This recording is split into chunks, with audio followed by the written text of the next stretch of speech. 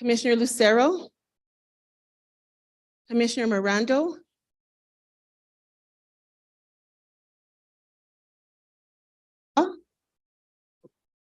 Are we Commissioner Lucero, Commissioner Mirando. Okay, Commissioner Pava, He's excused. thank you, and Commissioner Toya. Here. Madam Chair, you have a quorum. Thank you. Commissioner Toya, would you lead the Pledge of Allegiance? To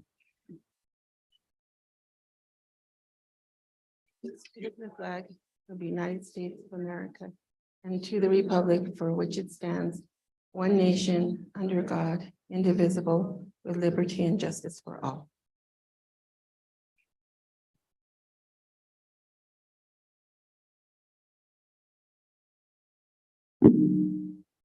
So do we have Commissioner Smith and Mirando? Are they present? By Zoom? Hello. Hi, sorry, can you hear me? Yes. Sorry. I wasn't able to speak when the roll call was done. Apologies. And Commissioner Smith? Yeah, Chair Clow, I'm on the phone with him right now, trying to get him on to Zoom. Okay. Should we wait or start? Yeah, we're almost there. Okay.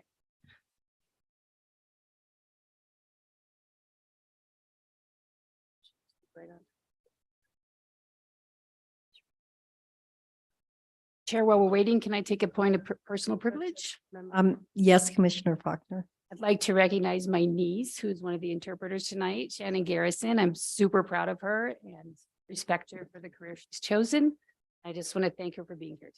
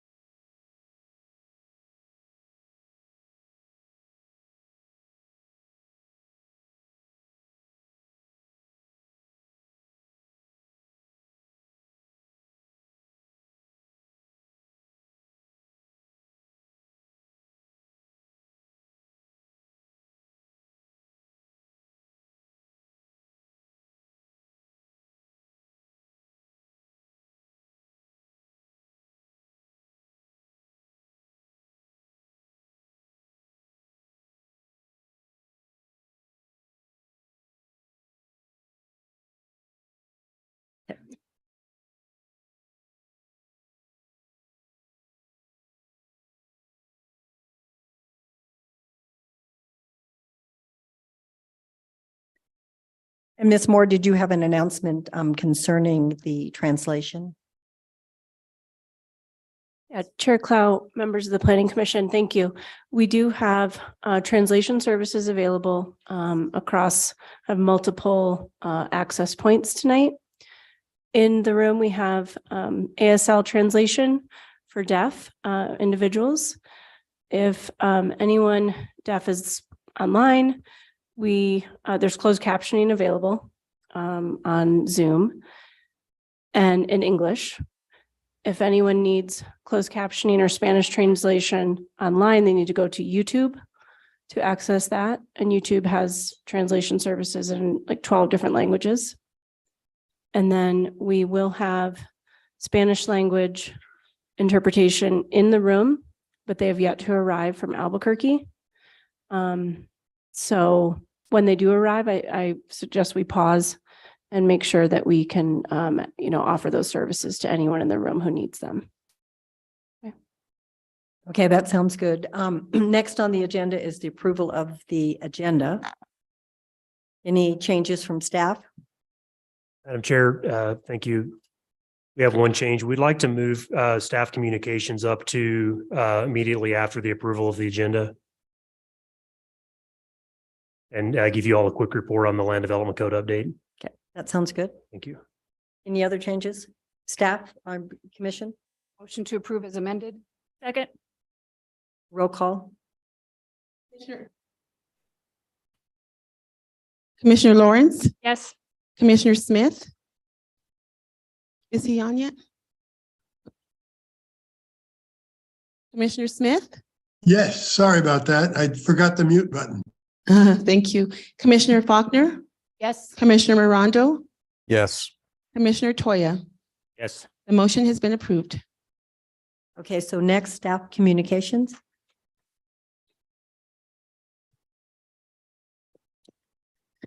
Good evening, Commissioners. Chair Clow, I'm going to bring up presentation real quick.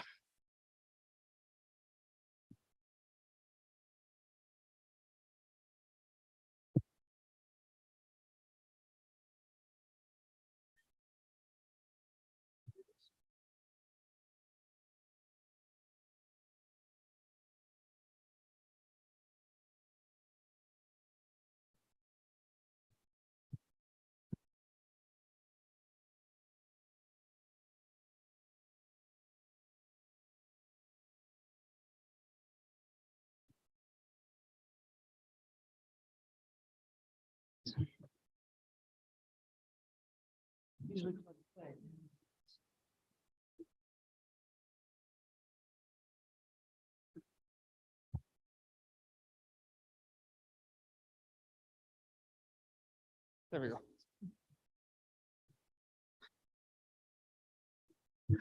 All right, so my name is Daniel Alvarado. I'm a senior planner. I think everybody's familiar with me. I'm going to be the project manager of the Land Use Development Code update. So I'm excited to say tonight we can officially announce that we have a consultant on contract for our land use development update, and I'll be introducing them in this presentation here. I think we're all familiar here at the Planning Commission what the Land Use Development Code is and what it does. So I'm going to skip past the beginning of this presentation.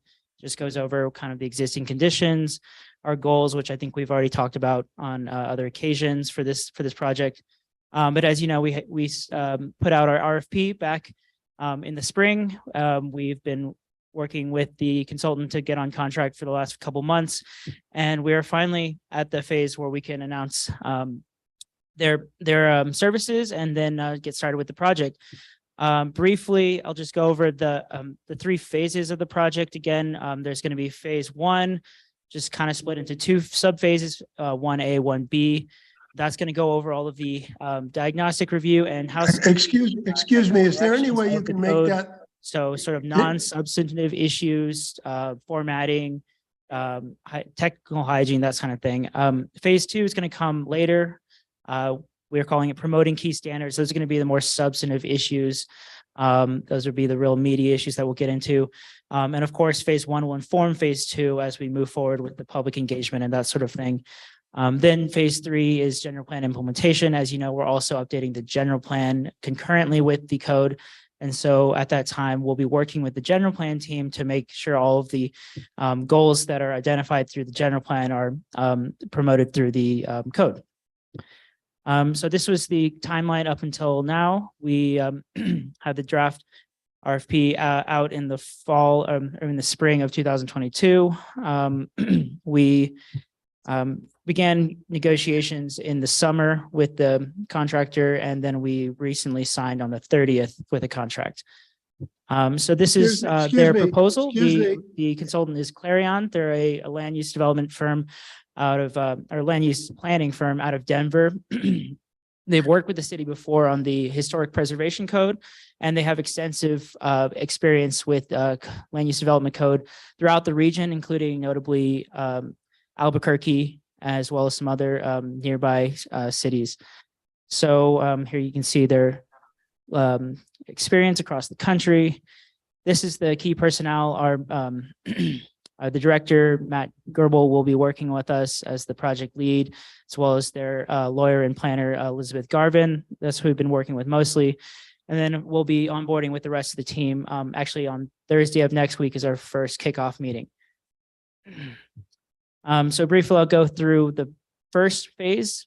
There's 5 tasks in the first phase.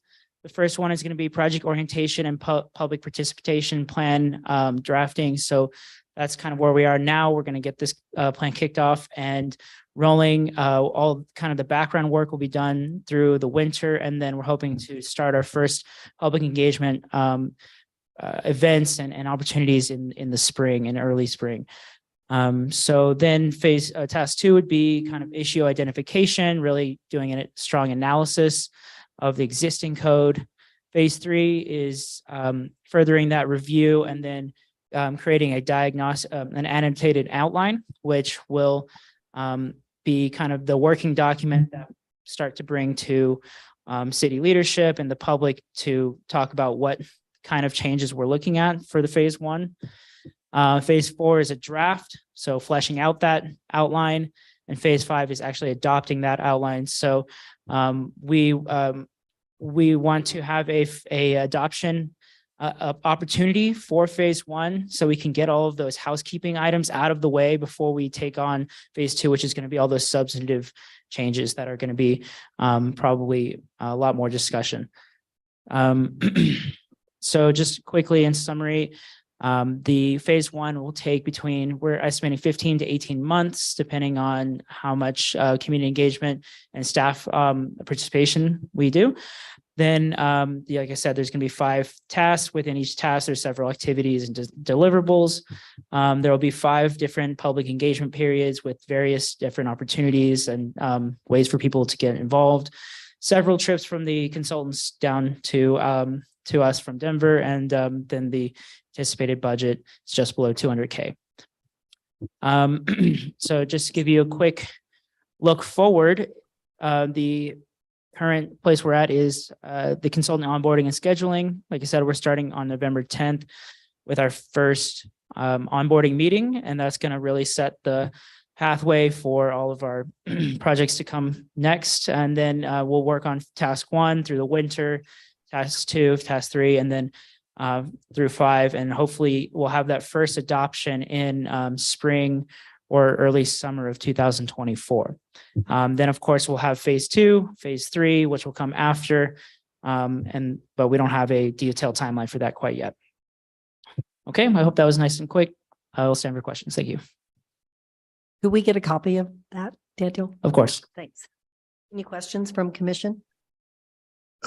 My hand's up. All right. Oh, sorry, Chair Clow. Commissioner Smith has his hand raised on Zoom. Yeah, no, you can't. Commissioner My Smith? question, just as going forward, can we get Oh, whatever okay. the vision? Excuse me. And you, Oh, there we go. We can hear you, sir. okay. When we have going forward, that was on 1/5 of my screen, very hard to read. Going forward, if we're having graphic presentations, can they occupy a larger part of the screen, please? We'll work on that. Good, thank you.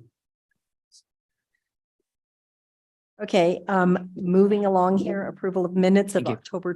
the October 20th, 2022 meeting.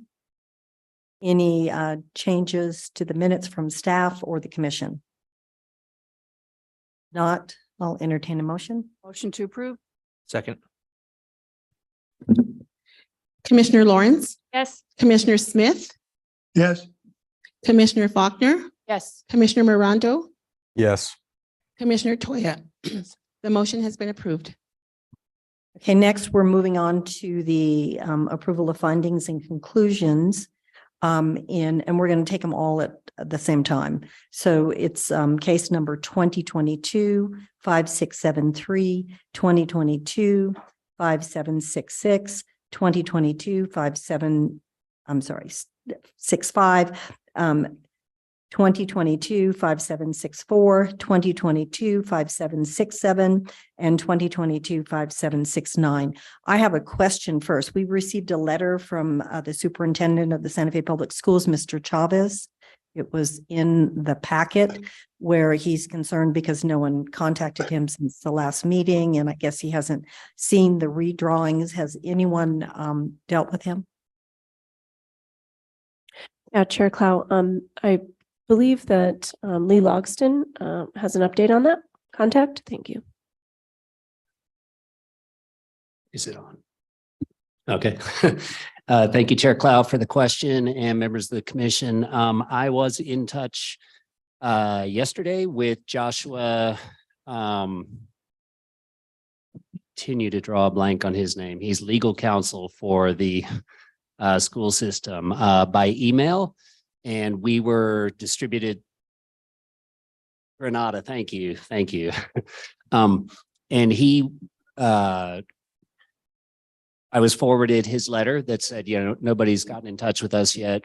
We had been working with the Opticos Design and Matt O'Reilly on a list, excuse me, a pretty comprehensive list of corrections he wanted that basically aligned with Santa Fe Public Schools requests. So as of today, this morning, I sent Joshua a spreadsheet that details page by page what we're doing in terms of accommodating their requests, and then also the group that Matt and Forrest put together. So by the time that goes to city council, it'll all be corrected. Yes, correct. So we, that is a promise we made, and I communicated that to Josh today and to Matt in prior conversations. So yeah, I think the letter just kind of came out, and then since then we've looped back around to talk to them. I know it takes time. It's tedious. Okay, so any changes to the findings and conclusions in the 6 different cases dealing with Midtown? If no changes, I'll entertain a motion. Motion to approve. Second. Commissioner Lawrence, Yes. Commissioner Smith, Yes, thank you. Commissioner Faulkner, Yes. Commissioner Morondo, Yes. Commissioner Toya. Yes. The motion has been approved. Thank you. There's no old business. We'll move to new business. The first case is case number 2022-5865, which is, I'm sorry. No, it's, you're, sorry to interrupt, Jaco. I just wanted to say that the Spanish language translators have arrived. And so if anyone does need those services, please access them in the back of the room there, I believe. Okay, Okay, great. Yes, thank you. Muy buenas tardes a todos. Nada más queríamos dejarles saber que si hay alguien que necesita interpretación en español, que por favor nos dejen saber para poder darles el audífono. Muchísimas gracias y estaremos ahí atrás. Ahorita se la traigo.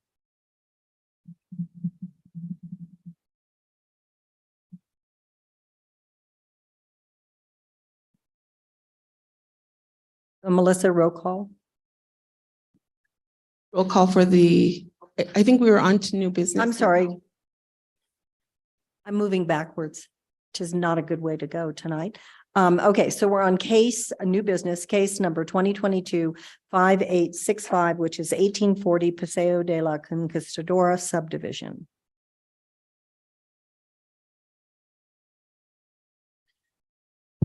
Chair Clow, I will be giving the presentation this evening. Thank you, Ms. Moore.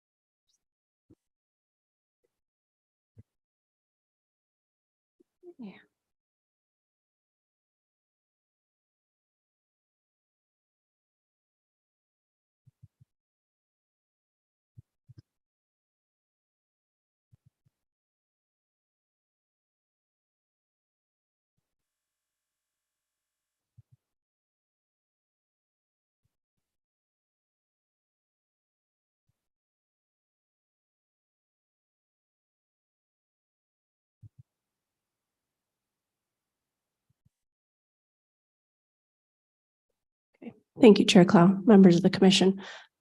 That the lead up to this is going to be longer than my presentation, I promise you. So tonight, I will present to you case number 2022-5865. This is the final subdivision plat for a 4-lot residential subdivision at 1840 Paseo de la Conquistadora. The applicant is Art Sproul, agent for Santa Fe Hybrid Homes LLC. And the zoning of the property is R5. It is within the River and Trails Archaeological Review District. And the property is approximately 0.8883 acres.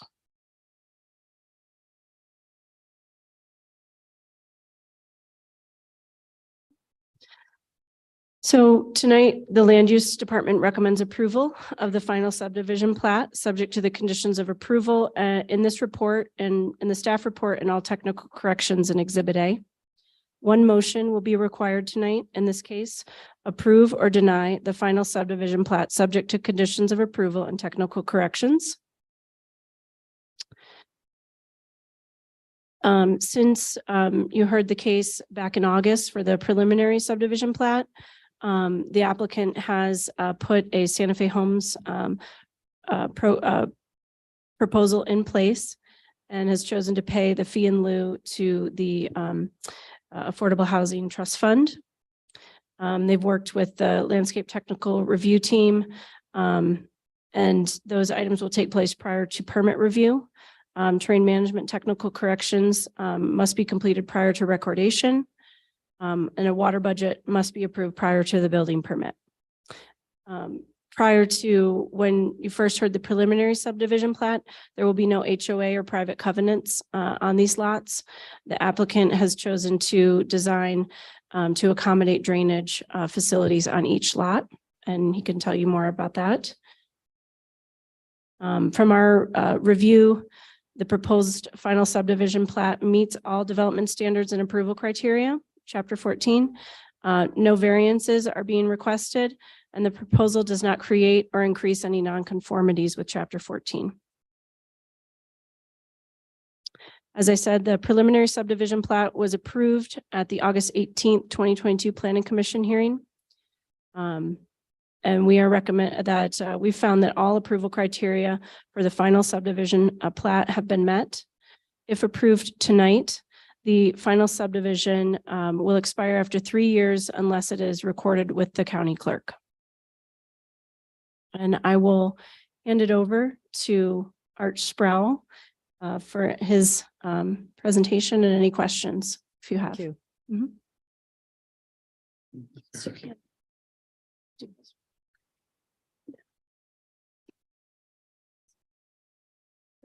I will go ahead and swear you in.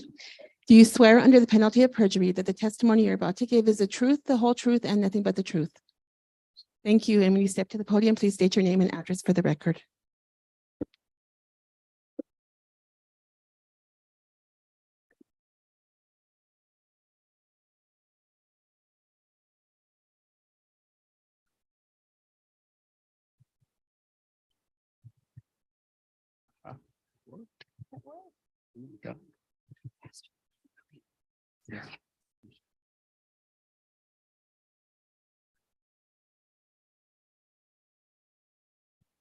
Well, it seems to have a mind of its own.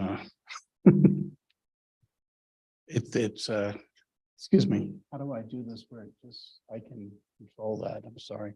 Excuse me. I'm technically impaired. I'll just do that. Okay. Oh, that's not so difficult. Press the arrow.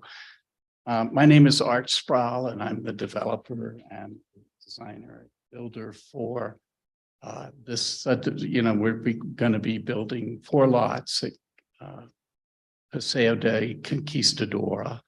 I'm the developer. I did Kachina Ridge, which was 82 houses. It's going to be somewhat similar. Some of the designs are very similar to the ones that I put in Kachina. And this is a sort of a showing of what the houses are going to look like with the contours on the land. considerable amount of dirt work involved, about 300 some truckloads of dirt to bring in, quite a bit of retainage, that type of thing. But what's interesting about this is I'm able to use houses that I've done in Kachina Ridge. One of the houses I'm going to do is one that we won in 2018, Most Innovative and Best Master Suite. And then the other one that I'm going to do is going to be similar to a house that I did in Monte Sereno, sorry. And that one, I got Most Innovative and the Energy Efficiency Award on it. So one of the issues that came up with this is that normally with the subdivision, you need to have a homeowners association. And with this, with only 4 lots, it would be too cumbersome to do that. So we chose not to go with 4 lot, with the homeowners association, because after we sold the houses, it would probably be abandoned by the homeowners. And so in lieu of that, we're having to put in ponding on each of the individual lots. And it became an issue because of, particularly on these front lots, the back lots, there's a lot more area, but on the front lots, it's all draining towards the back. And so I worked with the city staff to come up with a solution on this. And way that it works is that we take all the trusses that we go from a portion of the house in the back are all 10 foot. Then it goes to 9, 6, and 9 foot. And then with the center being 12 foot, and then it all drains to the front of it. And so I was very fortunate the staff worked with me to solve this. And then you're going to have catchment basins to get the water to the ponds. So, you know, that's basically it. You know, it's this is these are going to be beautiful homes. I think it'll be an addition to the neighborhood and into the town. Any questions? Thank you. Any questions of the commission? Commissioner Lawrence. I just have one clarifying question for staff about the staff report and the conditions in the staff report. Condition number 2 says prior to final plan approval. I was just looking at Exhibit A, and I don't think that matches Exhibit A, but I wanted to ask about that condition and if that was intentional for the approval of this final subdivision.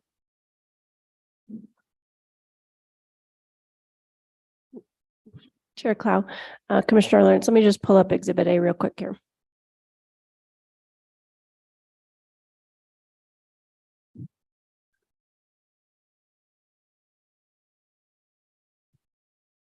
I just want to make sure we're not letting anything go because it does say to be done prior to final plat.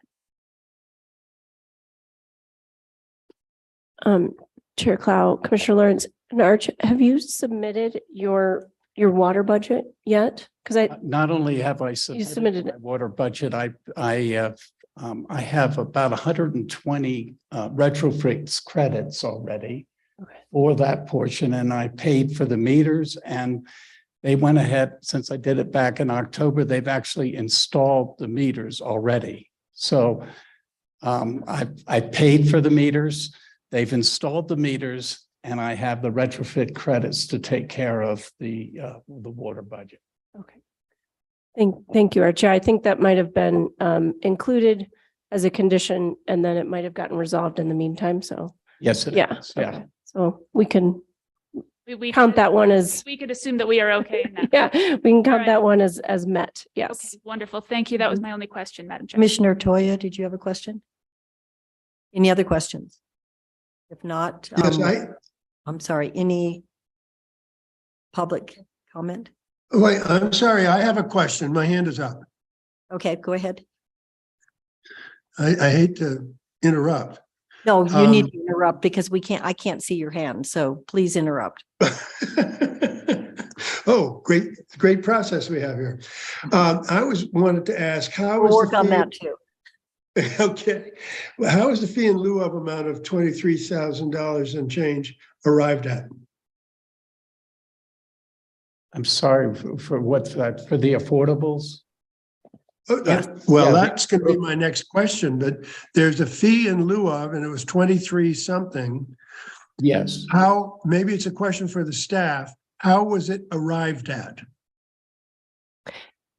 Yeah, that is a set rate per, house unit that is in the agreement with the Affordable Housing Trust Fund.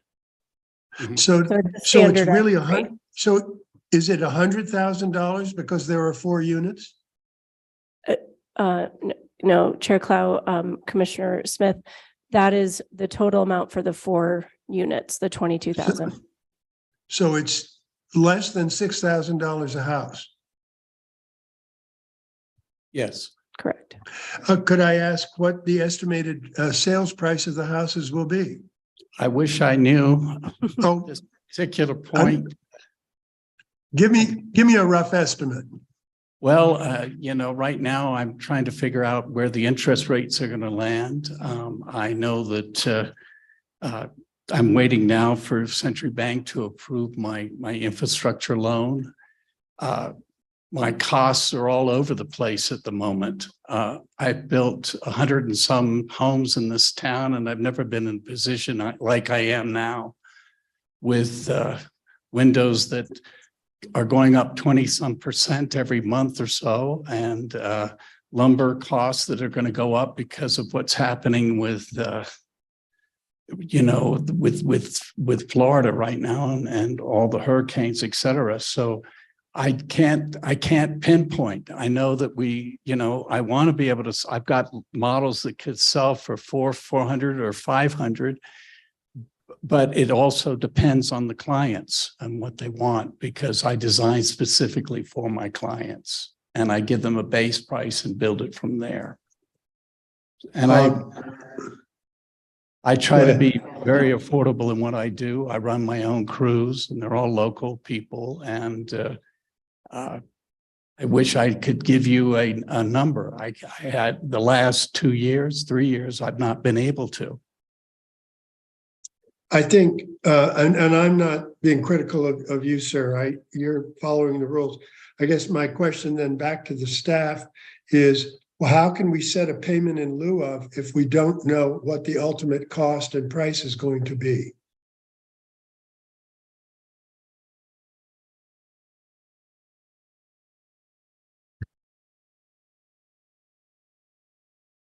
It's based on the medium income. The medium income is, if I remember correctly, I built a Kachina Ridge of 82 houses. We did 25 affordables there. And so I've done quite a bit as far as affordables are concerned in this town.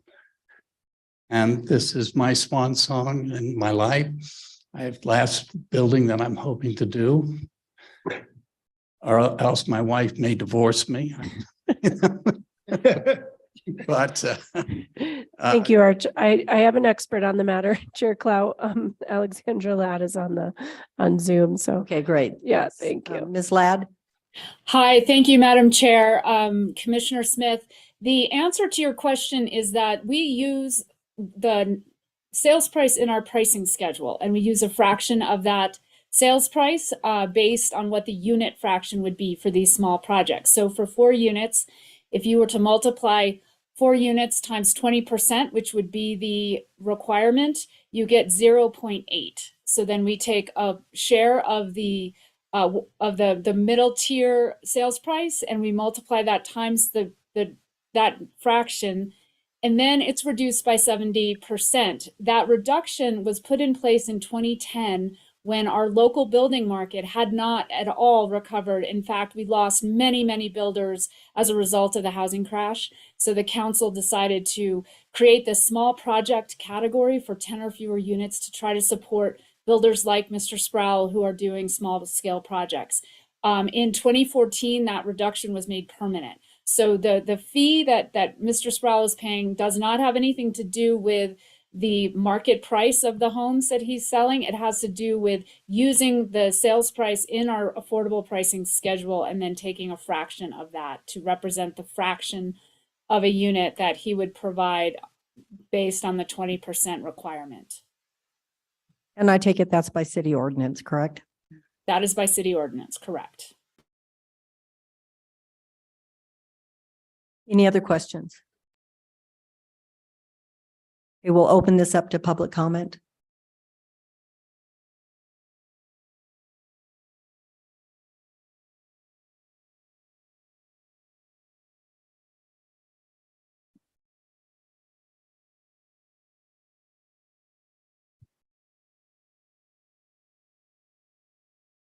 You swear under the penalty of perjury that the testimony you're about to give is the truth, the whole truth, and nothing but the truth.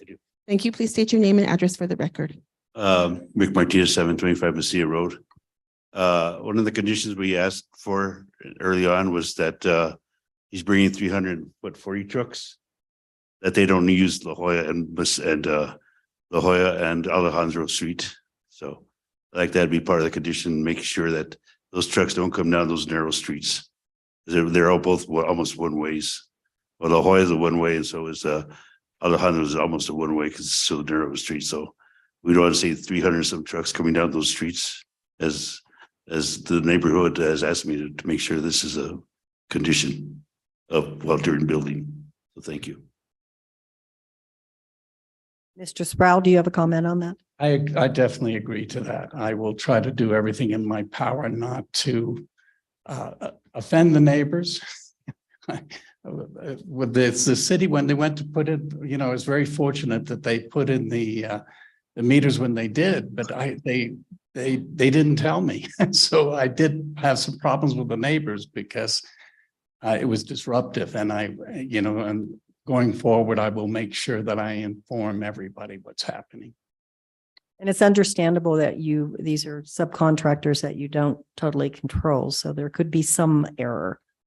There are people that I've dealt with over 20 some years, and so we have a good working relationship. We're going to be fencing the property and we're very cognizant because at Kachina Ridge, it was an ongoing project with 3 phases. Is it appropriate to make something like that a condition of approval, or to just note it in? Madam Chair, so I was just looking at GIS, and it looks like Alejandro and La Jolla are the most immediate path to the property from, coming up headed, northeast on Agua Fria. But that would take them through, the neighborhood proper. So, the likely route would be Agua Fria to Cristobal Colon and then back onto Conquistadora if they're coming from the south.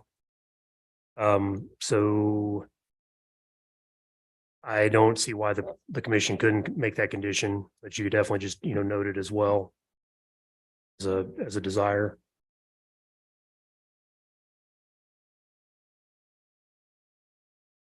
And I would agree to that. Okay, that sounds good. Any other public comment? If not, the public comment is closed. Any other questions or comments by the commission? Yes, Madam Chair. Somehow my connection failed. Can I just find out what was said about my question?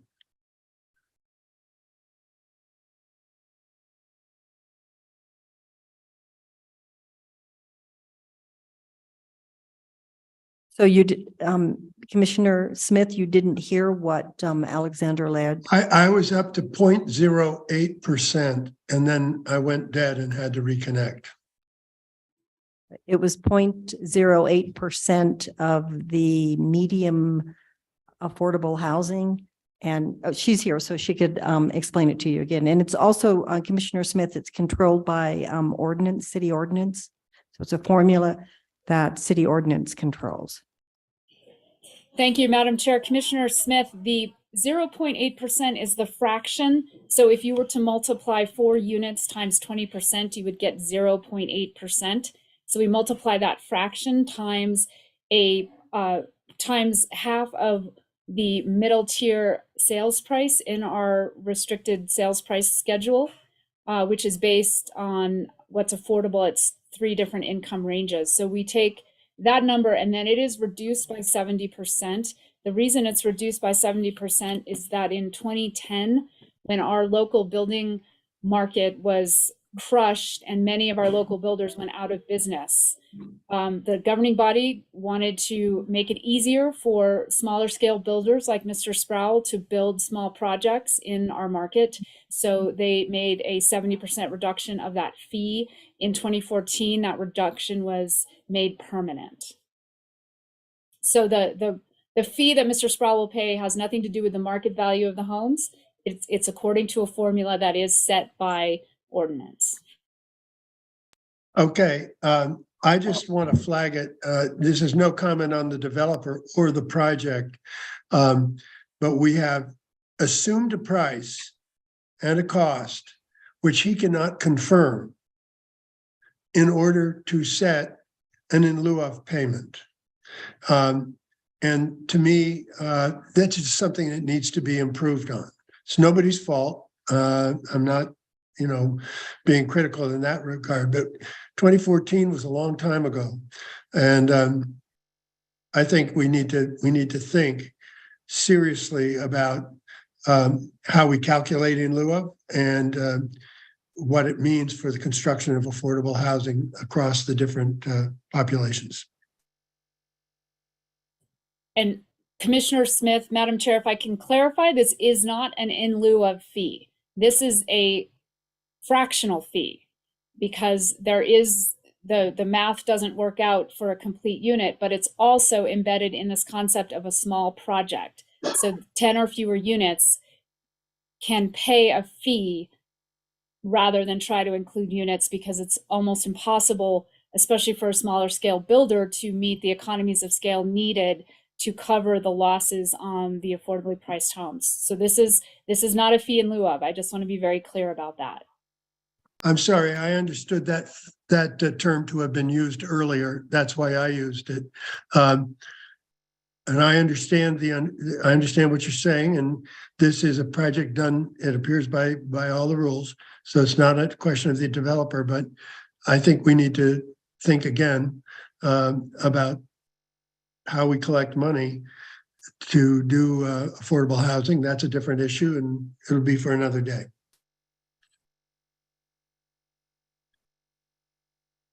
Yes. Thank you. I'd just like to clarify quickly. There are no conditions, like there are in the development plan section of the code for subdivisions. And in those conditions for development plan, there's no really, it doesn't really cover truck routes, et cetera, things like that. So, but I know that developers have in the past agreed to condition their projects based on, a desired route of, truck traffic, et cetera. And I think it's probably appropriate in terms of health and safety. Right. I just wanted to point out that Yes. those conditions that are in the development plan that you could use are not present in the subdivision section of the code. Okay. Thank you. Oh. Okay, any other comments or questions? If not, I'll entertain a motion.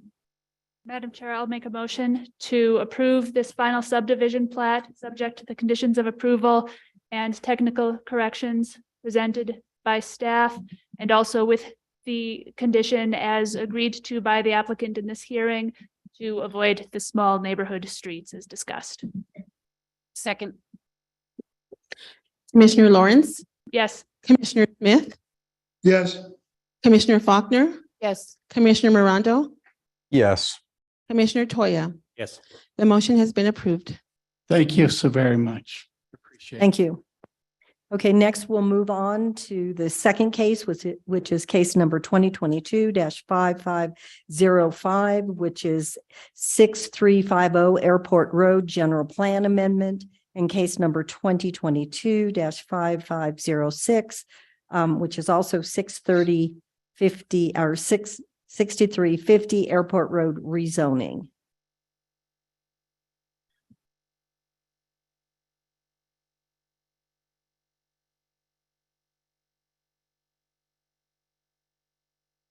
Good evening, Chair Clow and members of the commission.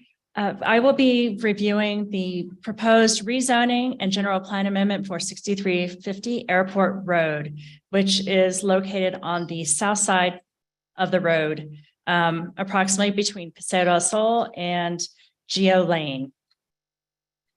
The request is to change the general plan from commercial office to community commercial. And the rezoning request is to change from C1 office and related commercial to C2 general commercial. This is an aerial illustrating the site, which is at the center of the screen, showing the sort of volunteer pass across the site. To the west is the business incubator in Paseo del Sol. To the east is a mobile home park off of Geo Lane. Across the street to the north is a shopping center and the mobile home park, the Country Club Gardens mobile home park further north. There is also single family detached residential that is not constructed yet in this photograph that is in that vicinity as well. The existing future land use category, as I mentioned before, it was office. You can see that Airport Road is characterized by a lot of different existing future land use categories with reference to residential. In the Country Club Gardens area, there is the golf course, which is the green, which is further to the west. And there's also residential categories of different densities. So the yellow colors generally are the residential, but the darker colors also represent not fuchsia, but the orange as well as the brown. It represents the multifamily residential that is in the area. And also in the area is mixed use corridor as well. So the proposed future land use category is community commercial. It is surrounded by a corridor that has somewhat organically grown and changed over the years. And so you can see that there's a variety of land use categories, and this would be comparable to those different categories immediately surrounding. The existing zoning category is C1. As I mentioned previously, you can see that it's also surrounded by different zoning districts, which includes mixed use, shopping center, more office in the C1 and the north side of the road. You can see to the left of the pink, which is a shopping center. The red represents the C2 zoning category, and the lighter color represents residential. The property immediately to the west, which is the small business incubator, is zoned C2 PUD, and that's a planned development. So this is the proposed zoning map that illustrates the change to a general commercial zone district. This also is within the Southwest area Southwest Santa Fe Community Area Master Plan, and it's in the South Central Neighborhood Planning area. So that neighborhood vision, as set forth by the people who participated in the drafting of the master plan, and states for an eclectic assembly of uses, patterns, and density. So there is in this particular area, and you can see with the blue arrow where the site is, a variety of densities, as well as different neighborhood cores, and then gathering areas as well. So with reference to the approval criteria for a general plan amendment, staff finds that it's consistent with the growth projections and economic development goals, consistent with other parts of the general plan, other implementing policies. It provides for a coordinated and harmonious development and is not inconsistent with the prevailing use and character of the area. And a guiding policy that would be implemented in the general plan is providing for a mix of uses along that corridor. And this is an illustration of the Airport Road corridor from 1983. And the intersection in the lower left is Rios Road and Airport. And with reference to rezoning, there's been a change in the surrounding area. Staff recommends approval for this reason. There's been a change in the surrounding area. There's a different zoning category that is more advantageous to foster redevelopment, or in this particular case, infill development. It is consistent with the applicable general plan policies and existing and planned infrastructure improvements will accommodate for the future development on the site. And it also complies with the airport overlay goal of establishing a multi-use corridor along Airport Road. That concludes my presentation. Thank you. Thank you. The applicant?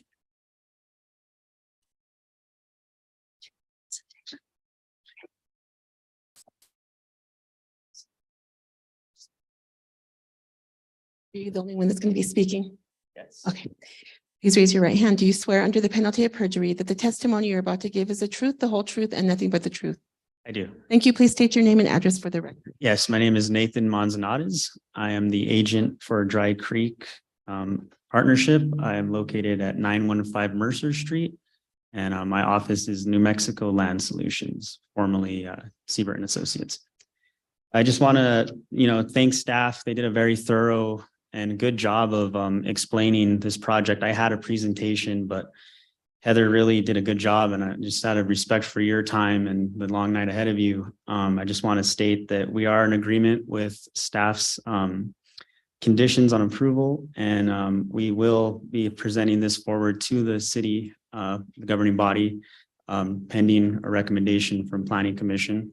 And I think that staff did a great job showing how this is appropriate for the area, and I stand for any questions. Any clarifying questions from the commission? If not, we'll open this up for public comment. Thank you. So is there anyone in the public or on Zoom that would like to comment about this project? First, we'll take people that are here in the audience. Anyone in the audience want to comment on this project? Is there anyone on Zoom, Ms. Moore? Yes, Chair Clow, we do have one individual, Carrie. I will promote you to panelist, Carrie, and allow you to unmute yourself.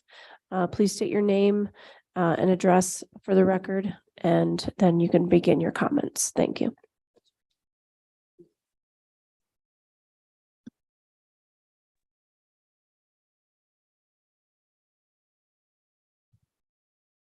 Carrie, you should be able to speak. Okay, my name's Carrie Bear. I live at 122 Placita Verdad, and the neighborhood has asked me to represent them this evening. First, I'd like Just to one- remind. Sorry, Carrie. Before you start, please just get sworn in for the Okay. record. Do you swear under the penalty of perjury that the testimony you're about to give is the truth, the whole truth, and nothing but the truth? Yes. Thank you. And can you please say what your last name is again? Bear. B-E-A-R? Yes. Okay, thank you. So I've had several communications with Ms. Lamboy and with representatives from New Mexico Land Solutions over the course of the summer. And I'd just like to remind them that protest letters have been submitted to the Planning Commission by 100% of the residents who live within 100 feet of the parcel proposed to be rezoned. One of the major issues here is that the planned thoroughfare runs directly behind the homes of the Placita Verdad residents. Additionally, New Mexico Land Solutions falsely claims that there aren't other land areas already zoned C2 that would be appropriate for an auto parts store. They talk about the mixed use and the diversity and wanting to have an eclectic array of businesses here, but there's an auto zone directly across the street and another auto parts store just a few blocks east.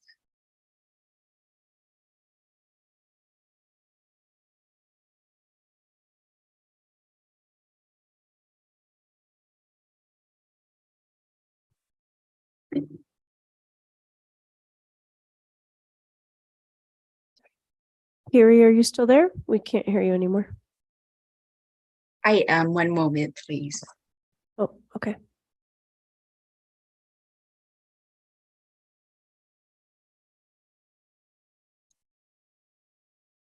So although New Mexico Land Solutions claims that C2 rezoning will, quote, provide much needed retail services to residents on the south side, end quote, the rezoning proposal actually works against this because there are already auto parts stores immediately in this vicinity. Additionally, leaving the zoning as is would promote a greater number of less obtrusive small businesses in the same space, offering a potentially greater variety of community services than a single auto parts store, which offers no unique service, especially because the other auto parts stores already exist.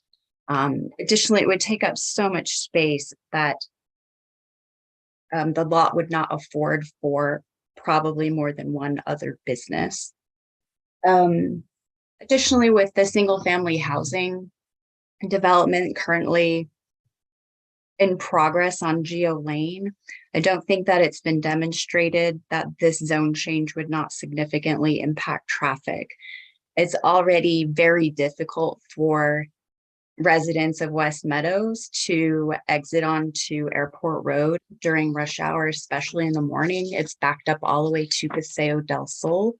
And with the increase in residents, that's going to exacerbate that problem. I'm sorry, Carrie, please wrap up your comments. Thank you. Okay, I'm done. Thank you. We allow 2 minutes per person. Gotcha. Okay, and I have, looks like 2 more hands. We'll start with Sasha McGee. I will promote you to panelist. Please unmute yourself, state your name and address for the record, and be sworn in, please, before you commence your comments. Thank you, Sasha. Thank you so much. Can you hear me? We can, yes, thank you. Wonderful. Thank you. My name is Sasha McGee. I live at 3909 Calle Tangara, Santa Fe, 87507. Thank you. Do you swear under the penalty of perjury that the testimony you're about to give is the truth, the whole truth, and nothing but the truth? I do. Thank you. So I just want to reiterate what Carrie just said, that there is an AutoZone across the street from this lot. And also want to point out that earlier this year, representatives for that AutoZone requested and received approval to expand the existing AutoZone into the lot beside it. So I don't believe that this proposal is providing anything unique. I will also point out that this lot was previously slated to be a grocery store, which this area of Airport Road really needs. So would recommend that this not move forward. Thank you.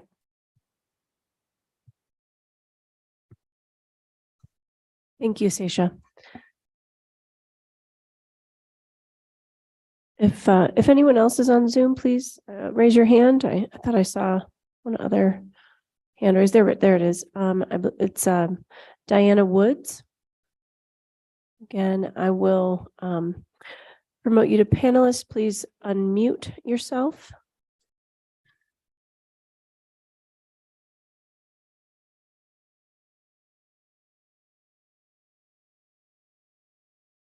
Okay, and Diana, please state your name, your address for the record, and be sworn in before you commence your comments. Thank you.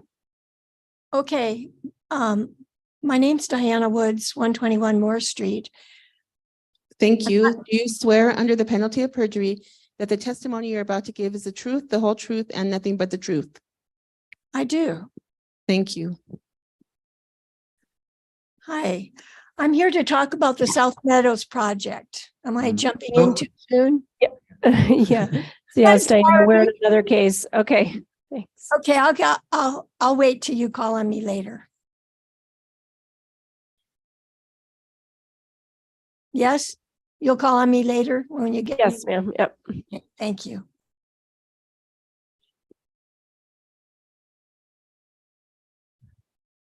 Okay, anyone on Zoom for Airport? Yeah, looks like we're good. Any other public comments? Anyone else on Zoom? If not, we'll close the public hearing. Madam Chair, if I may just address some of those comments, because I think some of the commissioners are a little confused on what's going on from some of these comments, and I like to clarify if I could. I don't think we really need it unless Okay. the commissioners ask, and we'll Perfect. now move to any questions of the commission. Commissioner Lawrence. I wanted to ask a question. I believe it goes to staff about whether there will be any subsequent development plan approval for this project. Chair Cloud, Commissioner Lawrence, this is only for a general plan amendment plus rezoning.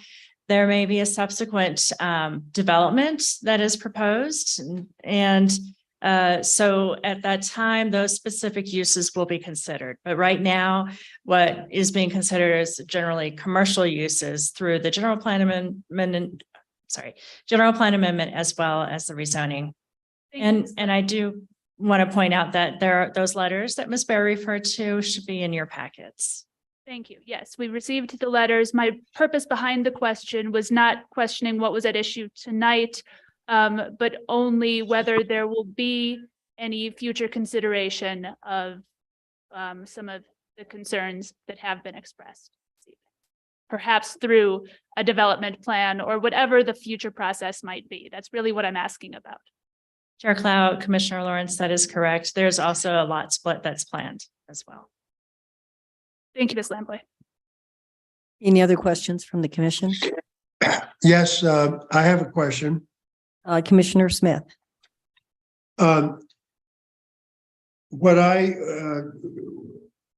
There is comment about another auto parts store. Is there a customer who has asked for this? I'm not sure it matters one way or the other, but are we simply doing this to create more competition on the street? And that could be okay or not, or is this just a hypothetical? I think at this point in time, we're just addressing the issue in terms of whether or not the property should be rezoned. I understand that, but the purpose of the rezoning is to create a particular store, which has been stated. No, that's not before us. The purpose of the zoning is to change from office to commercial.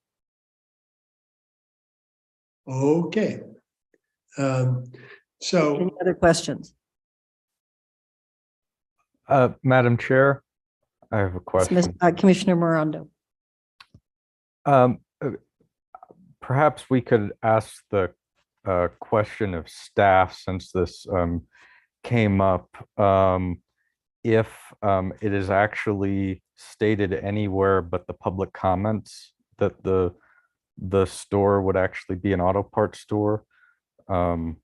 It seems like the waters have been muddied here, and I feel like we should all be on the same page that this is just a zoning change. We're not to actually look at a specific store going in there or not. That's correct. Yeah. And Chair Cloud, Commissioner Morondo, with reference to the particular store, there may have been some confusion because at the ENN Early Neighborhood Notification meeting, there was discussion about a particular use. And to the credit of the community, that's where the concept of an auto parts store was discussed. But at this time, the applicant is only proceeding with the rezoning as well as the general plan amendment request. Thank you. Any other questions?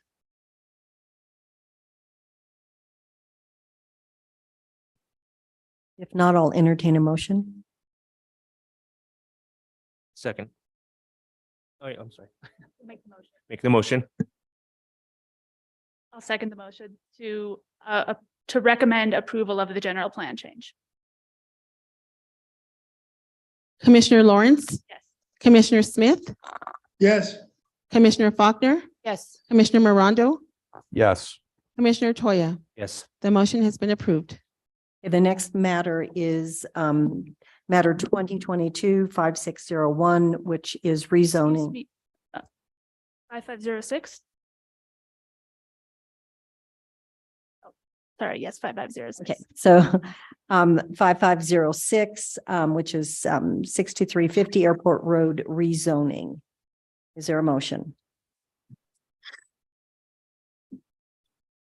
I'll make the motion to recommend approval of the rezoning in case 22-5506. Second. Commissioner Lawrence, Yes. Commissioner Smith, Yes. Commissioner Faulkner, Yes. Commissioner Morondo, Yes. Commissioner Toya. Yes. The motion has been approved. Thank you. Okay, next we are moving on to case numbers 2021-4648, which is 3600 and 3740 South Meadows General Plan Amendment. Case number 2021-4649, which involves the same property, and it is a rezoning request. The next is case number 2021-4650, which again is the same property, and it involves a general plan amendment. And the next is 2021-4651, the same property, and it involves rezoning request. And the last one is 2022-5618, the same property, and it is the master plan proposal. Mr. Escobar.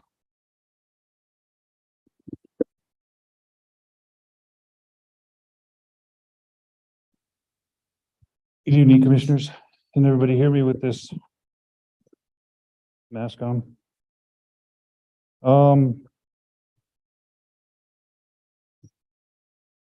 This is a project that consists of 5 cases, which Commissioner Clow has gone over, Chair Clow has gone over.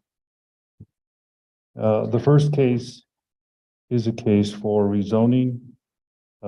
It's case 2021-4648, 3600 and 3740 South Meadows General Plan Amendment. Jenkins Gavin Inc., agent for HomeWise Inc., applicant requests a general plan amendment from park to low density residential. This is from 3 to 7 units per acre. The property is approximately 19.54 acres in zoned R1. I might add that most of the captions that I'm going over and a lot of what's in the memo is based on a lot line adjustment. And a lot of the report is reflective of that lot line adjustment as opposed to the actual acreages that are current right now.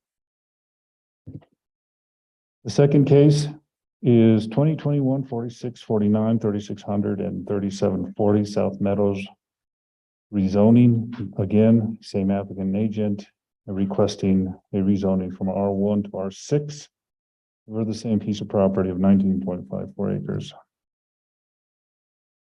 The third case is case 2021-4650, same applicant and agent, same address, requesting a general plan amendment from park to high density residential. This is 12 dwelling units through 29 dwelling units per acre. And this is going to be for 2.66 acres. And again, the property is still zoned R1. The fourth case is 2021-4651, same applicant and agent address. And this is for a rezoning request of the 2.66 acres from R1 to R21, which is 21 dwelling units per acre. The final case is a master plan. And this is case 2022-5618, same applicant and agent address. They request a master plan approval for a future residential project on the entire property, which is 22.64 acres, to include a subdivision, development plan, and construction of a neighborhood park for dedication to the city. The proposed zoning of the property is R6 and R21, those assuming they get approved.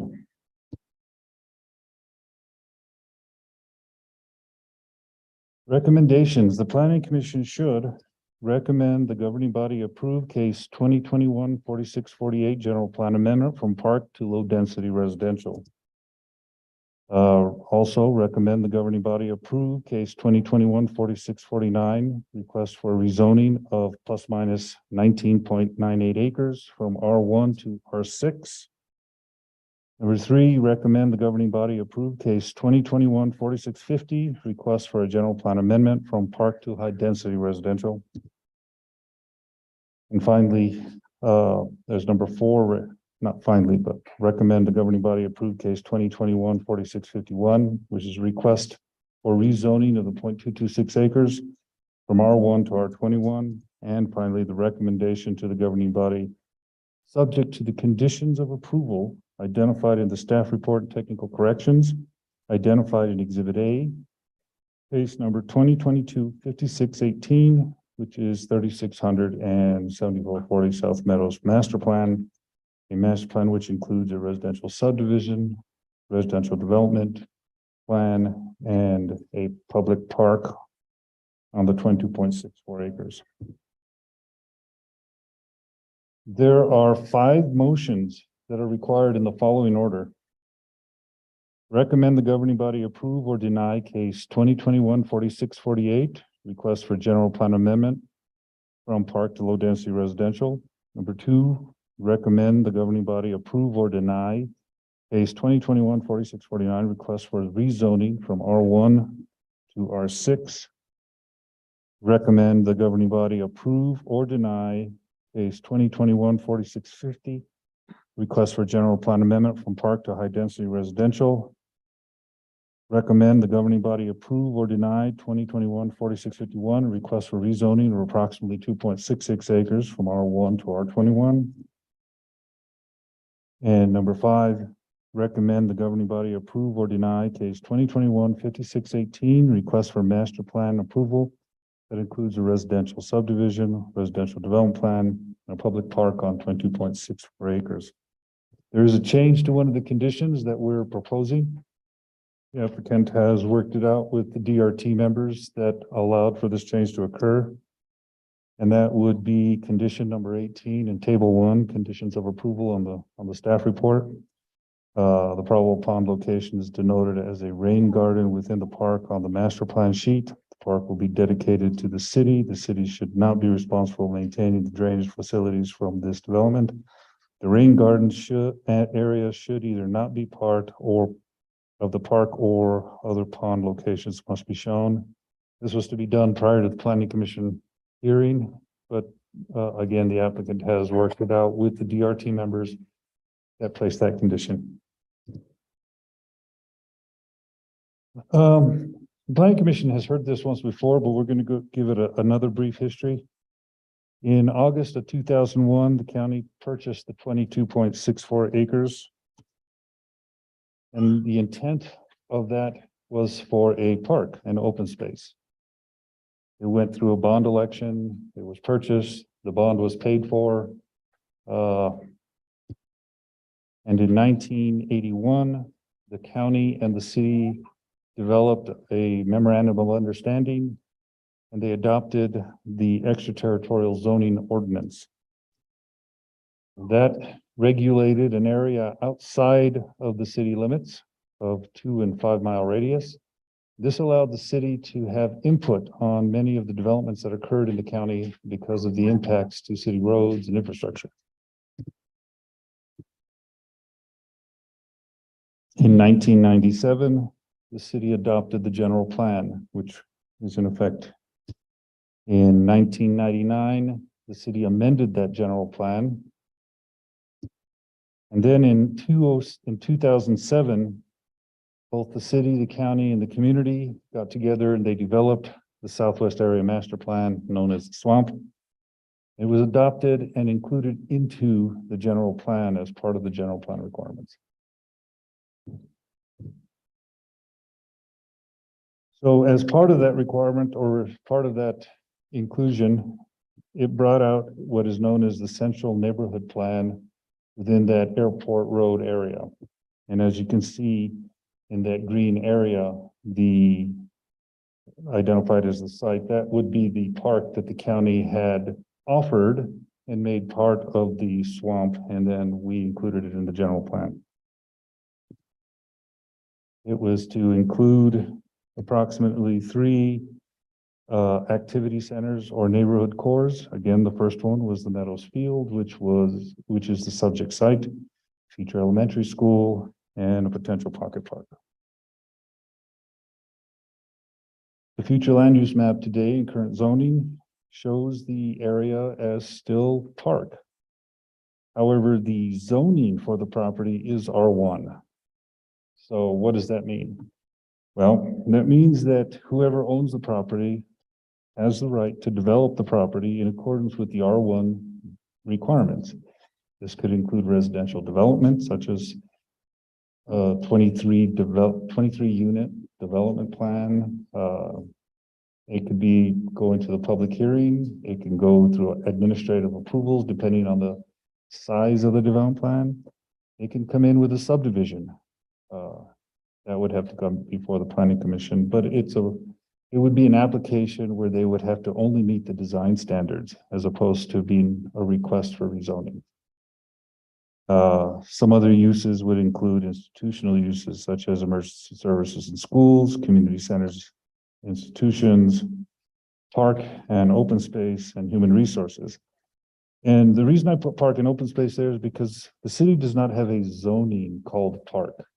That was only included in the master plan as part of the Southwest Area Master Plan when it was adopted, because when the county owned it, they offered it as a park. That was their intent.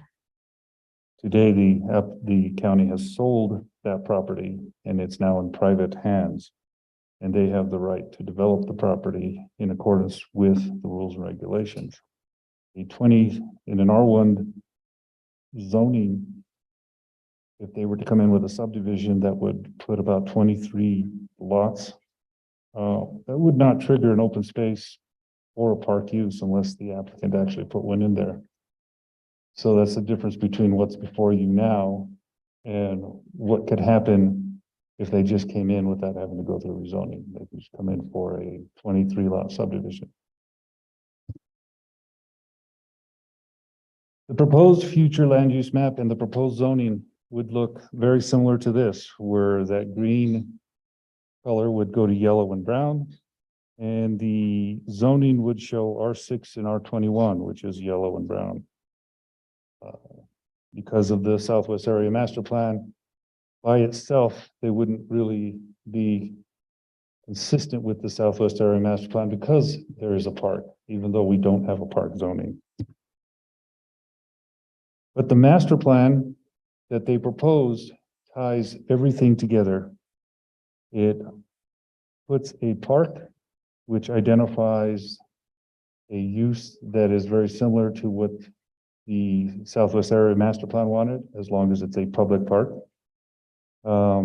It has residential, both market rate and affordable, which triggers many other themes of the general plan. So it's the master plan that allows us to recommend approval as it tied in all of the other aspects of the general plan and the rezoning requirements together to allow us to recommend approval. This brings us to the findings. Staff has reviewed what the applicant has presented for findings for case 2021-46, and the land use department has found that they have addressed all of the criteria in a positive way so that we can recommend approval. For case 2021-46-49, the rezoning, again, the applicant did address all of the requirements for 14.3.5C, and again, staff is recommending approval.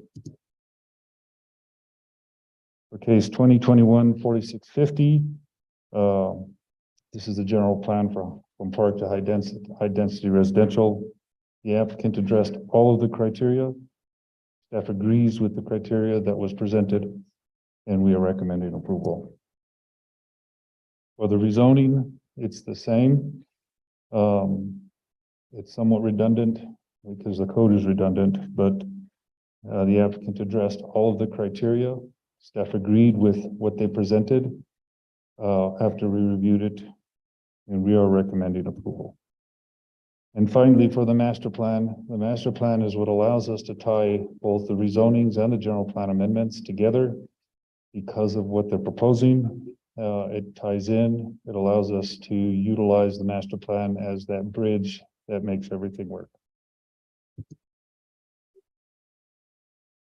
So the applicant's requests have complied with subsection 1431E, which is the pre-application conference, 1431F, the earlyhood neighborhood notification procedures, and 1431H, which is the notice requirements.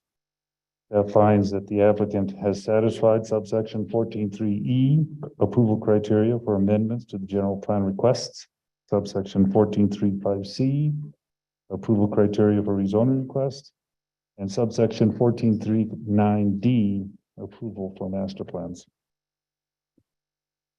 And I believe that concludes my very short presentation. Thank you, and your slides are very nice. Very colorful. The applicant, please.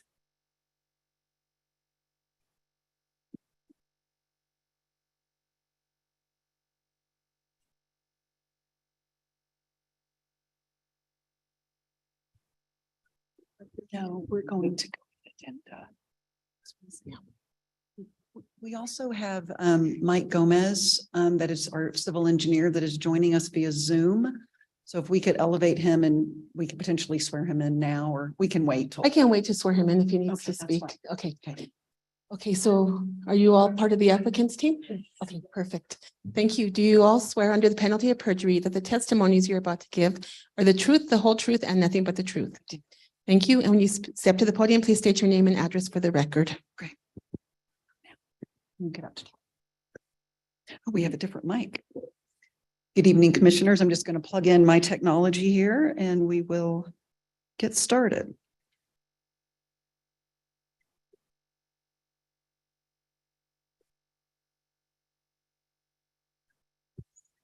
Good evening, commissioners, and to those that are joining us virtually. I am Jennifer Jenkins. I'm here this evening with Jenkins Gavin, and here this evening on behalf of HomeWise and for the Los Prados project.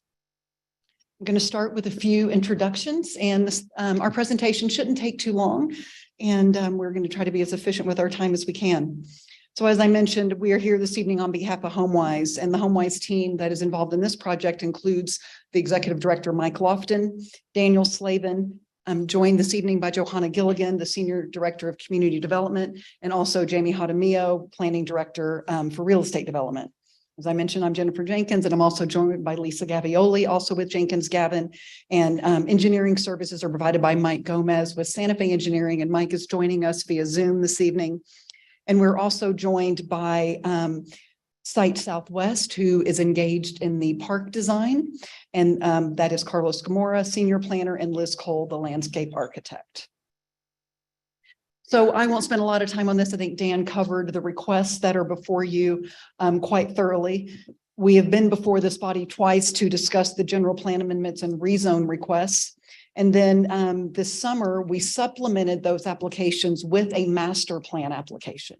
And what the master plan does is it creates an actionable item. There will be a motion this evening regarding the master plan as an actionable item that speaks to the development program, including the housing and the diversity of housing types and the proposed park.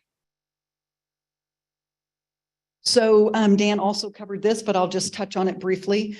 The property was owned by Santa Fe County. They purchased the property in 2001 with the intention of a park development.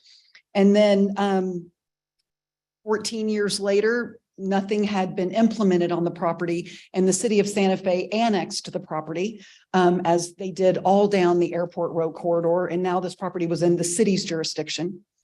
And then in 2020, the BCC adopted a resolution authorizing sale of the property with the intent to take those sales proceeds and dedicate those proceeds to trails and open space projects within the county, as opposed to within the incorporated area of the city. In 2021, a purchase and sale agreement was entered into between Santa Fe County and HomeWise. And the purchase agreement called out very specifically that the development program must include a park. It must include affordable housing. And early on, there was contemplation for a school, which has been eliminated from the program at this time. And then just this last April, HomeWise closed on the purchase of the property, and it is now owned by HomeWise. So we have had we kicked off our entitlement process just a little over a year ago, last September, with our initial early neighborhood notification meeting. And that in the fall of 21, we had a series of 3 early neighborhood notification meetings. And then we submitted our general plan amendment and rezone applications in December. And then we came before this body last spring for 2 hearings. And then we went back and worked on the master plan and had a follow-up ENN meeting with the neighborhood in June to discuss the master plan, submitted that application in July, and now we're here back before you this evening to not only address the master plan, but to revisit the earlier applications as well. So I'm going to invite Johanna Gilligan with HomeWise to come up and speak to you about a couple of critical elements to our application this evening related to our neighborhood outreach efforts, as well as to the affordable housing program. Thank you, Jennifer. Good evening, commissioners. Johanna Gilligan, 1232 Vitalia Street. So we have conducted extensive neighborhood outreach to inform our plan at Los Prados. This outreach has taken a variety of formats, including four ENNs, as previously mentioned, extensive one-on-one outreach by various staff with neighborhood associations and residents to understand the concerns of those who oppose the project, door-to-door canvassing that has engaged over 200 residents in the area, and the creation of a website that visitors can contact and provide feedback through, which has elicited 58 responses to date. In response to this robust community outreach, we significantly modified our original plan, as Jennifer just mentioned, removing the school, doubling the size of the park, and increasing the percentage of affordable units to 50%. And we're really proud of how much time and effort we've put into listening and getting feedback and how much it's informed our strategy. And we're continuing these inclusive outreach efforts as we work towards a master plan for the park. As we've been working through this entitlements process over the last year, home ownership and rental prices have been on a steep upward trajectory. The median home price in Santa Fe City and County now exceeds $600,000. To afford a home of the median price of $607 in 2021, which is actually even more than that now, but to afford that price, you would need today a down payment of $142,700. And your monthly mortgage with current interest rates would be $3,690, way, way out of reach of most Santa Feans. While housing prices have increased 30% over the last year and a half, wages in that same period have only gone up 2.7%. So it's really no wonder that we have almost 40% of people who work in Santa Fe now living elsewhere, places like Rio Rancho, and commuting in regularly, which we know is exacting a toll on both commuters and the environment. So it's with this backdrop and punishing housing market in mind that we have planned for Los Prados. To be very clear, 100%, every single home we build there will come in far below the current median home price, all of them. 50%, 2.5 times the city's minimum, will meet the city's affordable housing guidelines. And for some detail and nuance on this, I think what's important to know is that these will be prices that will be accessible to low and moderate income homeowners we work with and people who want to be homeowners in the city. So you can see a chart here. A 1-bedroom home will start at $144,500, a 2-bedroom at $165,250, and a 3-bedroom at just under $186,000. That means that families earning as little as $28,250 a year will be able to purchase these homes, and mortgage payments will be less than rent in many parts of town. And I know this has been a concern expressed by the Save Southside Open Space, not assuming that these are not truly accessible housing prices. So we just wanted to really clarify how deeply affordable these are. So a single parent making $16 an hour could afford a 2-bedroom home in this community. These are not just affordable to Santa Feans who might be teachers or police officers or hospital staff who are also getting pushed out of this housing market, but these units will be accessible to hardworking families who might currently live in mobile homes or be forced to rent in monthly units on Cerrillos Road. They're going to create opportunities for those who keep our city running, people who are cooking our food for us in restaurants, who are cleaning hotels, who are taking care of our kids in daycare centers, to become homeowners. And it's a chance for these Santa Feans not only to have affordable housing, but to build wealth through homeownership. So I just wanted to conclude with two things. One, we scanned the MLS today for homes under 300,000. There are 5 homes under $300,000 on MLS today. So this is a really incredible opportunity. And secondly, I just want to say thank you very much to everyone who's come out tonight to support this. Many of whom I'm sure are already working 2 jobs just to stay in Santa Fe. So gracias a todos para venir a apoyar la lucha para affordable housing in Santa Fe. Gracias.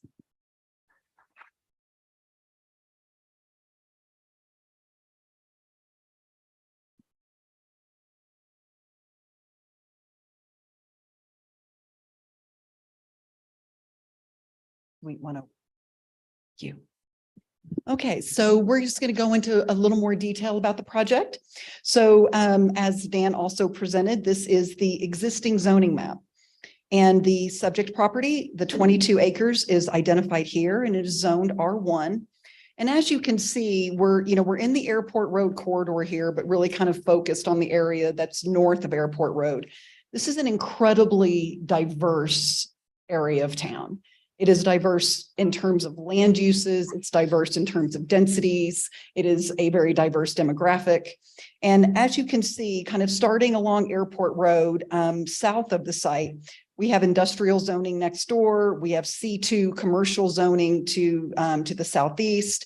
We have R29 multifamily zoning for the Country Club Apartments to the southwest. We have R12 for the Country Club Gardens mobile home community directly west of us. Shopping center zoning, mixed use.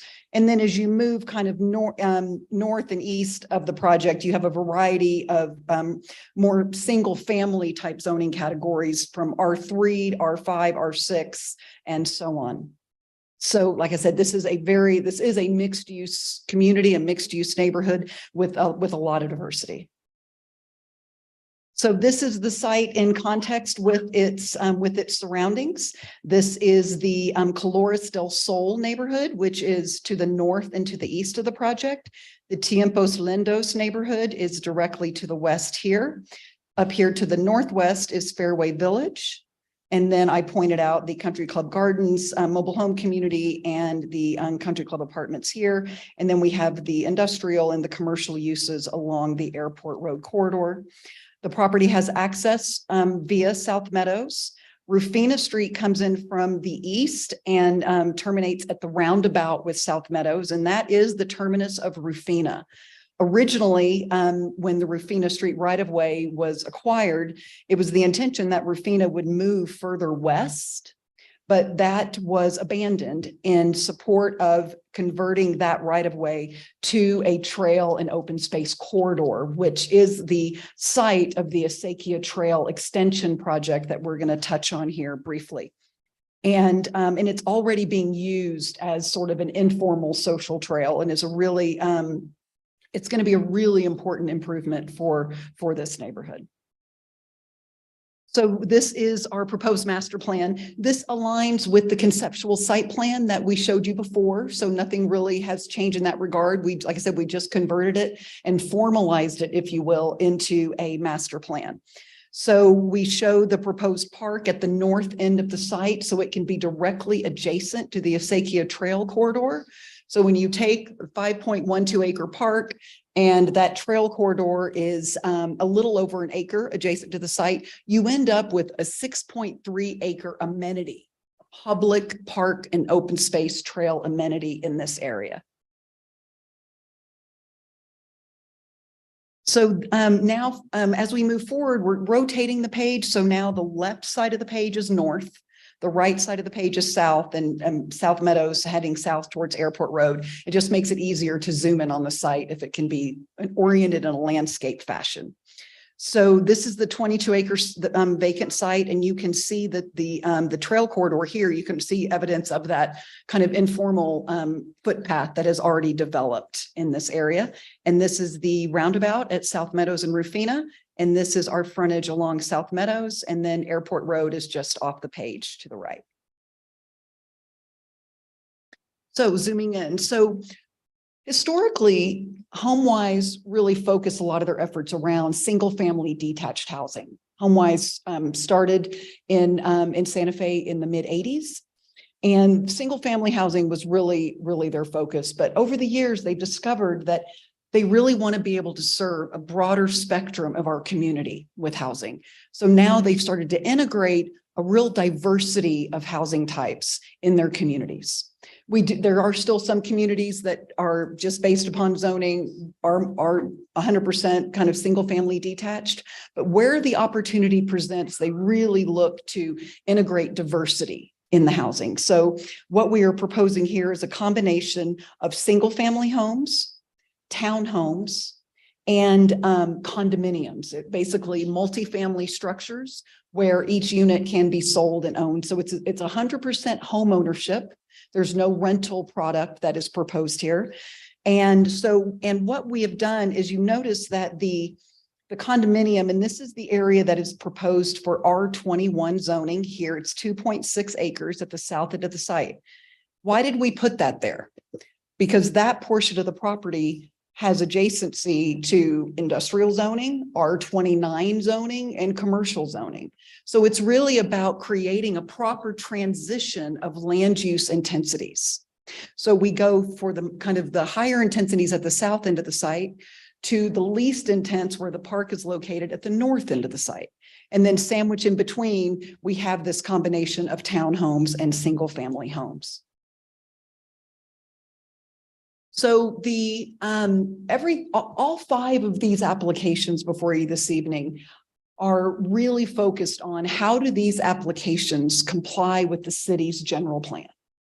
So I'm just going to touch on some of those areas of compliance. Obviously, affordable housing.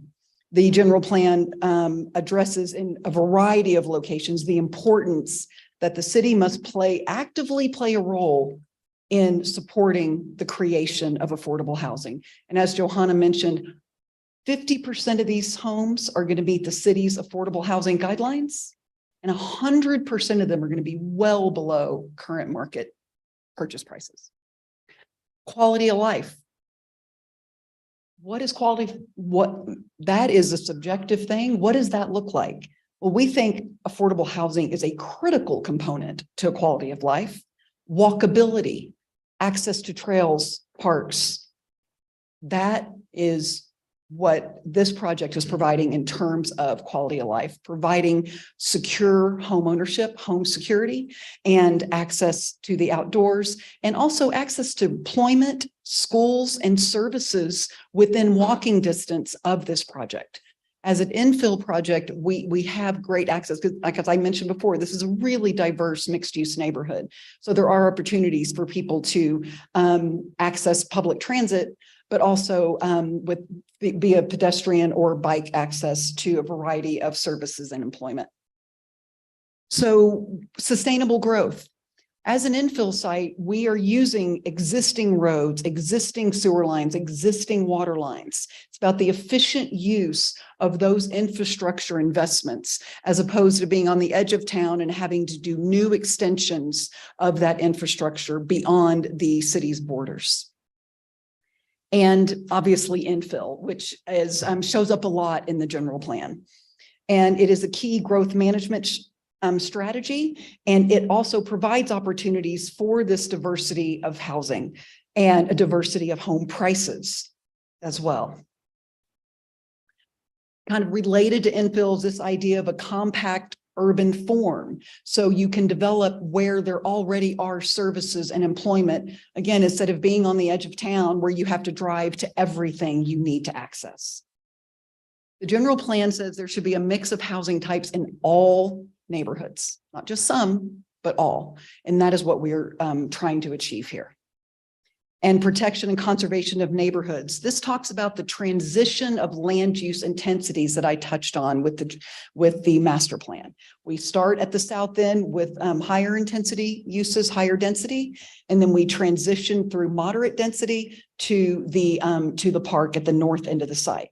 And this is really important. So one of the pieces really early on in the process, one of the pieces of feedback we received from our neighbors to the west was we originally had some townhomes along that west border with Tiempos Lindos, and they said, you know, it'd be great if you could move those and put single family homes next to us. So we have same next to same, right? And so their backyards will back up to our backyards.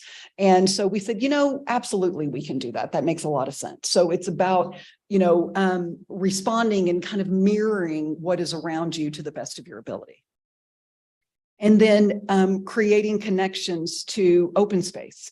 So with this trail project in this part, obviously the park is access and availability of the outdoors and outdoor recreation, and the connectivity of this park to the trail network. That Acequia Trail extension is going to go all the way out to the river trail and going the other way. So it is a really important improvement in the overall trail network. And this part kind of creates a really special activity node on that network. So as Dan mentioned, in addition to the general plan, this part of town is governed by the Southwest Area Master Plan. And the previous case that you heard on Airport Road is also governed by this master plan. So there are different neighborhood areas that the swamp identifies, and we're in the central neighborhood plan area. And some of the key elements of that talks about neighborhood connectivity, variety of lot sizes and building types, creating community activity centers. So we are honestly checking all of those boxes. We're compatible with the overall density of the surrounding neighborhood, and we're providing a park that will serve as that neighborhood activity center as envisioned by the swamp. And also we are, in addition to the swamp, we're also in compliance with the city's bicycle master plan, which identifies this property as an activity node with respect to that park. And the activity node along the extension of the Acequia Trail. So we did conduct a traffic impact analysis. I know we have talked about this a couple of times, so I'm not going to spend a ton of time on this. But what this slide shows is just prior to embarking on a traffic study, we conduct what they call a scoping meeting with the City Public Works Department, and they tell us which intersections they want us to analyze. We show them a map, we show them where the property is, we show them what kind of the proposed land uses are, and they tell us which intersections are applicable to this project. So starting down at, we analyzed Airport Road in South Meadows, Rufina in South Meadows, and then some adjacent neighborhood streets serving the Colores del Sol subdivision that have intersections on South Meadows as well as Rufina. And so how do we determine if the traffic works? Well, we determine that by how our intersections operate. And how our intersections operate is called a level of service. Level of service is a grading system. Starts at A, which is really good, which means very low delay. And it goes all the way to F, which, as you can imagine, is a failing intersection, which means there's excessive delay. So it means that intersection does not have an adequate level of service. Every single intersection that we studied maintains an adequate level of service once this project is built, and also in what they call the horizon year, looking even further out into the future, growing the background traffic by a certain growth rate to say, well, what's going to be happening in 15 years from now? What's it going to look like then? And even then, we have no failing intersections. So the traffic flow works very well in this area after this project is constructed. We will be constructing some turn lanes in South Meadows as our requisite offsite improvements. And the city of Santa Fe is also planning some important roadway improvements in this area. On Agua Fria, there is a funded project to do improvements to the Agua Fria and South Meadows intersection. And that project actually could start construction as early as December. And then a little further west down the street at Agua Fria and Cottonwood Drive, there's going to be a new roundabout. That one, it states here that might begin in 2022, but we did get some recent information from Public Works, and we're probably looking at a spring start for that roundabout. So those are going to be some really important improvements that are really going to help with the traffic flow in Agua Fria. And then this just shows these images are right out of the city's RFP for design of the Asakia Trail extension. And we just superimposed our master plan on this so you can see how the park relates to the trail extension. And the trail extension starts at the roundabout, and then it heads west all the way through and then connects to the river trail. So this is going to be a really important connection. And also just heading down the sidewalk on South Meadows, you're going to be able to access the trail network in Tierra Contenta, because the city also has a project to extend the Tierra Contenta Trail from kind of the northeast corner of Tierra Contenta over to South Meadows. So that is going to, it's not a really long connection, but a really important one. And so the sidewalk network along South Meadows is going to provide even connectivity into the Tierra Contenta Trail system, which leads you into Swan Park as well. And then this just kind of zooms in on kind of the design intent for the trail corridor, which is going to include not only the trail, but landscaping improvements as well. And then the vision with the park is that there is a pathway network through the park that connects our sidewalk network to the trail directly. And then our sidewalk network connects out to the South Meadows sidewalk network. So it really creates so much connectivity. And as you can see right down here, we're also doing a little trail connection over to the Tiempo Lindos neighborhood to our west. So that community has an opportunity to access the sidewalk network within Los Prados to get them either to the park or get them out to South Meadows for other destinations. So with that, I'm going to invite Carlos Gamora with Site Southwest to come up and share with you where we are with respect to our design process for the new neighborhood park. Good evening, commissioners. My name is Carlos Gamora. That's 1700 Central Ave, Suite B, Albuquerque, New Mexico. I previously worked with the city of Santa Fe doing land use and affordable housing policy for many years. Now I work on land use, affordable housing, and sometimes public park and open space amenities. I'm also joined here by Liz Cole. Liz Cole is a landscape architect with extensive experience working on public parks and recreation centers.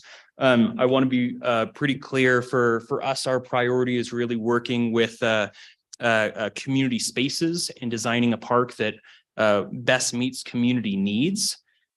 Yeah, to get into a little bit of some, I guess, a different perspective on some of the history. So in 99, 2000, around the Santa Fe County kind of started up their open space and trails planning activities. And so they started that program and were able to get quite a bit of money to start acquiring properties. A lot of the intention with that was to start preserving and acquiring unique or significant natural or cultural lands. In 2001, this space here, South Meadows Road didn't exist, Rafina didn't exist. The whole area was within county jurisdiction, and there wasn't a lot of housing. The county has considered different kinds of design and considered improving the property a couple different times and has never really moved forward with that. Fast forwarding 20 years, we have roads like South Meadows and Rafina. The whole area was obviously annexed by the city. In 2019, I think it's important to note that the county did a strategic plan looking at their existing open space and parks facilities. They identified South Meadows and said that there was no long-range, long-term plans to actually develop that site. There was not a strategic plan to develop it. There wasn't a budget for that. And so that site has kind of been languishing or not used to the full potential by the county, at least. So in 2018, Site Southwest, my company, did the parks, open space, trails, and recreation master plan for the city. In that plan, we worked a lot with the various communities around Santa Fe. Something we identified was that Santa Fe has an outstanding variety of both amenities and has a lot of existing park and open space acreage. But we also looked a lot into some of the needs. And so this map shows that in this area, one of the significant needs is children, providing space for kids. Something that we really were able to take away from this plan, though, was that we do not have enough space. We don't have enough access in certain neighborhoods, like this kind of neighborhood. So in this neighborhood and some others, there isn't access, which is really thought about as walking distance to parks facilities. And so thinking about this, a large space could work in this area, or a small space could work, but the priority is really to start getting those kinds of neighborhood and community facilities built into sites like this. That's a priority of the existing 2018 plan, and something that we think could be accomplished through this project. So looking at the specific project, how this kind of complies with or works with existing city parks planning. So we could look at the neighborhood park classification. So neighborhood parks are generally the basic unit for traditional park systems.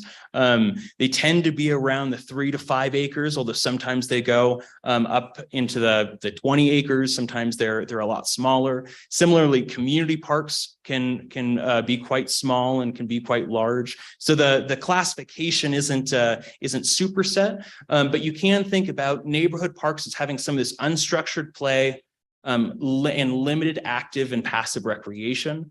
In this kind of site, it does comply with how to think about location, being along some major roads or arterials to have that visual access, being walkable to different neighborhoods, having amenities like paths, play equipment, open fields for soccer or baseball, landscaping and irrigation, fitness and gym equipment. A lot of those are the things that the city likes to see in some of these sites.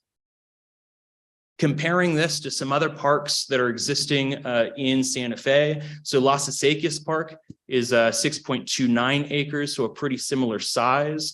That has a variety of space for kids, for walking and for enjoyment of natural space. Same thing, Patrick Smith is also a very similar size to what's being proposed in this area.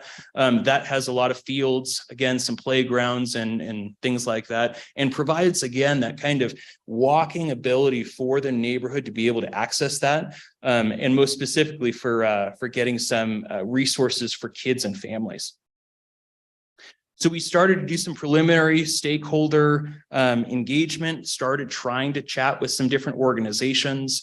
These are some of the organizations we talked with: EarthCare, YouthWorks, the Conservation Trust, Trust for Public Land, a lot of the schools and education centers, and got a lot of preliminary suggestions, thinking about what kinds of things the community could use. So that's things like shaded areas, walking and biking trails, playgrounds and tot lots, maybe a splash pad, maybe areas for food trucks, maybe areas with open spaces. There was a lot around trying to have kind of natural play areas where kids can really engage in natural spaces. So that's something that we're really, really excited about. And then thinking about, again, just how do we create kind of mixed spaces where a lot of different kinds of activities could work. That's something we're really, really excited to look into. Some of these pictures here go into parks that Site Southwest and Liz Cole have designed in the past. And so these are using public art. They've got different kinds of play spaces for different ages. On the right bottom, you could see a bunch of blocks that you could play around with. You could also have natural areas that you could play with, trying to think about how water works, how different kind of natural environments work for education. Thinking about different kinds of sports activities that the neighborhood could use, shade spaces, again, potential for a splash pad. Those are obviously, expensive, and sometimes there's maintenance issues. Maybe the community does want that, maybe not. We haven't really been able to access that yet. But these are all the kinds of things that could fit into the kind of park that we're talking about and the kinds of things we'd want to explore. Also things like having natural spaces. So trying to preserve some of that to make this not a completely preserved area, but an area where you can interact with the natural grounds, the natural lands, and really connect with that in different ways. So this is just kind of getting some preliminary ideas, just starting to look into the possibilities for the site.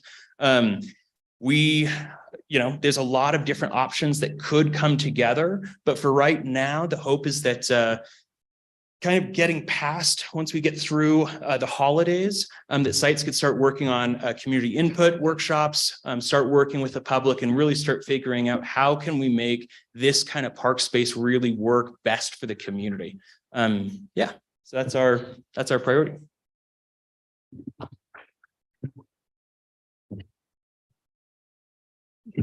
So I just have some contact information here. So if there's anybody that is either here in chambers or visiting or participating in the meeting via Zoom or YouTube, this is contact information for my office, for Site Southwest, and as well as for Dan Escobar with the City of Santa Fe. So if anybody has any further questions about this project, what we're proposing, interested in participating in the park planning process, we would love to hear from you.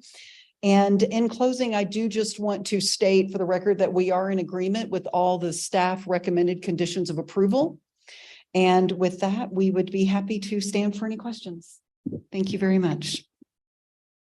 Okay, we'll open this up for questions from the commission in terms of clarifying questions.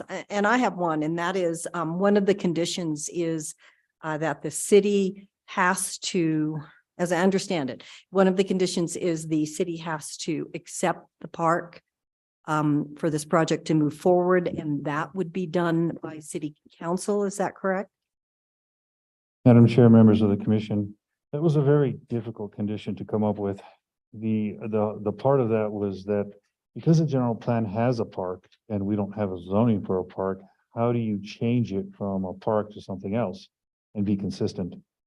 So in order to do so, we came up with the idea to play around with the effective date of the ordinances and resolutions, because we can't put a condition on the resolution or the ordinance.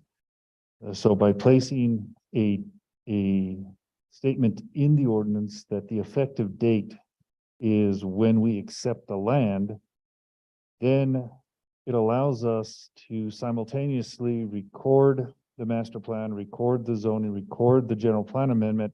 At the same time, we're able to accept the property. The second half of that is now that the city owns it, it still has to be developed. So we required that the applicant have to submit a financial guarantee based on the engineer's cost estimate that we approve, and again, in favor of the city, so that we can be assured that the park will be developed in accordance with whatever that community plan ends up being. The governing body is the one that has to accept all of that, since everything here is a recommendation to the governing body only. Nothing is being finalized at this level. You're making a recommendation to the governing body, either up or down, or adding to or eliminating conditions. Thank you. Any other questions, clarifying questions from the commission? Commissioner Faulkner. This goes to Chris Gamora and his team. I mean, Carlos. Carlos. Yeah. I can't believe that. I know you.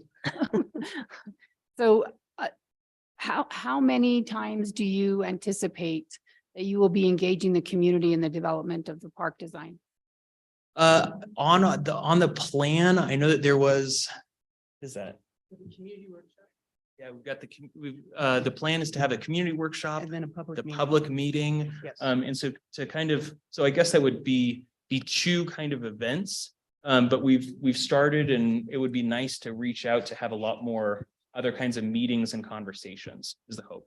Yeah, I would really encourage that, because an injustice has been done to this community by way of the county's poor governance. And I would encourage you, for the sake of the success of the project, to engage the community as much as possible and show them the respect that they need so desperately at this moment, given what has happened with this property. Yeah, and I think that is really important. I mean, there's no way to really determine what the community needs without actually talking to the community. So that's why we were really hesitant to kind of say what could go into the site. We did that just as an illustration of what the site could bear, what could kind of fit on that site, but not as what our kind of preconceived ideas are of what could fit there. And just one additional point here. We are also, in addition to large community meetings, doing a lot of smaller meetings on site with community members, like with country club residents, with the Head Start, with going to the location where people already are. So we completely agree, Commissioner Faulkner, and we'll be really actively doing that kind of inclusive outreach. Oh, and I know this is coming back to us as a development plan at some point. So I personally will be tracking how well you engage the community to ensure that as this inevitably moves forward, that the community that is opposed to this, their voice is heard consistently throughout the development of the park in particular. Any other preliminary questions before we open this up to the public? One of my concerns was, Commissioner Toya. yes, sorry. One of my concerns was towards the traffic analysis. I guess I wasn't clear if this was still going to be a 2-lane road throughout the intersections that you touched on.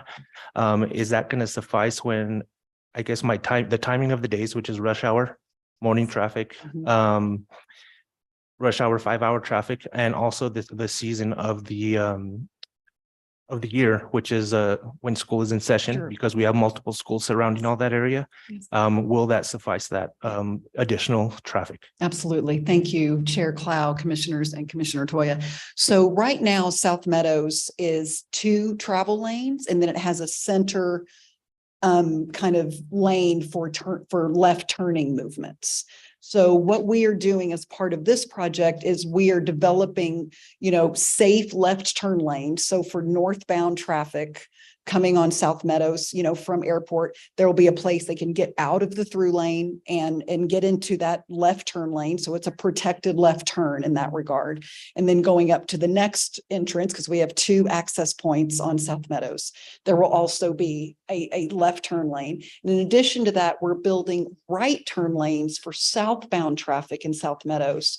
We're building right turn lanes so those cars turning right can get out of the through lane and allow those cars to keep moving, and they can get into a right turn lane and turn into the neighborhood.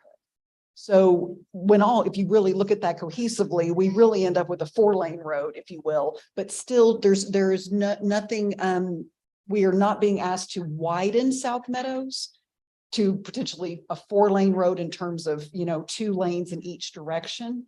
And one of the things that's interesting that actually adding through lanes doesn't always improve traffic. What does improve traffic is like getting those turning vehicles out of the through lane so they're not holding people up. And so the traffic study assessed all of this with respect to, and the traffic study is the study that told us, you need right turn lanes. We weren't sure they were going to be warranted or not, because it's based upon the number of cars that you're generating. So the traffic study told us, yes, you need to construct right turn lanes. So South Meadows as a roadway is growing as a result of this in that corridor. Thank you. Any other questions from commission? I have a question of Mr. Esquivel. There's when we're looking at the conditions of approval, condition number 1 has to do with the fire access road, and it says prior to planning commission, which is similar to the pond issue. So has that been resolved also? Madam Chair, members of the commission, that was an error on the fire departments. Usually their conditions are built at the time of construction. So that should read prior to. It would be part of the preliminary and development plan requirements, and to include all of those plans associated with it. But then it's still part of the construction phase is what the fire marshal looks at. So that needs to be amended. I also want to add that as part of the conditions, the applicant originally had the phasing plan with the park in phase 2. We did move that up to phase 1. We felt that it was important to include that as part of phase 1. The applicant did agree with that. Okay, Commissioner Faulkner, thank you. Dan, this is for you as well. It isn't a condition four that the developer has to have at a minimum of 2 E&N meetings with the community throughout the process? That is for the park. Yes, that was a condition by the Parks Division. And how many E&Ns are generally required? One, right? One. And this is saying a minimum of 2, which means there's room if staff and the community and the developer felt that the park wasn't in getting to the right spot, there's room for more engagement through that process as well, correct? I would believe so. That would be up to both Melissa and the developer in terms of how that whole thing is working out. And where they're coming. Any other questions from commissioners? If not, we'll open this up to the public and we'll start with the individuals that are here. And Ms. Moore, can you explain the 2-minute limit and that people can give their time to another so they can have a longer time to speak? Thank you, Chair Clow. Yeah, members of the Planning Commission, members of the public. I do have a sign-in sheet. And we've got 30 names. If you'd like to add your name to that list, it's not on here. Please come up and we can work that out. What I'll do is I'll call a few names. And if I can ask that you can queue kind of like batters on deck and we'll get you state your name and address and be sworn in before you give your 2-minute talk. If you are interested in consolidating your time, then those that are ceding your time to you must be either in the room identified or on Zoom identified as well before you start. So I will call the first on the list. All right, well, I've got. And I'm Cynthia. going to ask that the speakers not be repetitive, that if a point's been made, we're good listeners. We don't need to hear it a second time. Saying it more than once doesn't make it more persuasive. So just in the interest of time, limit repetition, please. Thank you, Chair. So we will have Marlo Morrison, and please come up to the front. And following her, I have Cynthia Delgado and Rick Martinez. You can kind of queue behind. Thank you.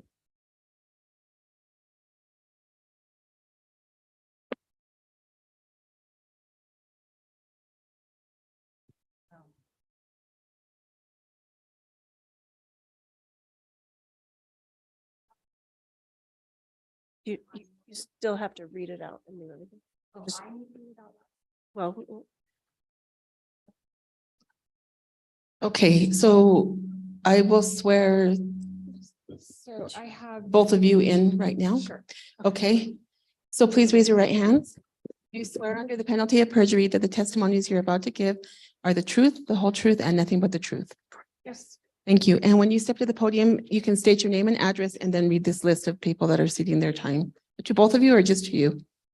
We're both in a recorded presentation. Okay. Where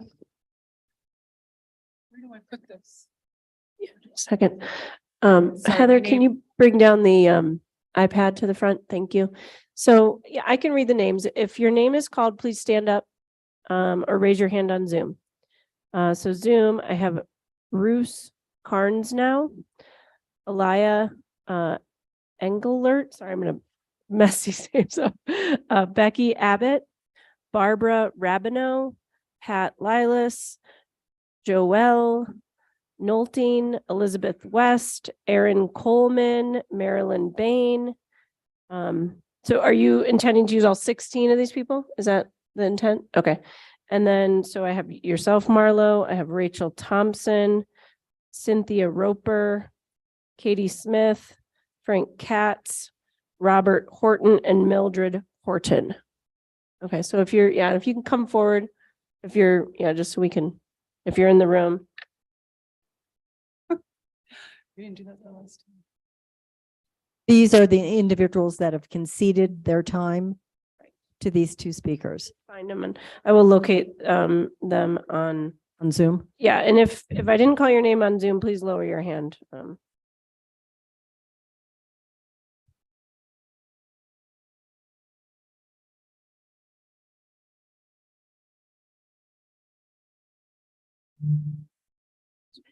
You want to start with the people in the room while I'm working on the?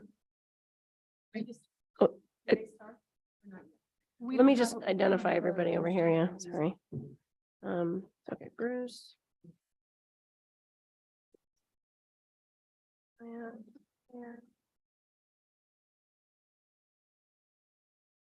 So who here is going to speak at the podium? Cynthia? Because you're ceding your time, and so you're all ceding your time to her. Okay, so Cynthia's the only one. So let me swear you in. Do you swear under the penalty of perjury that the testimony you're about to give is the truth, the whole truth, and nothing but the truth? Thank you. And podium, please state your name and address for the record. Thank you. Yeah, they can. I'm sorry, if you've ceded your time, you can go sit down. I just wanted to make sure we were accounted for. Elizabeth West. Okay, so online, I don't see Barbara Rabideau, Pat Lilas, Elizabeth West. Oh, okay, so you're okay. This said you're on Zoom, so thank you. Okay. Is here in person? Okay, thank you. Pat is in here, so that was Elizabeth's here. Barbara and Aaron Coleman and Marilyn Bain. Oh, I see Marilyn. Okay, thank you. Aaron Coleman, see you, thank you. And then Barbara. I think it's all alphabetical, I think, but. Oh, there she is. Okay, fabulous. I think we got everybody.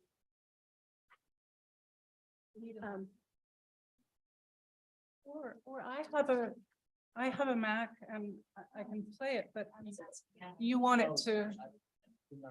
30 minutes. Okay. Let me get 16, probably 30 HDMI out of my machine, but not without.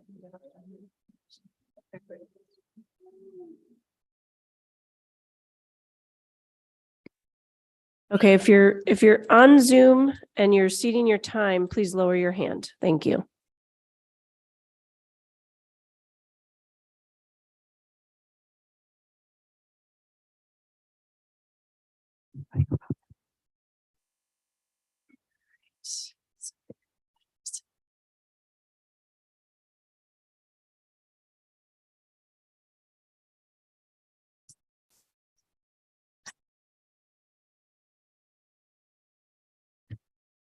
How many people conceded their time for these two speakers? Sorry, Chair Clout, including the two speakers, I have 16 total. Okay, thank you. So 32 minutes. So we finished.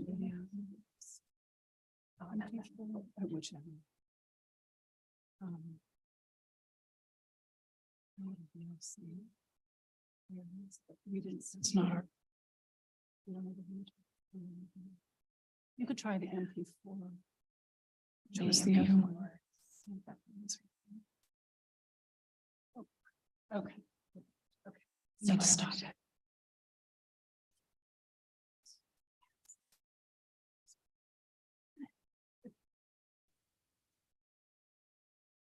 Hi, I'm Marlo Morrison. I live at 1111 Morning Drive. And I am the Tiempos Lindos HOA president. And I just want to say thank you for having us here this evening. I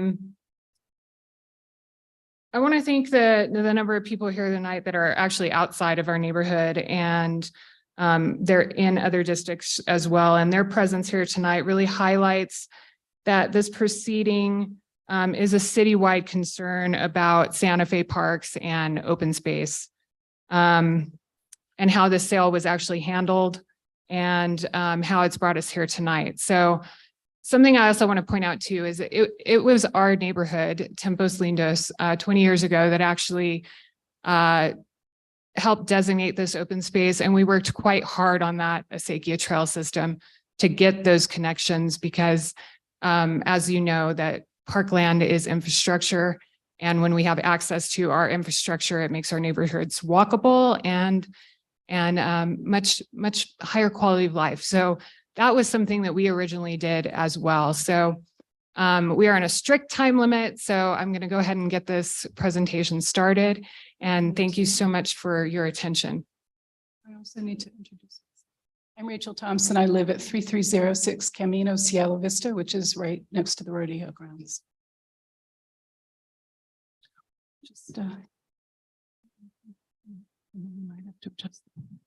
Thank you all for gathering this evening and giving your attention to us.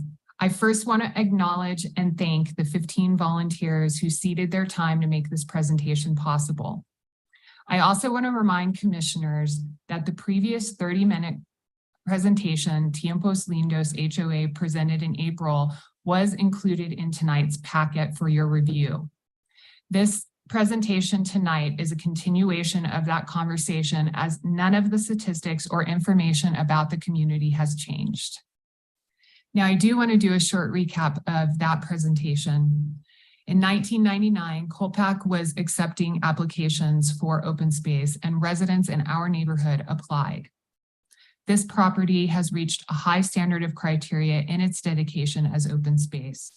Hundreds of hours of community involvement resulted in the city adopting it as parkland on the general plan and the Southwest Area Master Plan, thus becoming an intricate part of our community's infrastructure. Tiempos Lindos and its residents are committed to staying involved through facilitating relationships needed to help with maintenance and improvements. Preliminary discussion with Melissa McDonald, Director of Parks, says the open space will cost the same amount to maintain as the park proposed tonight by the applicant. Now, we don't want to forget about the kids, and we don't want to forget about the importance of this open space in this location as an educational resource. The county management plan focused heavily on environmental education, science, culture, and art for the 5 public schools within walking distance. And this kind of educational resource can only be accessible in an intact high desert ecosystem. Our community is also interested in the introduction of Nature Play, a progressive design of play structure, supporting the original intention of a community park, not just a neighborhood park.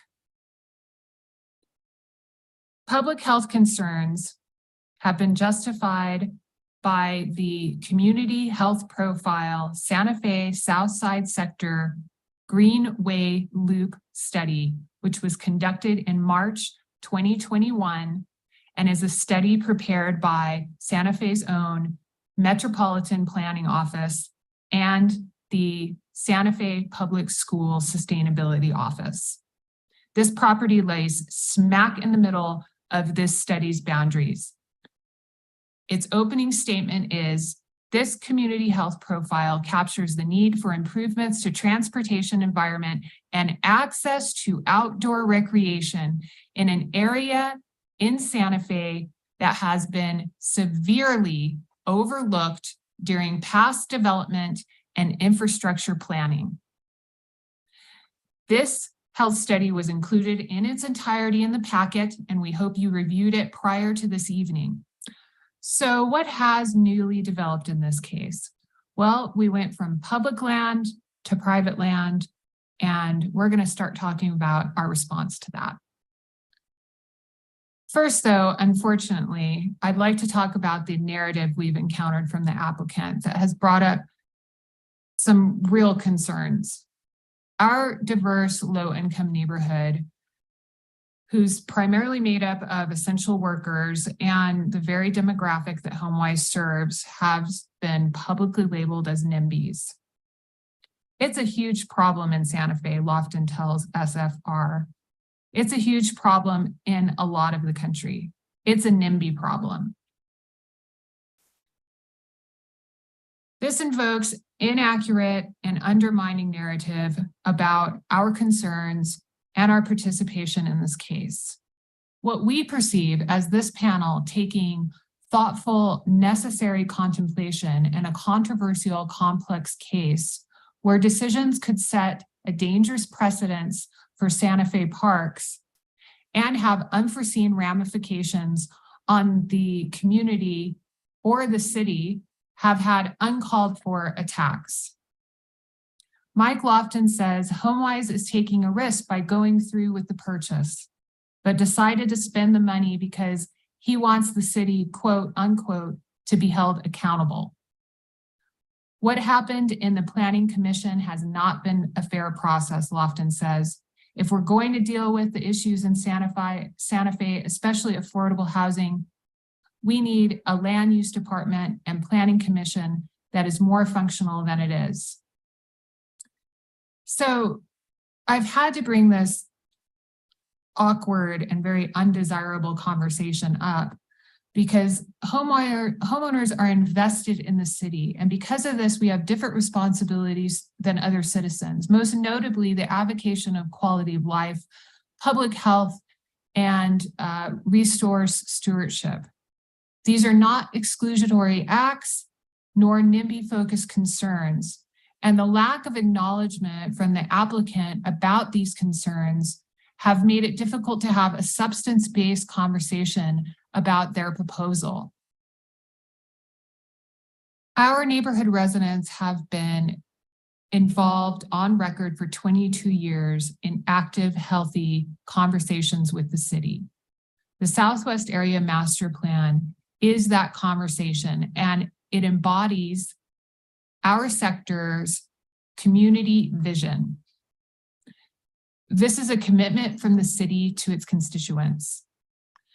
As we continue to seek justice for 22 acres of open space, we support any of you that are empowered to deny the general plan amendment and the rezoning requests supported by Chapter 14 violations that we have brought up. However, we will demonstrate our community's continued desire to plan its neighborhood based on our sector's needs, which are very different from the rest of the city's needs.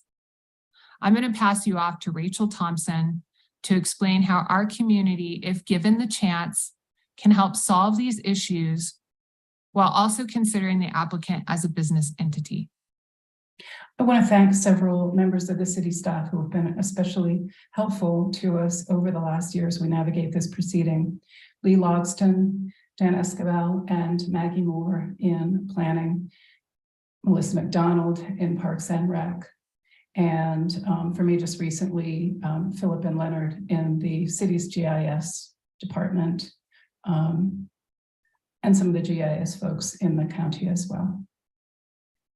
One of the concerns that was raised last April is that for the real estate developer, time is money. So I just want to point out a couple of the events that have taken place since then. On April 29th, HomeWise concluded its purchase of the property from the county. On July 7th, Alexander Ladd gave the affordable housing presentation that the commissioners had requested in April. And on July 21st, HomeWise filed its master plan application.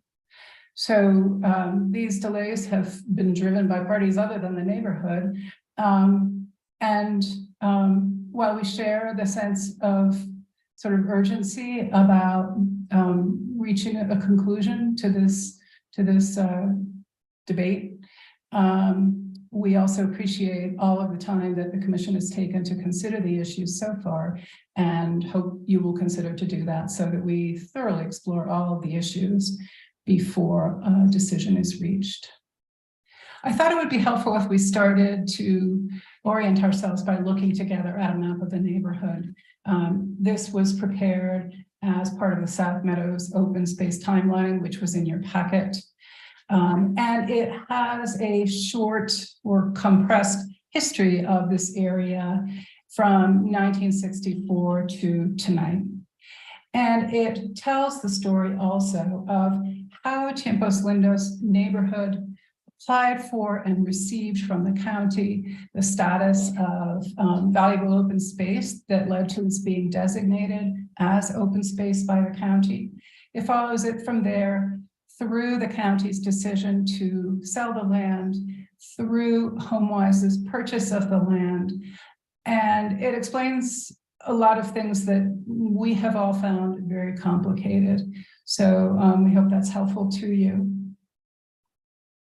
We'll start with a big blue circle in the middle, which is the Country Club Gardens mobile home park. And this area has a lot of mobile home parks. You'll see another one on the very opposite side of the frame, Calle Inez.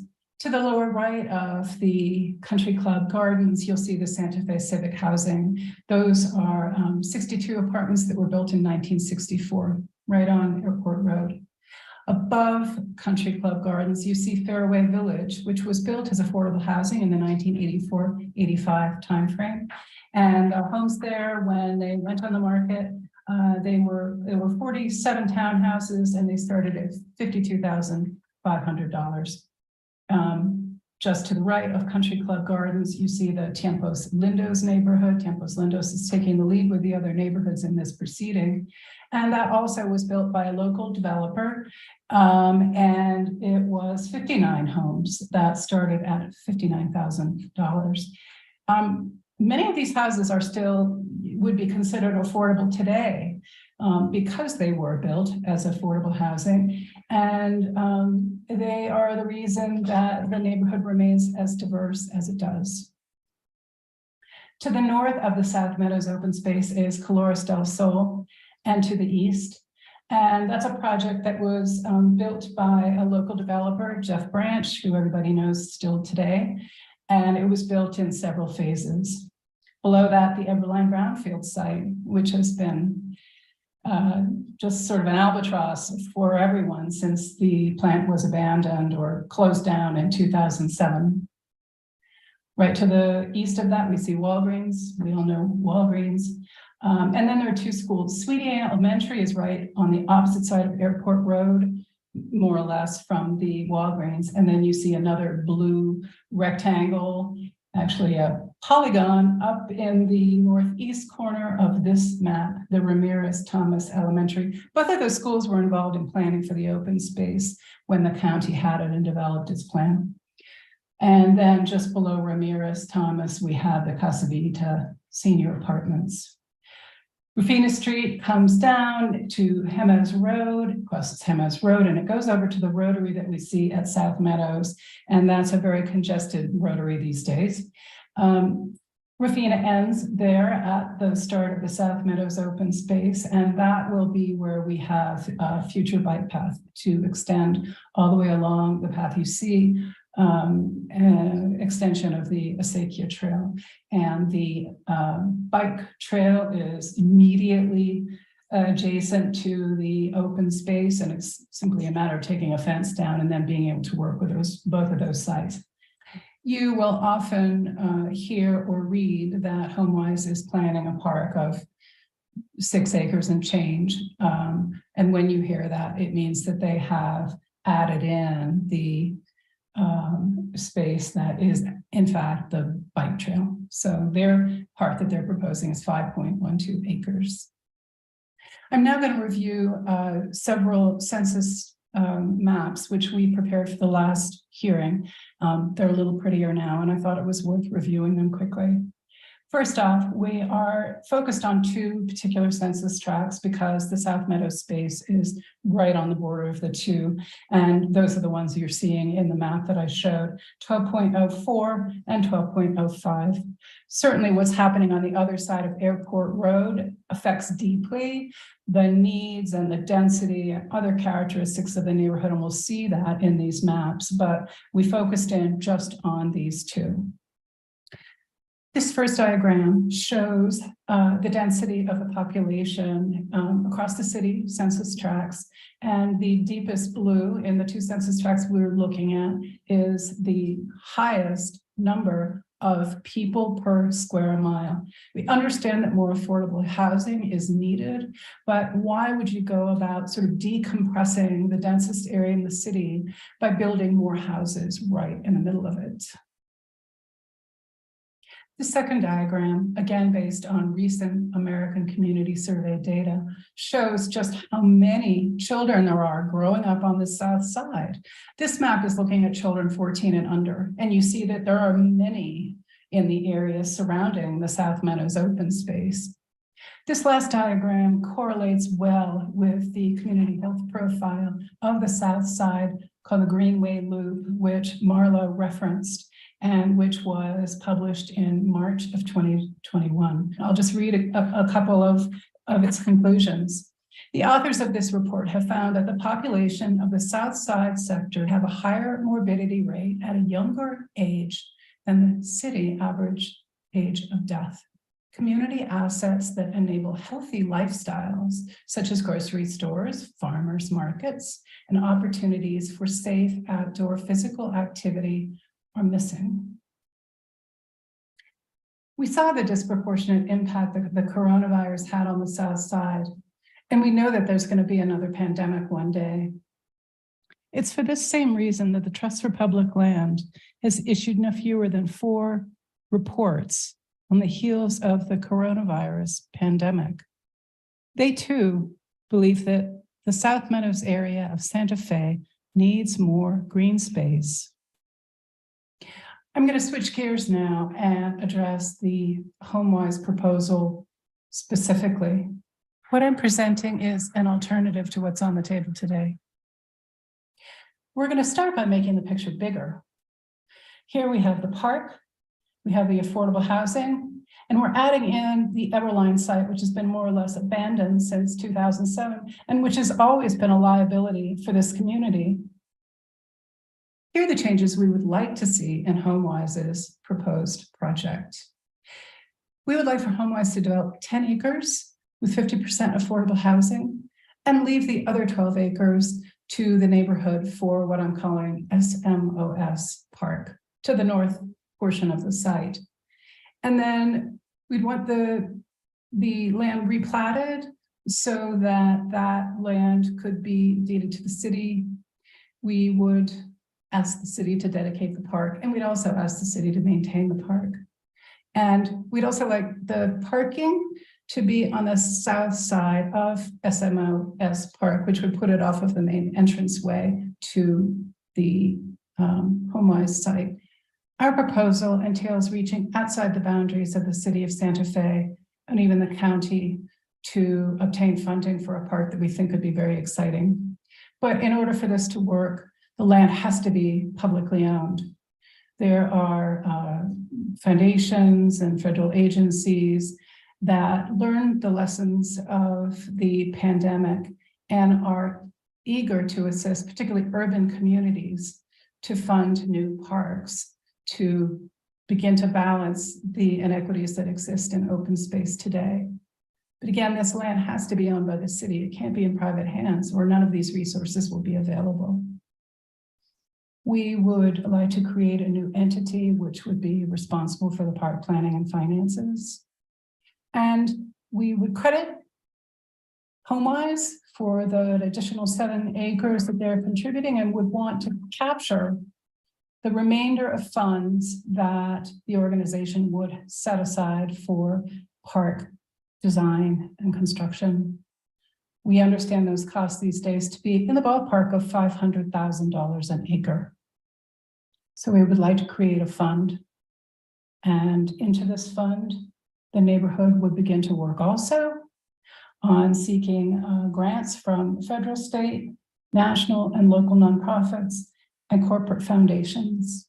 And then we'd like to take several months to plan the park in a collaborative process, including the schools, the Acequia Trail planning team, HomeWise, and the neighborhood. We would like residents who live within some radius of this project get first shot at the affordable units if they qualify. We'd like HomeWise to assist them the way it assists all of their clients with financial counseling and obtaining mortgages. And we would like HomeWise to do something else that it does all over the city. We'd like it to agree to purchase the homes of these homeowners and prepare those homes for resale as affordable homes.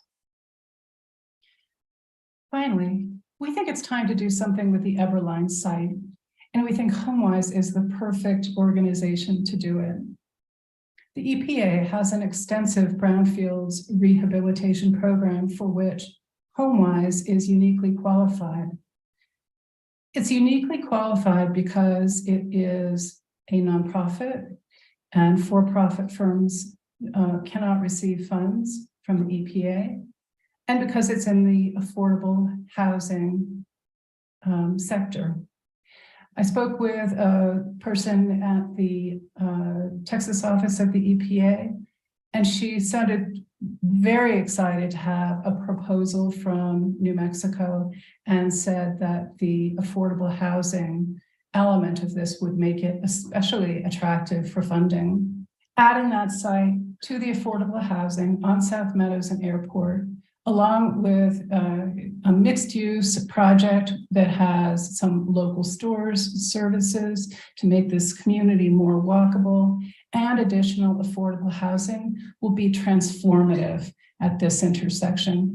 HomeWise would be able to integrate that site with the affordable housing behind it, creating a much more usable lot line and a nice, 20 some odd acre site. It would serve both sides of Airport Road. Now, we can't obviously direct HomeWise to do this, but in fact, it's quite possible they're having discussions with Everline today about, what they would like to do in the future there. It would certainly make that corner more attractive, and it would generate additional economic activity for the city. Okay, so hang in there with us. We just introduced a lot of detailed information that is very exciting to add to the decision-making of this case. And I just need a few more minutes of your time to make a couple more points. Plans like the swamp are extremely important. And if plans like these are not followed, why do we have them? Why do we take the time of hundreds of staff and public members to create them? It doesn't matter who owns the land for these plans to be relevant in these decisions tonight. The applicant has the right to develop the land they purchased with zoning R1 and the land use of parkland. They do not have the right to a general plan amendment or a rezoning. Now, they could develop as R1, but why? The plan we just presented reaches their mission statement and profit goals much more adequately. In fact, with development responsibilities removed from 12 acres, it makes this project almost as profitable, and it restores some of the original intent. When we allow developers to bypass neighborhood plans like the swamp, we are missing out on problem-solving skills and conversations without legal restrictions over the people who live and are vested in those neighborhoods. And this creates a sense of place. We are the community members that engaged in the lengthy process with the city and the county to create this needed open space. This purchase of public parkland is an overreach. And as much as HomeWise is an asset to the city, and we do believe that HomeWise is an asset to the city, this purchase and proposal undermines the relationship and commitments the city has with its constituents. And it blatantly disregards time and financial investments of the taxpayers. No one should feel comfortable purchasing public parkland that is valuable needed infrastructure without any input from the stakeholders during its sale. And this alone really should have been a red flag for this applicant. This project was ill-conceived, and the precedents and ramifications of developing this property into anything other than open space parkland was seemingly disregarded during its inception. And not because they are some evil developers, it's because they are limited in what they can offer to a community, and their mission statement cannot address public health, resource stewardship, or pressing environmental issues. However, the city's mission statement does. And we are here tonight to hold the city to that commitment that they've made to us as well. This proposal destroys social infrastructure that has been historically built up over generations. It eliminates access to an educational resource. It undermines city constituent relationships. It decreases valuable parkland in the densest sector of the city that has the most children under the age of 14. And we only have more density to come. It doesn't address environmental issues such as the area's increasing heat index problem. And that's just to name one. And it destroys a vital piece of infrastructure in an area that's been identified by the planning offices as being severely overlooked during infrastructure planning. This is not the right project for this property. Parks are not infill. We support denial of this entire project, and we hope that you will agree with us. I really do not envy the decisions that need to be made here. And we understand that those decisions can be limited by Chapter 14. And if you can't find reasons to agree in its denial in favor of compromise, we ask you to postpone this vote and this project and request the applicant be more creative in considering the community's needs while reaching their own needs. We are asking you to make the decision with the power this panel has. How can you help us? We have poured our hearts into this. Both requests of either denial or postponement are reasonable and legally justifiable given the situation. And I want to personally thank you for taking thorough, thoughtful contemplation on this case. It's going to be a hard decision to make, but we know you'll make the right one. Thank you so much for your time this evening.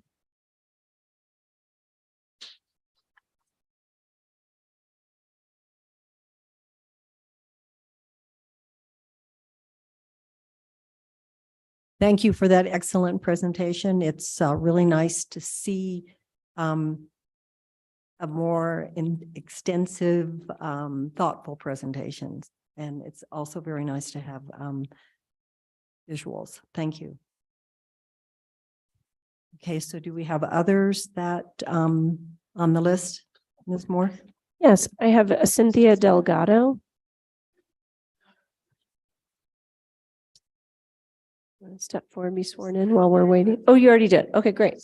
You didn't. And then, yeah, we had, Rick Martinez. Thank you. Good. And then I had Joseph Kunkel. Sorry. Good evening. My name is Cynthia Delgado. My address is 825 Camino Ranchitos.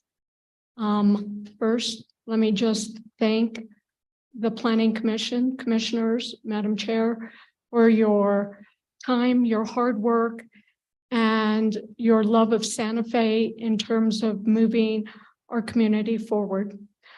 I came here tonight in requesting approval for this project. Here in Santa Fe, all of us can agree that we want the best for our children. We want the best for the families of Santa Fe. We believe in affordable housing. We believe in parks / open spaces / play structures. We believe in all of those things. And after we agree, we all say, but. And I come down here to say, you have the hard job of moving Santa Fe forward in terms of an enhancement to a neighborhood with diverse types of housing, with a playground for children that can have many of the things the previous speaker spoke about in terms of learning environments. It leverages our existing infrastructure and investment here in the city. It leverages our connection to other neighborhoods and to the parks. And so I ask that in the big job in front of you, that you approve this to go to the city council. And again, I thank you for your time, your commitment, and your hard work.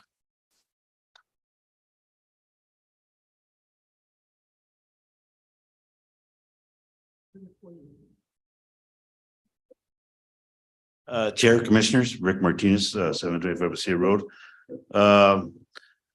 I don't live in that neighborhood, but if I stay silent on this issue, it looks like I'm in favor of it. So I'm not going to stay silent. So I really want to say what I really think. Let's talk about the transparency of the way this thing started.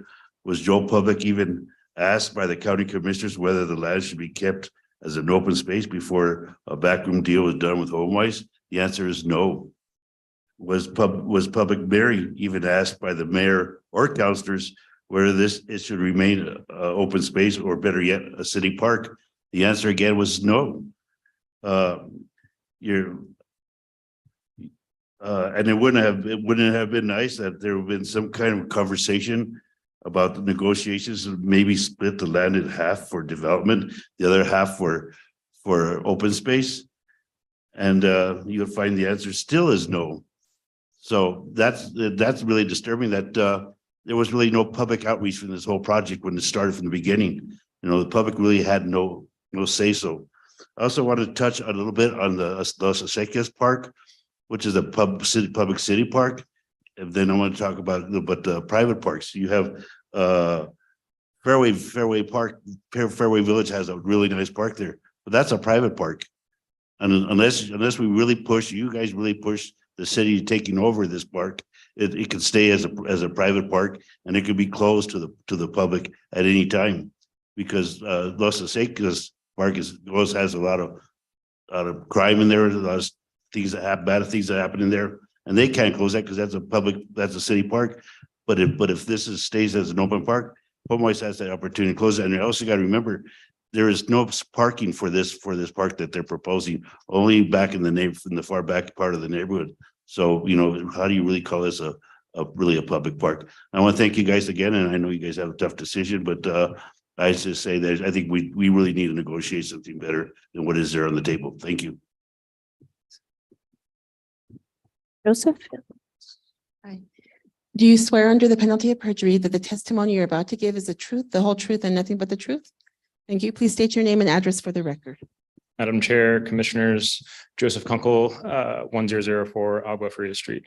I serve the pleasure to be on the board of HomeWise. I also lead Santa Fe's largest nonprofit architecture planning and design firm, Mass Design Group, which stands for a model of architecture serving society.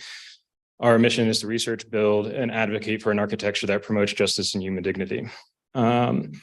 And I'm here in support of tonight's proposal.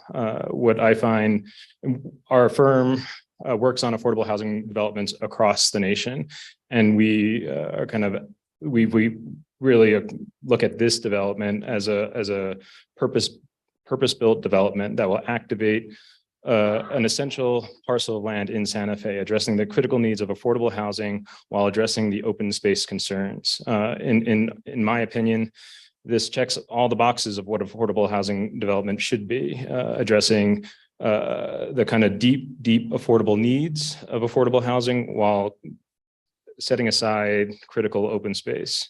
I urge you all to consider approving this proposal. Thank you.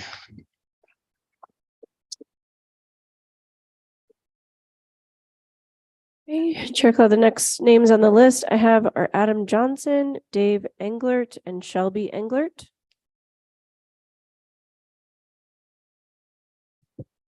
You swear on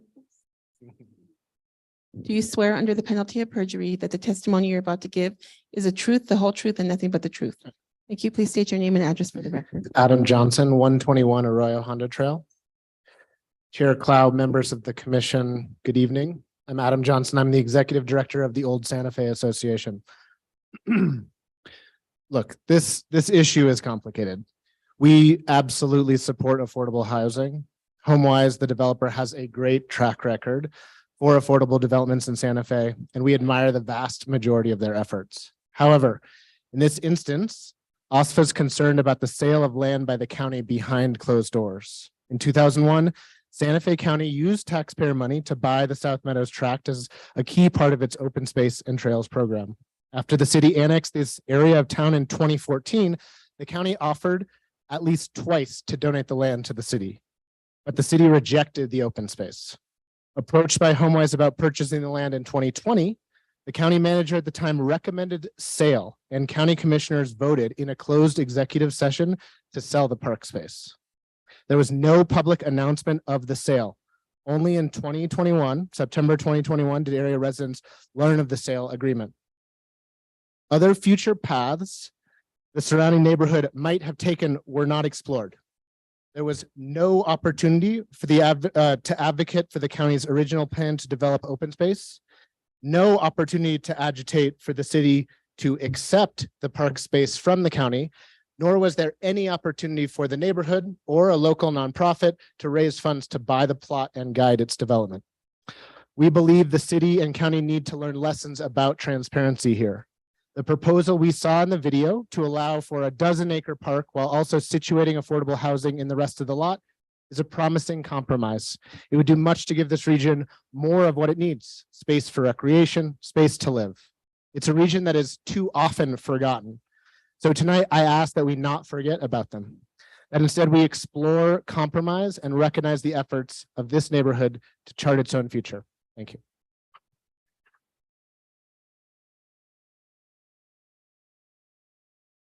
I'll go ahead and swear both of you in at the same time. Do you swear under the penalty of perjury that the testimonies you're about to give are the truth, the whole truth, and nothing but the truth? Thank you. Please state your name and address for the record. Hello. My name is Dave Englert. I live at 2772 La Silla Dorada, Santa Fe, New Mexico.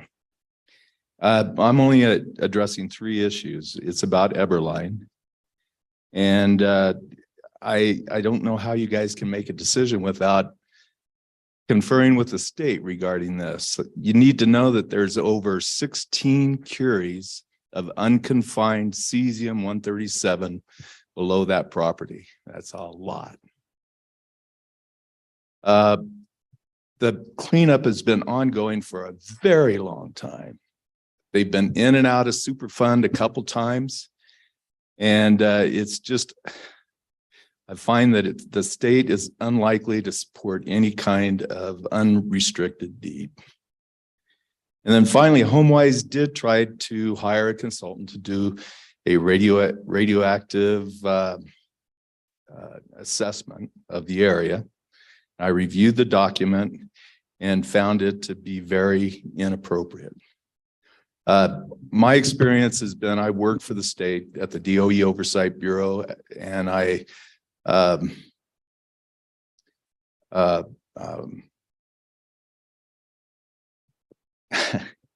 looked for radionuclides the entire time I was with the state, at Los Alamos, at Sandia, and at the website.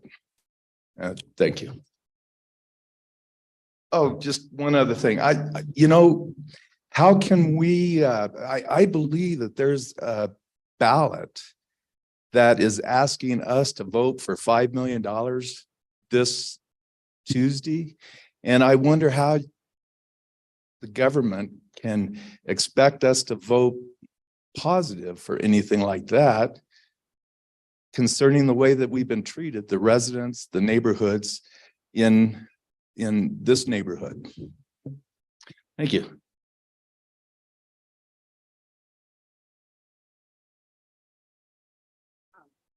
Hi, my name is Shelby Englert. I'm at 1193 Morning Drive. And I wanted to remind everybody, nobody in this fight is against affordable housing. It's a huge issue. I really do respect HomeWise and your mission statement. But wow, HomeWise and Jenkins and Co. Are really painting a beautiful picture, but it's wildly misleading. And a park like what they describe is unrealistic. Please ask them to be more specific on what they're actually going to install before you approve it. And how can it be guaranteed that it's going to be maintained? Because I don't know if you've seen the parks on our side of town. I'm glad you're using existing roadways and water lines, but these were not designed to hold this dense of a population. Ultimately, we're far too populated in this area. I understand there are certain studies done, but these traffic studies inadequately represented and probably deliberately excluded the very major busy street of Agua Fria, which is 1 block away from the development.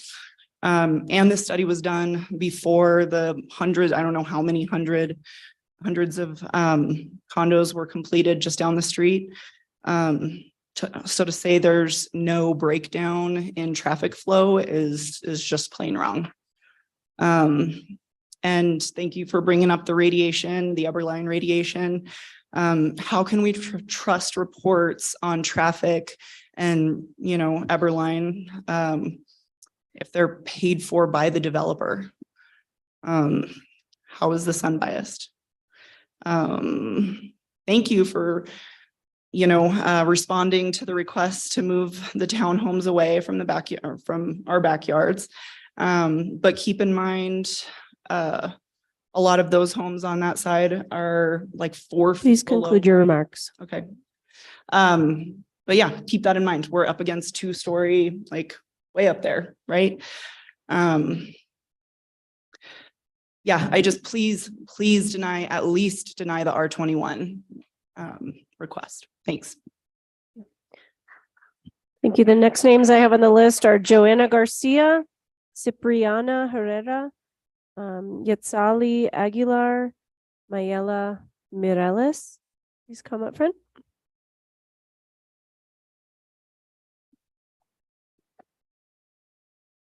Do you swear under the penalty of perjury that the testimony you're about to give is the truth, the whole truth, and nothing but the truth? Thank you. Please state your name and address for the record. My name is Joanna Garcia. I live at 1190 Morning Drive. I'm one of the pioneers that has been with the open space since inception. I was part of that project to get it going. When I first found out that the open space was going to be sold, it was by coincidence. Councilman Abeyta was in our area because one of our neighbors had called about wanting to donate part of our land, which was homeowners association land, to the city for parking. And we got to talking when Councilman Abeyta advised me that we should be happy that there'd be parking there for the new open space development that HomeWise was intending on buying. And that was the first time that I ever heard anything about it. First time the news, hit the sheet. So immediately I called Commissioner Hansen and I left her a message and asked her what was going on. I reached out to Paul Olson, the open space director at the time, who we already had extreme ties with. We were already really good friends. We already kept an eye on. We could call him for open space issues or problems, gates down, fences down, things like that. So we already had an open rapport. So I was a little confused that they never called us to give us the heads up that they were going to have a BCC meeting to sell this land. We never heard about it. We were never a part of it. So that's how we found out about the sale of the land. Mr. Lofton came to our homeowners association and spoke to us about wanting to build the school there. That was his main mission, was to find a place for the school. And I know you already know all that. I know my 2 minutes are up. I'll finish it out. Okay. Everyone needs to know that the issue here isn't really affordable housing. It's the theft of open space. It was a park in perpetuity that was reserved for the communities of the South Side. All the affordable housing, smoke and mirrors, that it's just that. There's always going to be a crisis. Ma'am, please conclude your for comments. Thank Open you. space. Excuse me? Please conclude your comments. Thank you. I am. Because HomeWise doesn't give a darn about the health, the natural habitats, the longstanding neighborhoods that cared for the park. The people paid for this park. So I'm hoping that, you give it some consideration as to, more park than what they're offering up over here or trying to steal. Thank you.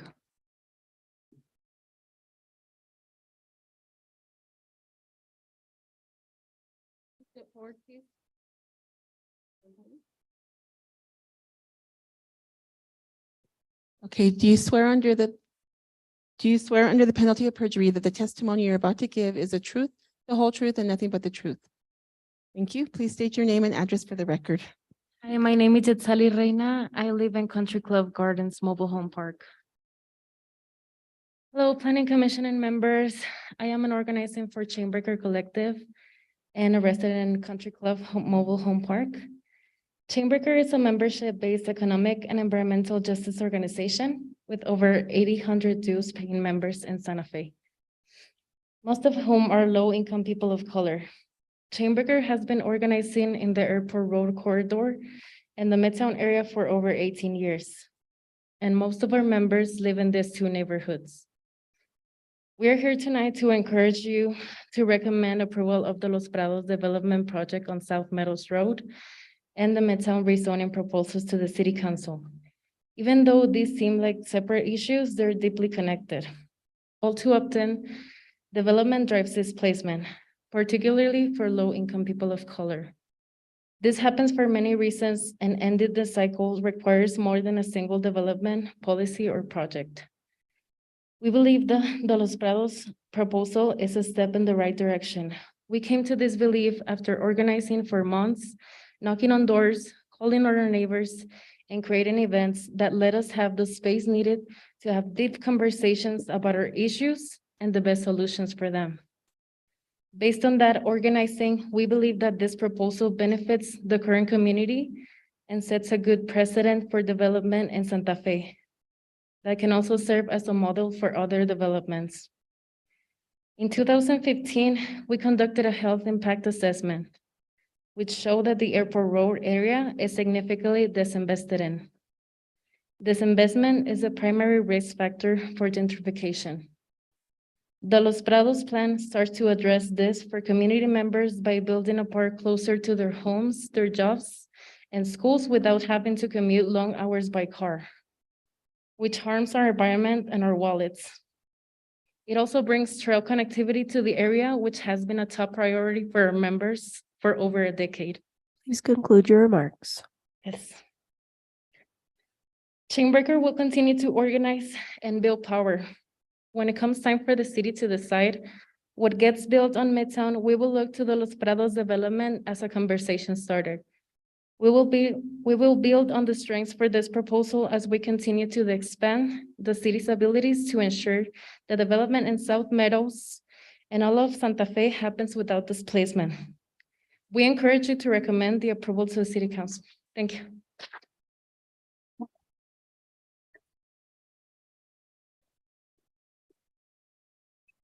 Melissa, can you swear everyone in that's standing up? Yes. Go ahead and come this way. I'm going to swear you in. Are you going to translate for them? Okay. Okay. Do you swear under the penalty of perjury that the testimonies you're about to give are the truth, the whole truth, and nothing but the truth? Yes. Please state your name and address for the record. ¿Usted sabe poner los audífonos para que ella le hable a usted y luego yo voy a decirlo en español? ¿También en inglés? No, yo lo voy a decir en español. Tú lo dices en Ok, inglés. sí. Buenas tardes a todas y a todos. Gracias por escucharnos.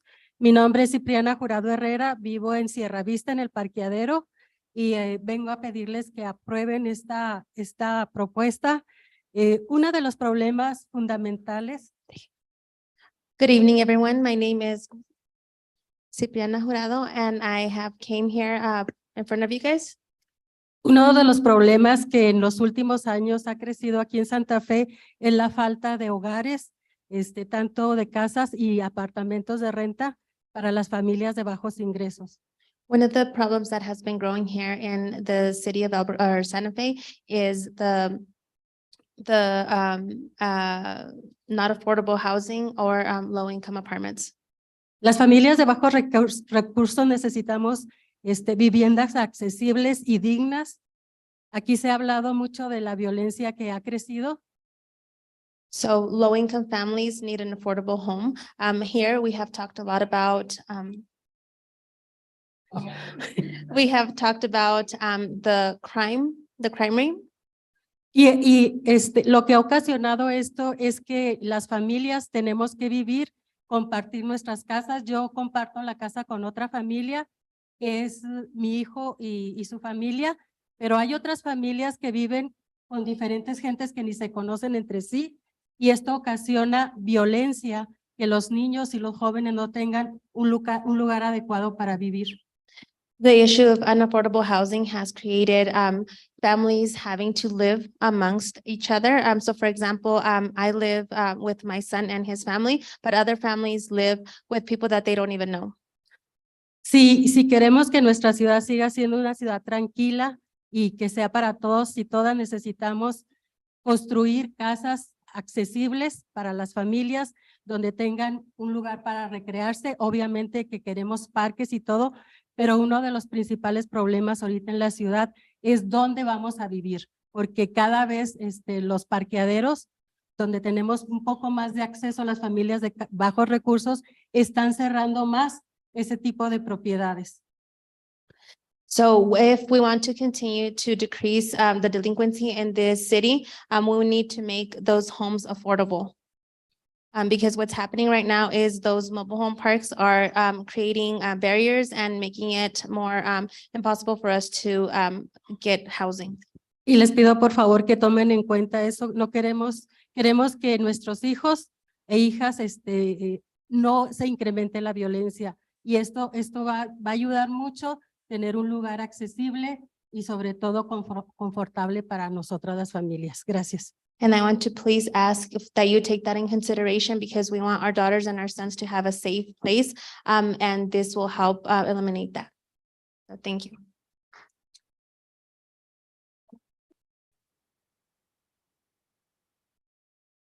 Buenas noches, miembros de planeación, Good evening, members of the planification. de comisión de planeación, perdón. Yo sé que ya todos estamos cansados y que quieren terminar, ¿no? Necesito su nombre y su dirección. Perdón. Sorry. Mi nombre es Mayela Bernal Mireles. Sorry, my y name vivo en is 6151 Airport Road, Sorry, my name is Mayela Bernal Mireles. And I live y vivo en 6151 Airport Road. 6161 6151. 15 Airport Road.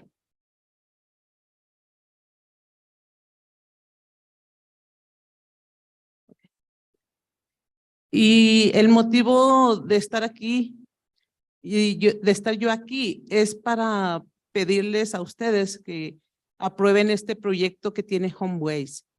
The reason that I'm here is to ask that you guys approve this project that HomeWise has.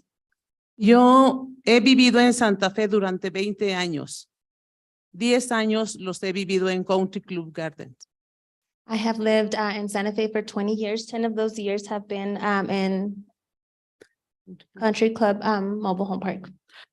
Yo vivo en un tráiler que es del año del 74, entonces por lo cual en un poco de tiempo mi tráiler ya no va a servir. Se va a caer el techo, se van a caer las paredes y me voy a quedar sin hogar. I live in a trailer that was built in 1974, and here in a bit, you know, the roof is going to collapse. I won't have a place to live anymore. El sábado las personas del Homeways estuvieron en un evento con nosotros ahí en el parqueadero. On Saturday, HomeWise was there in the mobile home park doing an event. Y todos mis vecinos estuvieron de acuerdo con que pues ellos nos están dando la oportunidad de tener una casa digna y a un precio accesible, un precio que nosotros las personas que tenemos 2 trabajos y aún así no podemos pagar una vivienda. All of the neighbors agreed and are thankful for the opportunity that HomeWise is giving us and providing affordable home for people like me that have 2 jobs and it's still not enough.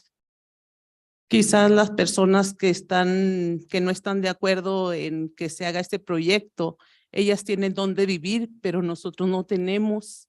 Maybe those that are against this project have a place to live, but we don't have a place to live. Entonces, no quiero, nada más solo quiero decirles que tomen en cuenta lo que yo les estoy diciendo porque yo soy real. Yo no tengo, mi casa es un tráiler viejo, que no tengo mucho. Entonces, si ellos me están dando una oportunidad para vivir una casa digna, yo pienso que es un regalo que Dios nos manda, en serio. And I just want you to take this into consideration. I'm a real person. I maybe don't have a home to live, but if I do want to say that, please take this into consideration and give me the opportunity to have a home. And if God is giving us this opportunity and this blessing, I think we need to take it. Muchas gracias por su atención. Thank you very much for your time.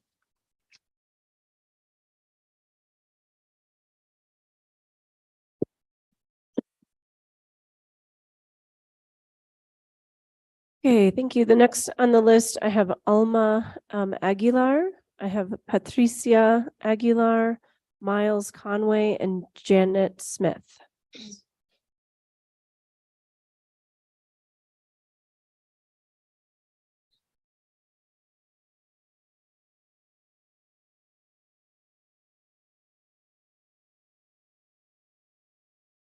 I'll go ahead and swear all of you in that she called. Please raise your right hands. Do you swear under the penalty of perjury that the testimonies you're about to give are the truth, the whole truth, and nothing but the truth? Thank you. When you step to the podium, please state your name and address for the record.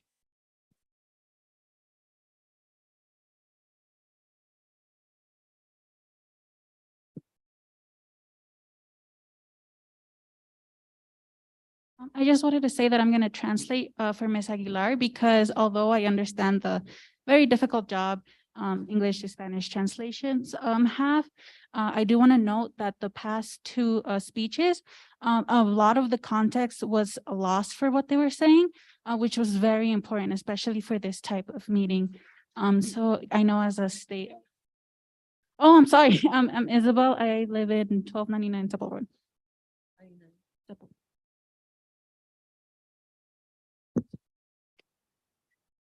Hola, buenas noches. Mi nombre es Patricia Aguilar y yo vivo en Coronwood, 2637 Walnut Street. Hi, my name is Patricia Aguilar. I'm sorry. My name is Patricia Aguilar and I live in Cottonwood, Mobile Home Parks, 2535. 2637 Walnut Street. Okay.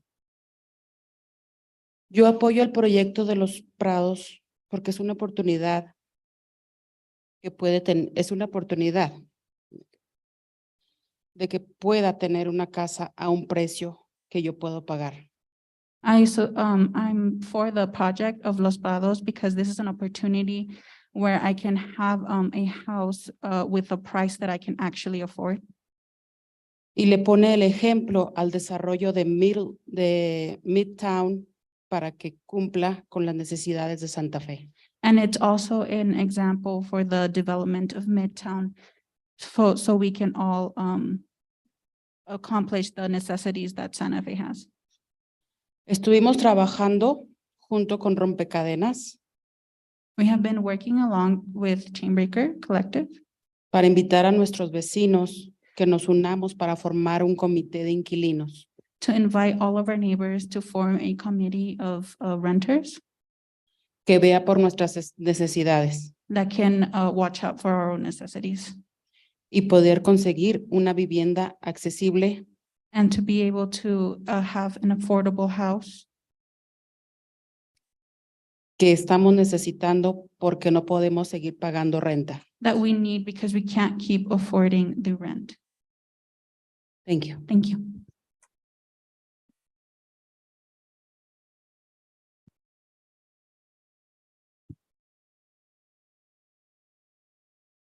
Evening, members of the commission. My name is Miles Conway. I'm the executive officer of the Santa Fe Area Home Builders Association.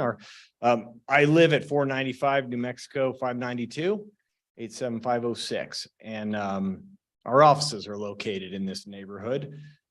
And I'm also carrying a letter on behalf of the Santa Fe Chamber of Commerce in support of this master plan approval, the rezoning and the general plan amendments.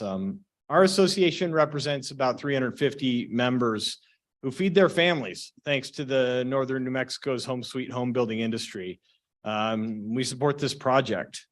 As stated in the New Mexico Mortgage Finance Authority's Housing New Mexico, a call to action report. If you don't mind, I'll read it. It's only 274 pages, but it really outlines the massive scope of the problem that we face in this state and in this community to deliver affordable or housing or any housing, even in the realm of affordability. So as stated in this report, between now and 2035, Santa Fe County needs over 7,000 additional rental and owner occupied housing units. Making matters more alarming, over 1,000 federally assisted rental homes will have their subsidies expire by 2030. So as planning commissioners, I'm certain you appreciate the rare bird that this HomeWise project represents. As someone who for decades accepted the myth that developers were causing housing prices to skyrocket out of the reach of working people, I've gained a much greater appreciation how difficult, if not seemingly impossible, it is to bring residential housing projects out of the ground that are in any way affordable for working people, especially in these days of rising labor and supply chain costs. Couple that with the lengths that HomeWise has gone to propose building 161 affordable, energy efficient homes, half of which will meet the affordable housing standards, far exceeding the city's guidelines. A park which nobody, I'm very sorry, including the city and county has any notion of building, a park that boasts system connectivity.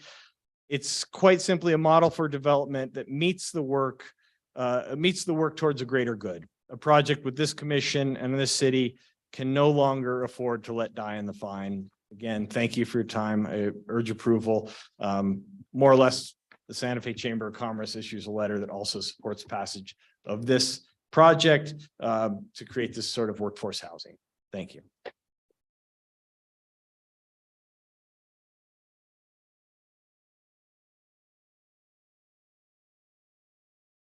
Good evening, Chairman Clout and Commissioners.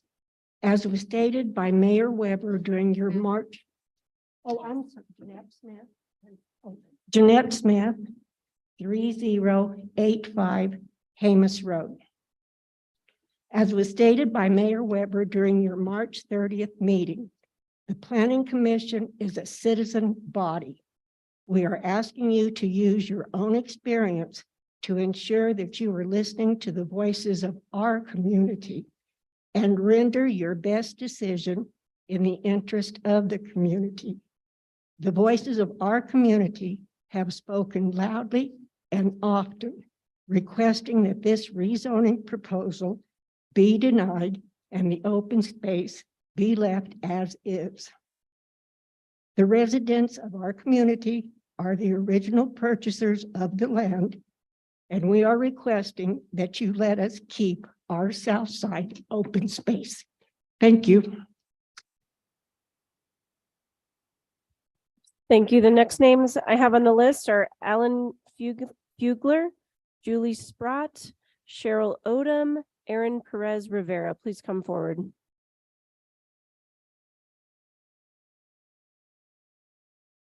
Do you swear under the penalty of perjury that the testimony you're about to give is the truth, the whole truth, and nothing but the truth? Thank you. Please state your name and address for the record. My name is Alan Fugler. I live at 2500 Sawmill Road for the time being. I appreciate first off, let me say, I am a 15-month resident of Santa Fe. I am a climate refugee from Central Florida. I got out just before Hurricane Ian. I chose to be in Santa Fe because I love this community. I love the Smart Growth Initiative. I love the cordiality of people here. You don't get this in Florida. This is the reason I chose to make this my forever home. I'm already a landowner. I'm building an earthship to be gentle on the earth. If I can ever get through the county permitting process, nobody can help me with that here, though, I'm assuming. I do want to say that I come with a cautionary tale of unbridled development. That is the curse of Central Florida, curse of all Florida, but certainly the curse of Central Florida. I think that the proposal that made by HomeWise, while their mission is very admirable, I appreciate their mission, their dedication to affordable housing. Certainly, that's a mission that's sorely needed in this community. I trust me, I'm a renter right now as I build. I think that the proposal and the counter proposals made by the folks most directly impacted should be considered. I don't think there's any pressing need to push forward with this project as proposed. In just monitoring this for the past year or so, I understand that there is some issue with the bond issue.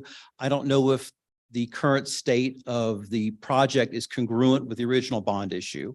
I think that perhaps even the Inspector General could take a look at the history of how this product, the property came into the hand of HomeWise. Not that anybody did anything wrong. I'm not leveling any accusations. I'm just saying that reasonable heads and cool heads should prevail in this. To go from a zoning of R1 to R21 seems rather dramatic to me. Am I done already? Gosh, dog, I shouldn't have started with the bio, huh? I would just ask that the council consider deferment of this project to consider counter proposals by the residents most directly impacted. Thank you.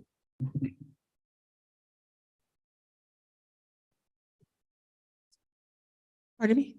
Yes, I'll swear on you as well. Okay, that's okay. Do you swear under the penalty of perjury that the testimonies you're about to give are the truth, the whole truth, and nothing but the truth? Thank you. Please state your name and address when you get ahead. Just to let you know, Ms. Odom won't be here. She already left. And I'm Julie Sprott. I live at 3113 Primo Colores, across from the park. And I have been feeling very sad about what has happened. What I'm also sad about is that I hear these beautiful people who are so struggling, and that the city that there's so little affordable housing. How did that happen? You know, how did the people wangle around not to really, the builders not really provide enough of that? That's one thing. So I think that issue alone is the bigger issue, and that to take a park instead of looking for other land, and there is other land available just up the street on the left side where that development could go. And we'd all still have that park, which is so essential, as you hear from many people, the importance of that open space in a park. So it breaks my heart this has happened, and that there's so little affordable housing, really affordable housing in the city. It's just unbelievable, really. Thank you.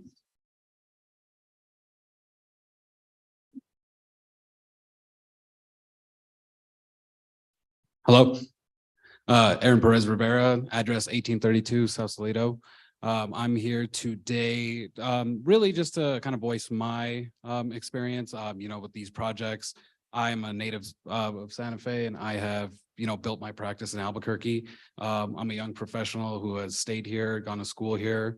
And really my ultimate goal is to just be able to relocate back to Santa Fe. And when you see someone like me, you probably don't see, how do I say, affordable housing. But like I said, under what I've done here in New Mexico, built my practice, I pay gross receipts tax, expenses are higher than ever, but I love New Mexico. And while I understand that there is a sacrifice of open space per se, I think the project itself has a fantastic compromise, as well as integrating those trails and all that. But like I said, I also think this project represents integration. You put people like myself, who, need these affordable housing programs. I'm just getting started, trying to grow and stay here. So like I said, when you see it's more about integration and, being able to stay here, and give back to my community, through my services. And really, that's all I wanted to really say, that when you see someone like myself, I'm just starting out, and these types of things at HomeWise, these programs, have really helped me and getting me closer to home ownership. And I would love to stay here. Thank you. Thank you. We will have Ruben Macias, Ellen Stone, Richie Moses, Art Sproul, and Scott Schuker. Thank you. Come forward.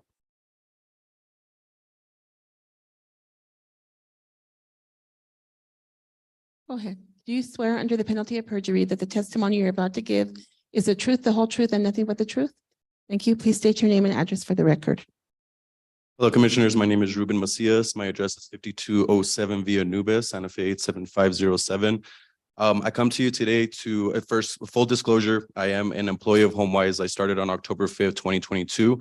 Before that, I actually went through HomeWise to obtain my first home. They made it a reality for me. I came from Section 8 housing at the Valle Vista community, and I'm here to express my own opinions. These are not the opinions of my employer.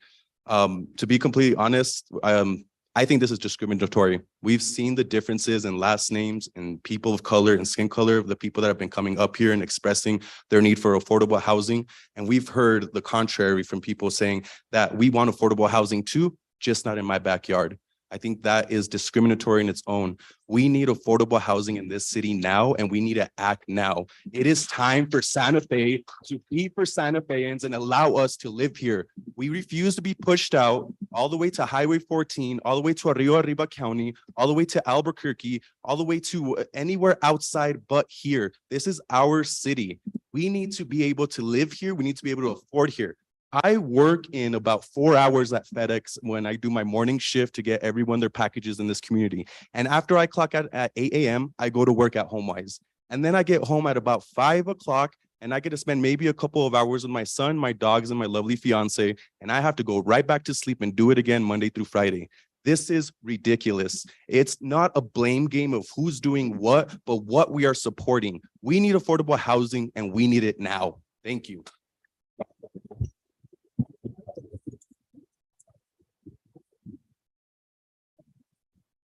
I'm going to ask that there be no more clapping. We got it.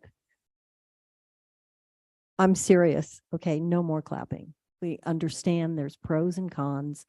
It's getting irritated. Thank you.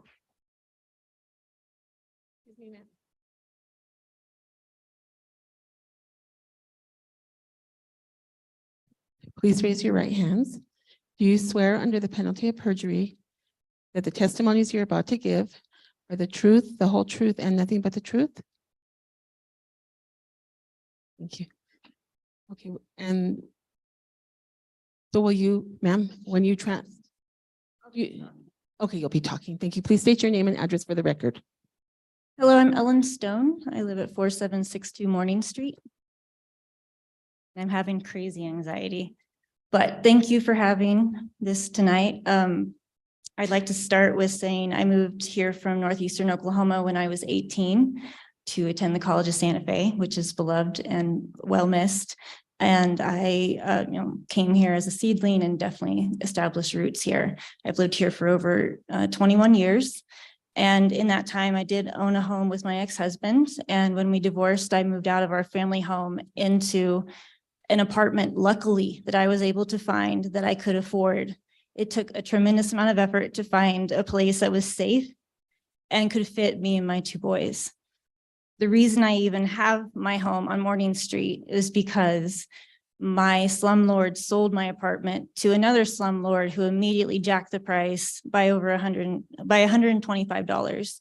and I was month to month. And so that was going to increase, and it did. And so by the help of HomeWise, I was able to buy my house, and it is an affordable house, it's an older house, and now it needs repairs that I cannot afford. But I am grateful for Commissioner Faulkner's comments in the March meeting very late at 11:45. For this comment, my heart sank. She said, "I trust Mike Lofton." And then the meeting closed. And I was at a loss. My heart sank. And the April meeting, my heart soared because Commissioner Faulkner, you had clearly considered what blind trust could lead to. And in that meeting, it became very clear that the commission was going to thoroughly consider what this could mean for the community. And that was not well received. And so that is why the sale has closed. That is why we're at this meeting in this moment, because the sale wasn't following the planning process. Let's not even talk about the Please conclude your remarks. negligence from the local government and the nepotism that has led us to this moment. But we don't have to continue this. You can make a decision that actually supports the community. It's not about not getting affordable housing. It's about the equity that will be lost. That photograph from the prior presentation that showed Airport Road in the 1980s. you Ma'am, can clearly please conclude see your remarks. Thank you. that South Meadows used to be meadows. And on this side of Airport Road, this is the only meadow we have left. We will have no more meadows. And the walking path that has not been completely finished One more sentence, please. does not take away from this land that was used and loved, is continues to be loved. We need this land. Thank you.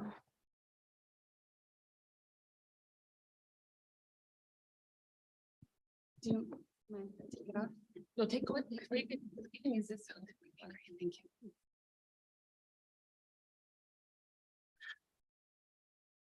Hello, my name is Richmond and I live at 1097 Sunshine Way.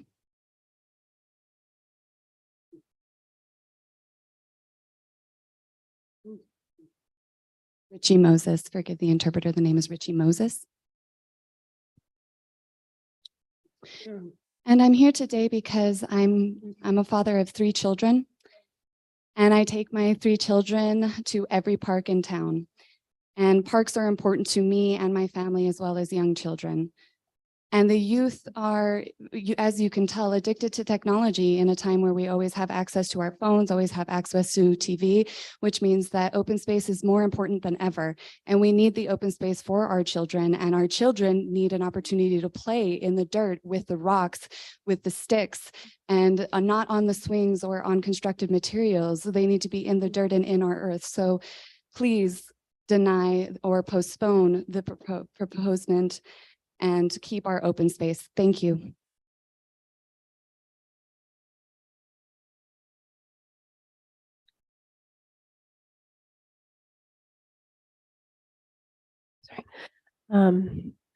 Desi Acosta, Evelyn Garcia, Sean Duncan, Martin Herrera.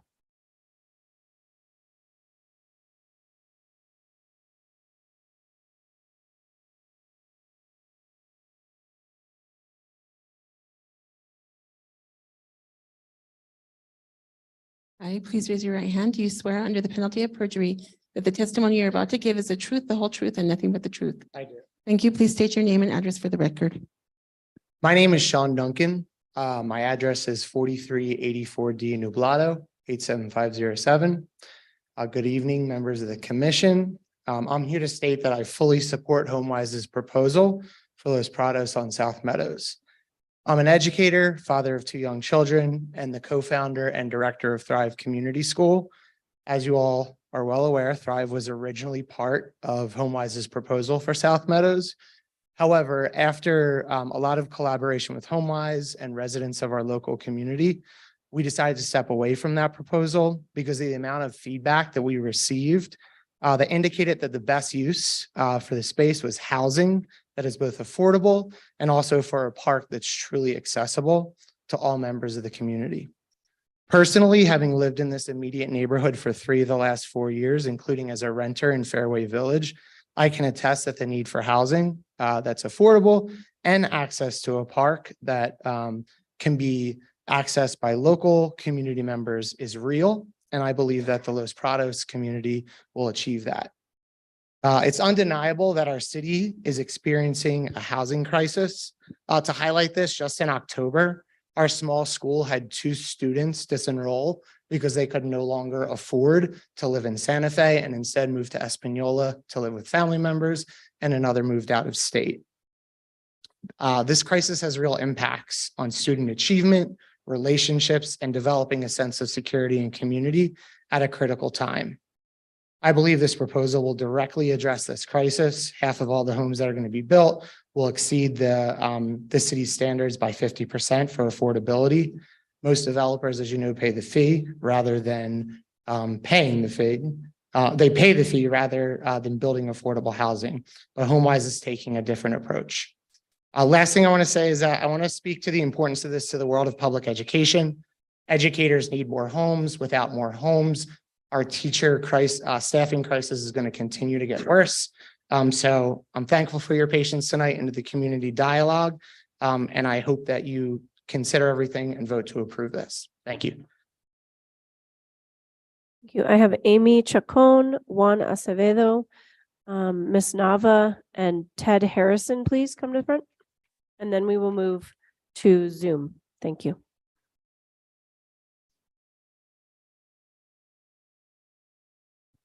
Maggie, I have one more lady that gave me her name when you were busy.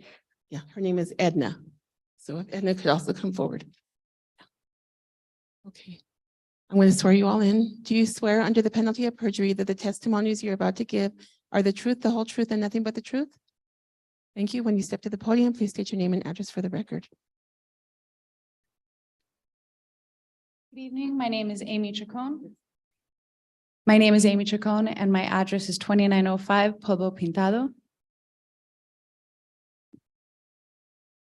I come here this evening to state my full support for HomeWise's proposed development at South Meadows, and I urge the commission to approve HomeWise's proposal. I am the mother of 2, a community volunteer, a public educator, and I believe this proposed development would provide affordable housing and active public park space that our community needs. I am currently a homeowner, but I consider myself extremely lucky. I purchased at a time that things were affordable for my family. We could not afford the home we have today if we had to purchase it today. We don't take that lightly. And when we look to our colleagues, our friends, our neighbors, we want them to have the same fortune that we had in having a home. This is why we can remain in Santa Fe, and we feel it unfortunate that others may not have that opportunity. Particularly when they believe themselves and feel themselves to be part of this community, they should have the opportunity to purchase a home. Again, I am in full support of HomeWise's proposed development as it aligns with our community's needs. Thank you.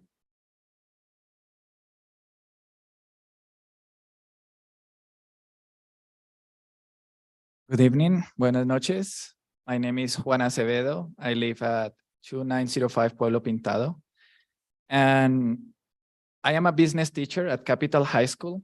And I would like to echo the feelings and thoughts that I can see in my community. I had talked with my colleagues, and I have been seeing for the 6 years that I have been there, other teachers leaving because they cannot afford to live here in Santa Fe, moving to other school districts, or just living outside of town, going to La Ciénaga, Pecos, and others because they cannot stay in town. Recently, we host parent-teachers meetings, and I phone call parents to invite them to the meetings, but they could not attend, most of them, because they needed to work and they needed to fulfill 2 jobs to then provide the things that they need to for home. And also, I talk with my students day by day, and some of them are being absent, a lot of absentees during this school year because they need to support home. They also need to go and work because they cannot afford the rent and the bills that they need to pay. And most of these families actually live in the country club that some of the community members that are here already spoke. I totally support this initiative for my colleagues, for my students, for the community that I'm part of. And thank you. Good night.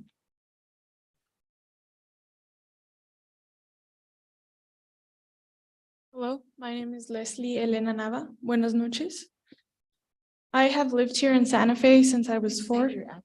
I'm sorry, 6151 Airport Road, Country Club Gardens.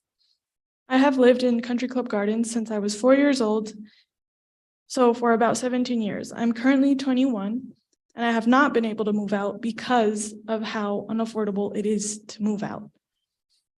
There's about 9 other people in my tiny mobile home with a room of only 3 bedrooms, and my trailer is smaller than this entire room. I support HomeWise's proposed development because I have lived on the South Side for many years. For many years, I have been a tutor for the Santa Fe Public Schools in the AVID program.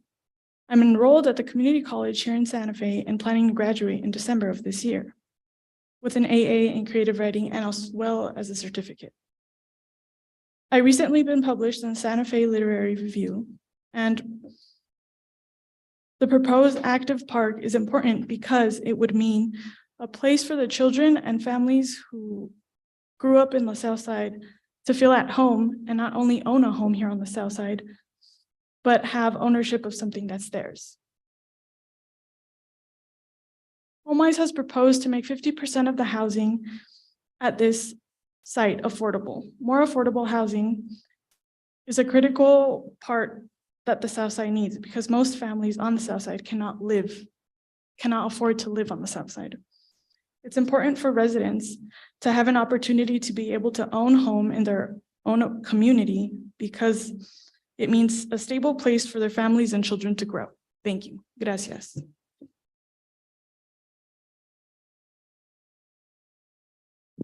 Madam Chair, members of the commission, my name is Ted Harrison, 314 South Guadalupe Street, Santa Fe. This gathering, I've set aside my prepared comments, it is tragic. I was the chair of the county's 1999 and 2001 open space bond initiatives. I have great sympathy and compassion for the members of the South Meadows neighborhood who are fighting to try to keep this open space intact. I am so disappointed, really outraged that the county pursued a sale and breached their commitment to this community by, in secret deliberations, abrogated their commitment to the community to make this land as open space. And in turn, that the city chose not to take it on as an open space project. I spent 35 years of my career protecting open space all throughout the country. I've been involved in the Rail Yard Project, and for the past 20 years, I've been involved in the protection of the Galisteo Basin Preserve. This is an initiative that is an excellent compromise in terms of taking private ownership now by the abrogation of the county and the city's decision not to continue forward with a park or open space, and instead allow this to be a mixed-use project, an integrative project that serves a broad range of public goals. I think HomeWise is to be commended for their commitment to creating a park and facilitating the range of connections that this initiative is proposing. Trail connections, the connections to the neighborhood, and I think we need to hold them accountable for the quality of the park that they bring forward. So going forward, I am sure that the city staff and the elected officials will ensure, and the community members, that the quality of planning is of an excellent quality, excellent design, and it will well serve the neighbors and community members. So with that, thank you so much for the opportunity to voice my support for this initiative.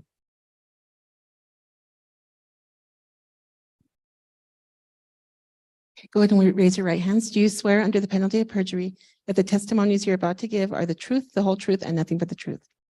Thank you. Please state your name and address for the record. Good evening, Honorable Chair and members of the Planning Commission. My name is Edna Lopez, and I am here. I'm at 33 Kayapawapi in Santa Fe. I'm here to absolutely advocate to you that you approve this project. I cannot believe that people, I understand people want open space, but we live in Santa Fe. The federal trails are beautiful. It isn't that far to go to an open space here. And to not approve of affordable housing is just not right. I sat here tonight and listened to the people giving testimony, and some people have been here 15 months. I can tell you my family has been here 400 plus years, and I still cannot afford a home of $600,000. I mean, I'm 25th generation, and I can't afford a home here. This is something that needs to be addressed. And it isn't as though the project is ill-conceived.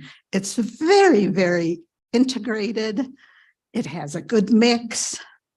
It has the park. And I think people that already have a home, and of course, Santa Fe is beautiful. But, you know, I have a pretty deep vested interest in this place myself. And I implore you and hope that you make a policy that affordable housing has to take precedence over a park. We do live in a beautiful place where we can walk to the mountains, go to all the federal trails, and we have open space. It inconveniences a little bit not to be able to walk, 4 blocks, and it isn't open space at this point. Thank you again. Thank you for voting for this approval.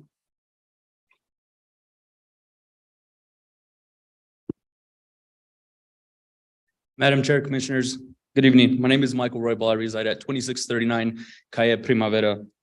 I'm here in complete favor of the proposed project. Being a young adult who was born and raised right here in Santa Fe, my reality of living in Santa Fe is slowly becoming a dream.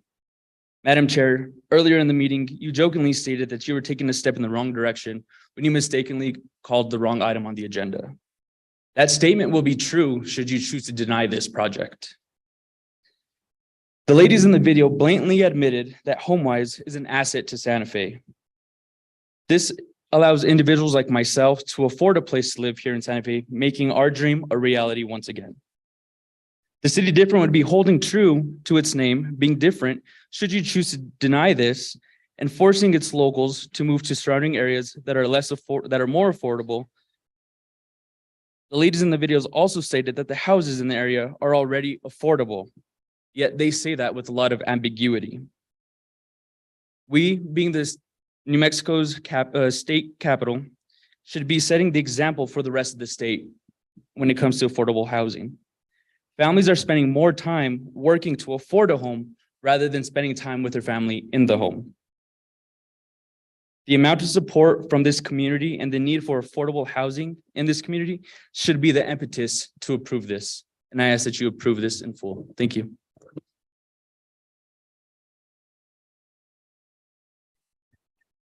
Okay, Madam Chair, we'll move to the folks on Zoom who have their hands raised.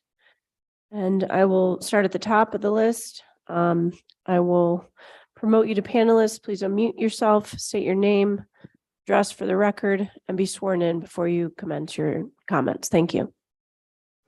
Daniel Werwath.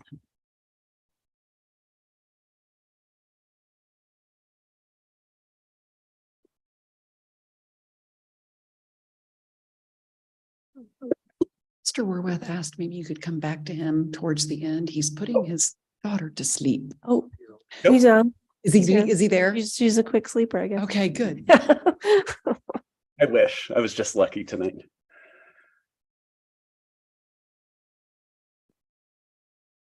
Can you speak? Can you hear us? Yep. Can you hear me? We can't hear you.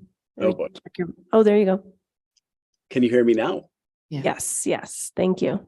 Great. Daniel Werwath, 1611 Camino Porvenir. Thank you. Do you swear under the penalty of perjury that the testimony you're about to give is the truth, the whole truth, and nothing but the truth? I do. Thank you. Thank you. And thank you, Madam Chair and members of the Planning Commission. I appreciate the opportunity to speak tonight. As many of you know, I've been working on affordable housing for about 19 years here in Santa Fe. And I'm here representing both the nonprofit I work for and the Housing Action Coalition, which is a group of over 20 local business groups, nonprofits, and organizations that are supporting affordable housing in Santa Fe. I wanted to update some statistics to just try and underscore how acute the moment we're in. And most recently, I've been serving on the county's Housing Plan Advisory Committee. So I'm privy to some recent data that is even more alarming than the data you may have already heard tonight. Most striking, in 2019, 11,000 Santa Feans left our community. That's 7% of the county's population. That was before the pandemic. They were replaced by slightly more whiter, wealthier people from other places. And so we're essentially in a one-to-one displacement situation with people moving here. And we can almost certainly say that every affordable unit that doesn't get built right now will be a family displaced from Santa Fe, or very close to it. The most recent median home price number from Q2 of 2022 is $789,000. That is a number that is affordable to 7.5% of the current residents in our community. That means that if everyone lost their mortgage today, only 7.5% of the population of this town would be able to afford that house. In 2012, for example, there were 421 homes sold under $250,000 in Santa Fe County. Last year, there were 22, and they're almost certainly uninhabitable or unmortgageable. So I urge you to approve this. I urge you to look deeper at the issues of affordable housing we're dealing with. I also urge you to look at— Please conclude your remarks. Thank you. We have bigger problems to figure out here. And I feel for the neighborhood, which feels that they've been wronged by the process here. But that doesn't make this proposal not the highest and best use for this land. And I hope you will rule the right way tonight. Thank you. RB on Zoom, please. I promoted you to panelist. Please unmute yourself, state your name, address, and be sworn in.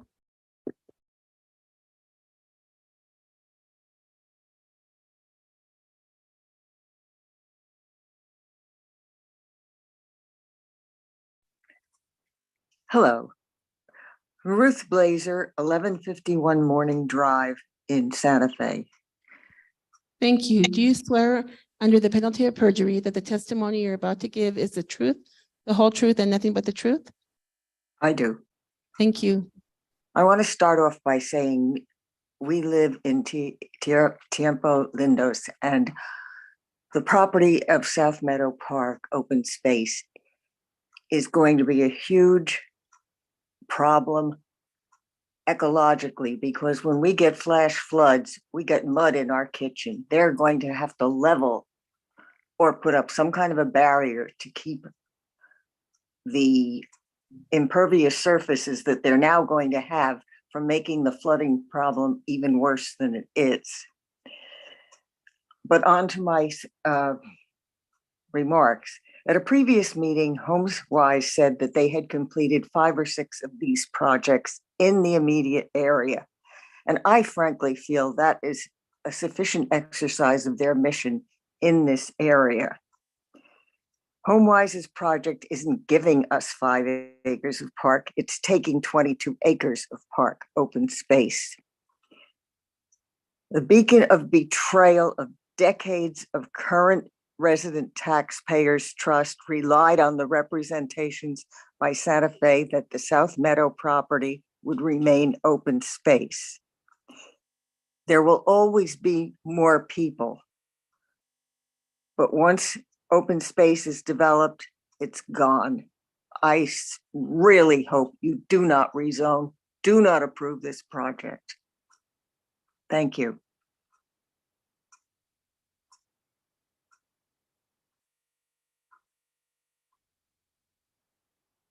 Okay, Zach Chavez, I've promoted you to panelist. Please unmute yourself, state your name, address for the record, be sworn in. Good evening, Zach Chavez, 13A San Marcos Loop. Do you swear under the penalty of perjury that the testimony you're about to give is the truth, the whole truth, and nothing but the truth? I do. Thank you. Madam Chair, members of the commission, good evening. My name is Zach Chavez. I'm the Director of External Affairs at Turquoise Trail Charter School. Turquoise Trail Charter School is the oldest charter school in the state, serves over 700 students from Santa Fe County, with a large majority of those students coming from South Santa Fe. I am here to voice support for the proposed housing development referred to as Los Prados. As a public charter school, we have been directly and negatively impacted by the lack of affordable housing in this part of Santa Fe. Specifically, over the past 2 years, it has been an ongoing challenge to recruit and hire expert teachers due to the lack of affordable housing. We have a fantastic staff at Turquoise Trail, but they, like most of Santa Fe public schools, need support in numbers. The inability to bring in high quality teaching candidates to our school community has generational impacts on our students, their families, the city of Santa Fe, and the state of New Mexico as a whole. Thank you so much for your consideration.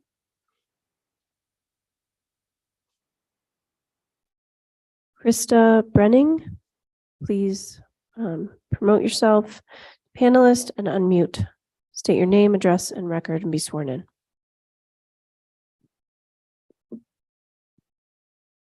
Good evening. My name is Krista Brenning. I live at 5907 Terra de Corral Street. Thank you. Do you swear under the penalty of perjury that the testimony you're about to give is the truth, the whole truth, and nothing but the truth? I do. Thank you. I'm growing more and more frustrated by the minute because it seems like somehow the message has been sent that the supporters of open space are against affordable housing, which I have never heard anyone say. And somehow now this has become the debate. The open space supporters do support affordable housing. The message we are trying to give this evening is just to simply move this property to another space that is not open space, because what has happened is completely unethical, okay? The definition of ethics is the rational justification for our moral judgments. It studies what is morally right or wrong, just or unjust. In a broader sense, ethics reflects on human beings and their interactions with nature and with other humans, on freedom, on responsibility, and on justice. This substantiates that this sale to HomeWise was completely unethical. There is no moral justification to disregard a vote that happened and later move forward with disregard for nature and other humans in addition to their freedoms. There was no transparency or opportunity to vote about the sale of this property, which was completely unjust. HomeWise knew this and continued with their plan in an irresponsible manner. The request from HomeWise purchase itself shows little respect for the city and the constituent relationship. It undermines the conversations and commitments we have with the city and county. Now, they could potentially just sit on the property, all while this community lacks access to a trusted resource to improve our quality of life. This directly contradicts HomeWise's own mission statement to strengthen neighborhoods so that individuals and families can improve their long-term financial well-being and quality of life. This sale has the traction to be seen by the State Ethics Board. In fact, one of our open space supporters recently found out that the city staff didn't know the state auditor investigation for the sale is open and still active. You guys might want to consider that. Please conclude your remarks. HomeWise's website states its intention for community development, and it stated in Santa Fe, where the housing market is extremely tight, we build new development that include homes and businesses to increase proximity, walkability, and neighborhood vibrancy. The nearest bus stop to the open space is over a half mile away. Please conclude. There are no restaurants, bars, galleries, gyms, or coffee shops that are walkable. The only other neighboring businesses are 2 gas stations and a Walgreens. So explain to me how this increases proximity and walkability. Do not approve this rezoning request. Thank you. Okay, Miss Erica Campos, please state your name, address, be signed in, please. Thank you. Hi, Erica Campos, and my address is 8100 Barstow Street. Thank you. Do you swear under the penalty of perjury that the testimony you're about to give is the truth, the whole truth, and nothing but the truth? I do. Thank you. I worked in strategic planning for St. Vincent for many years, and I now work for Hospital Services Corporation, which helps hospitals all over the state. Tierra Contenta is the neighborhood where I raised my kids, and part of why I got involved with HomeWise many years ago. The video mentioned public health. How about places to live for the healthcare workers who just saw us through the pandemic? There are plenty of places my kids could grow up playing in the dirt, just like I did growing up in New Mexico. This project represents the ability to take an open dirt lot, which I understand we're now calling open space, that I personally didn't see a soul in for decades, and give more people working in pillar industries like healthcare, law enforcement, education, food services, the ability to put down roots and have an actual park. Those products will help those who care for Santa Fe residents at a time when the city really needs to feel livable to attract people who want to work and raise families here. I hope you'll approve the project. Thank you.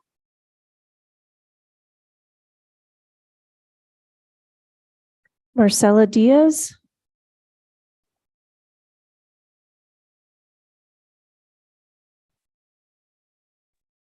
Thank you. Please state your name, address, be sworn in. Marcela Diaz, 2459 Vereda de Encanto. Thank you. Do you swear under the penalty of perjury that the testimony you're about to give is the truth, the whole truth, and nothing but the truth? Yes. Thank you. Good evening, Chairwoman and Commissioners. My name is Marcela Diaz. I work for Somos Un Pueblo Unido, which is made up of immigrant workers who are essential, absolutely essential to Santa Fe's local economy. Most are low income and middle income families. And even before the pandemic, essential immigrant workers were having a hard time finding permanent housing, spending sizable portions of their income on rent and in some cases mortgages. For those who were able to save enough, many managed to purchase mobile homes and reside in local area mobile home park spaces, and continuing to deal with the precarity that comes with being a renter. The city of Santa Fe, in fact, worked with HomeWise and Somos for many years as a part of a project called Proyecto Vivienda Digna to help these mobile home park owners understand their limited rights. Seeing an opportunity for problem solving and progress, HomeWise, in deep collaboration with local groups, became a forerunner in New Mexico in providing support and loans and opportunities to immigrant workers and their families, regardless of immigration status, so that they could buy a home in the city in which they work and whose economy they chiefly sustain. Hundreds of essential immigrant workers were able to purchase their homes through HomeWise using their individual tax identification numbers, including many of our organization's members and many of my coworkers. The ongoing affordable housing crisis and the pandemic, with its long-term economic impact on families, appears to make home buying impossible in the coming years. But the lack of affordable housing does not have to be an intractable problem. It does take creativity and vision and organizing and the political will to make it happen. The prospect of additional affordable housing, 161 new homes in our city, where essential workers might be able to live and build a home and be a part of a community and a neighborhood, is very exciting and one of the many steps that need to be taken in the right direction. The fact that HomeWise is involved, which has been a strong partner of many community-based organizations. Please conclude your remarks. Has paved the way for mixed status families to find permanent place to live. And the fact that they're committed to inclusivity and to making these homes accessible to renters at neighboring apartments and mobile homes makes this project all the more credible and worthy. And that's why we support it. Thank you.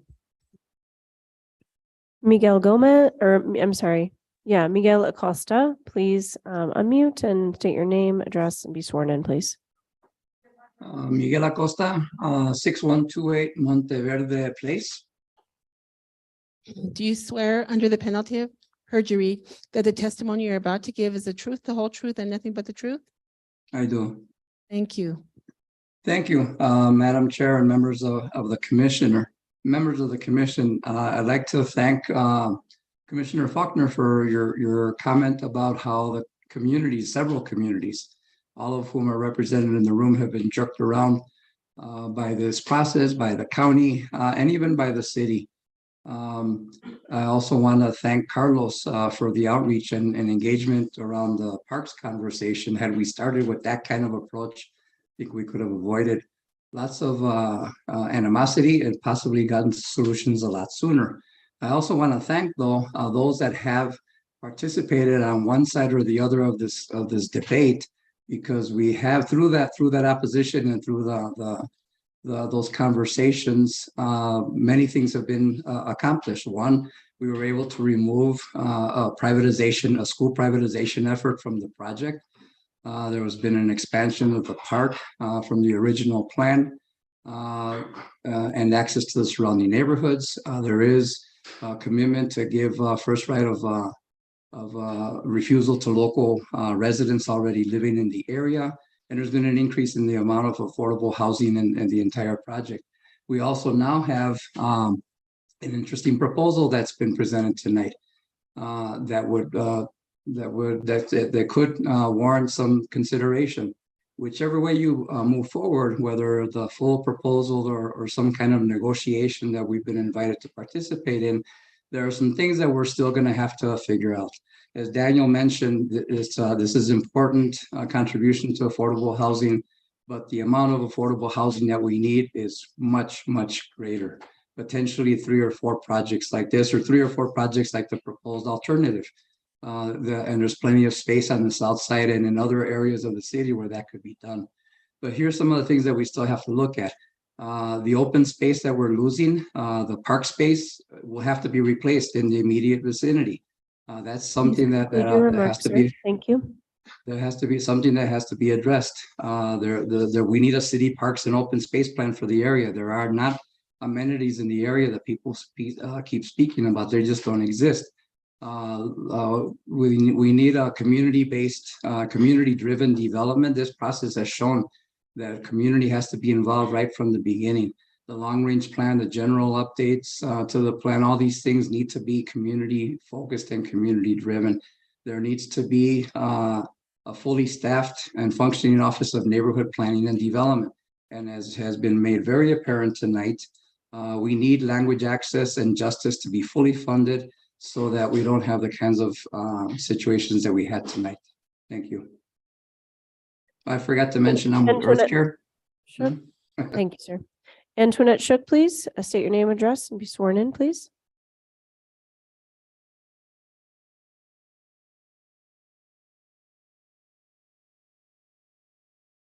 It's me. Be quiet. Hello.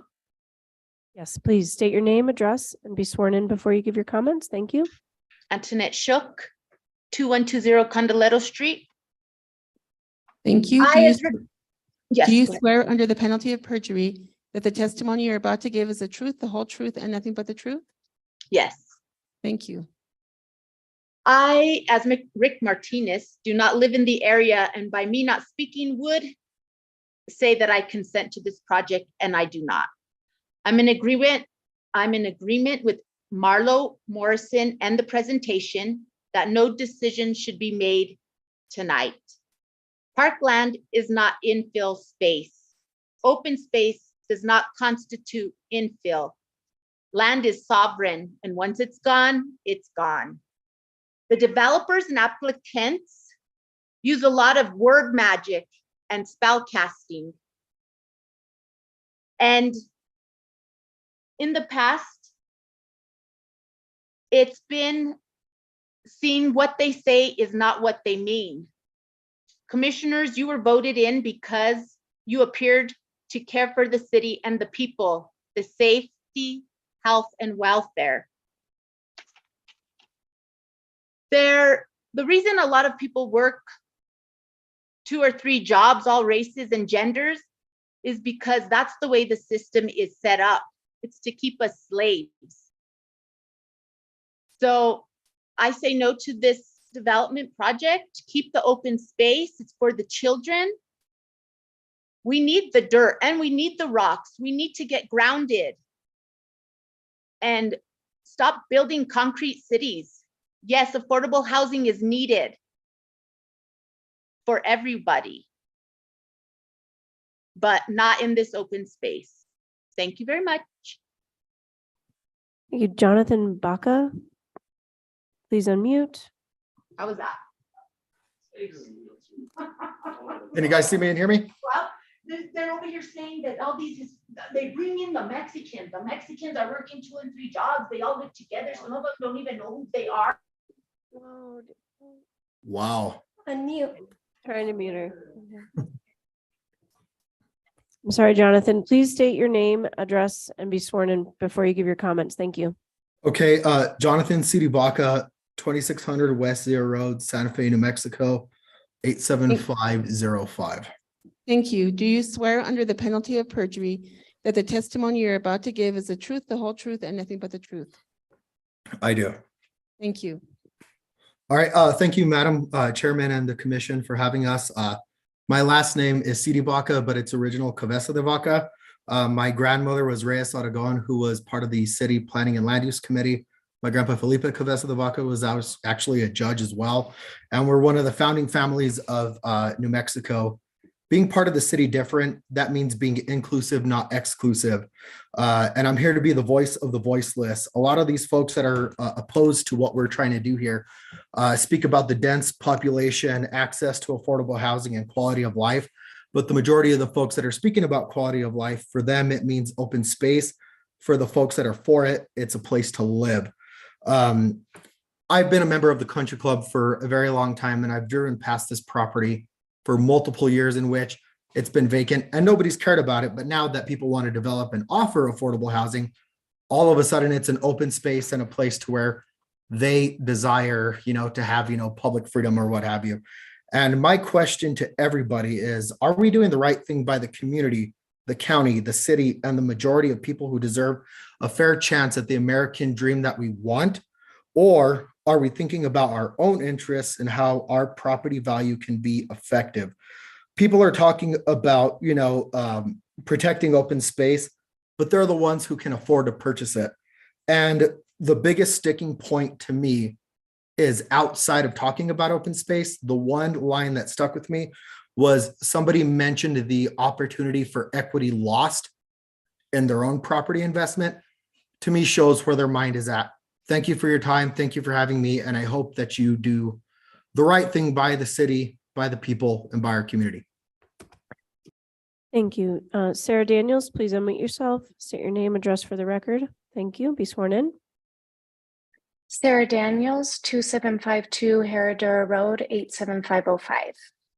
Do you swear under the penalty of perjury that the testimony you're about to give is the truth, the whole truth, and nothing but the truth? Yes. Thank you. I was born in Espanola and moved to Santa Fe. I first lived in a trailer park on Airport Road when it was still a dirt road. After high school, I left, promising never to return.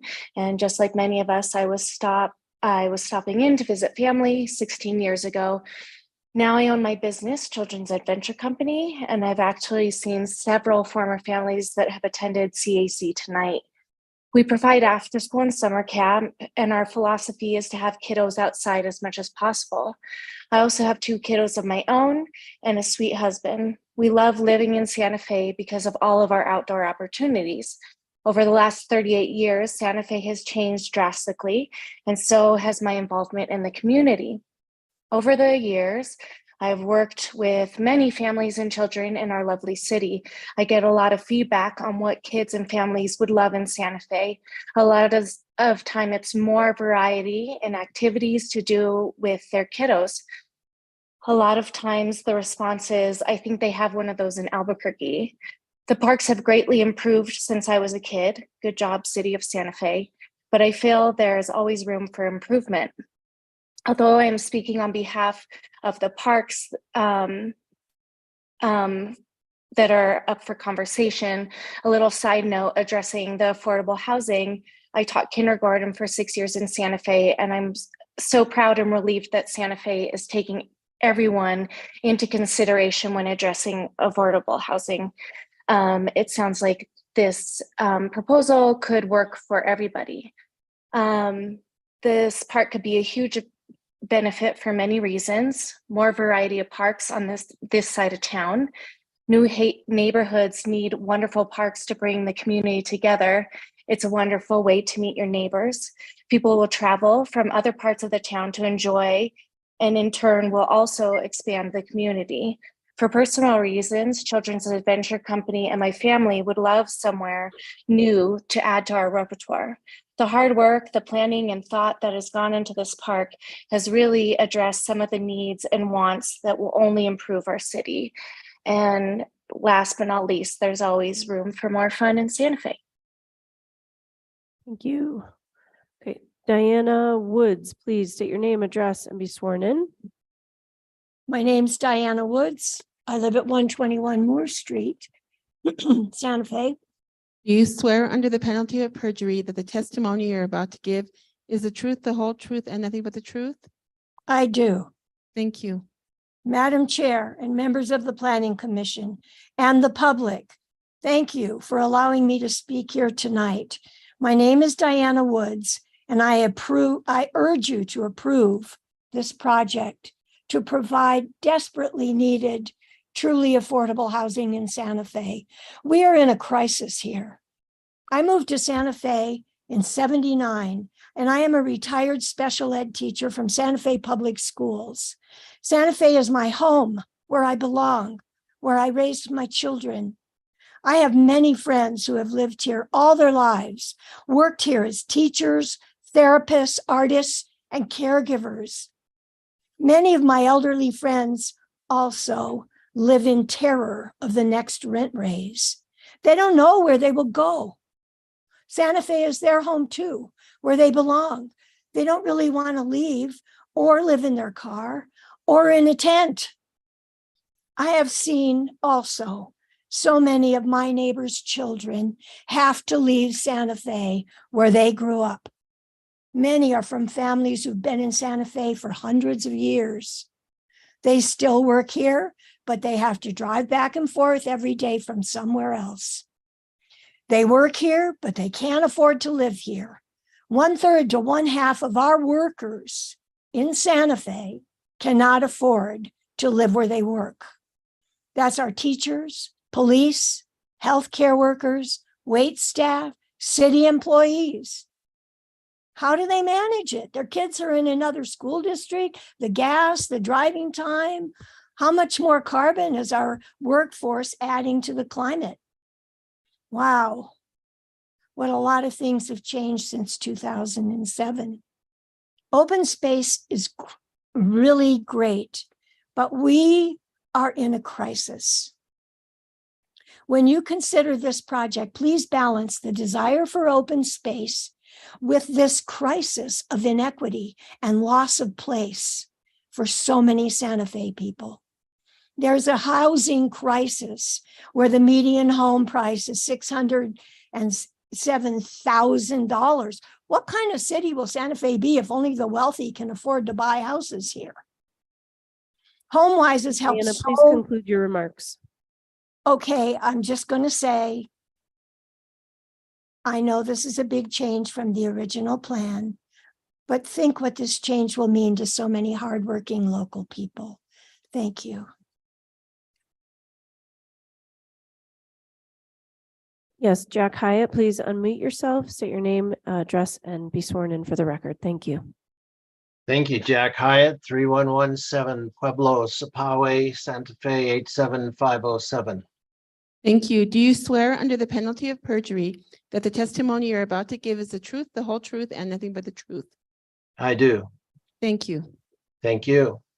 Madam Chair, members of the commission, I'm thankful for, first of all, for all of your time that you've given to this, not just during the hearing today, but reading all this massive material. I've read the report too, and I think the staff's done a good job. I'm the former chairman of the Planning Commission, the former director of the City Land Use Department, the former president of the Board of Directors of the Housing Trust, the former president of the Board of Directors of Tierra Contenta. And for all the reasons that the people on the plus side, meaning supporting HomeWise, have said today, I also endorse this project. And I think obviously this is a housing issue, and these are people who from the community who are very, very sincere. And I know that my time on the commission agonized at these particular moments because you understand how the applicant has gone through the process and done everything correctly. You understand how the people from the community are loyal and sincere and believe wholeheartedly this is what they should be entitled to, and you're going to have to make a recommendation to the to the city council to really help them do their thing. And by the way, one thing strikes me, and that is overall, the people who have objected to this continue to talk about the county. I think they need to be back at the county raising this issue with them and not expect the city to correct the county's problem. I encourage you to move in a positive direction and try to move tonight to recommend approval to the governing body. Thank you very much. Thank you. Alba Blondes, please unmute yourself and state your name, address, and be sworn in for the record. Thank you.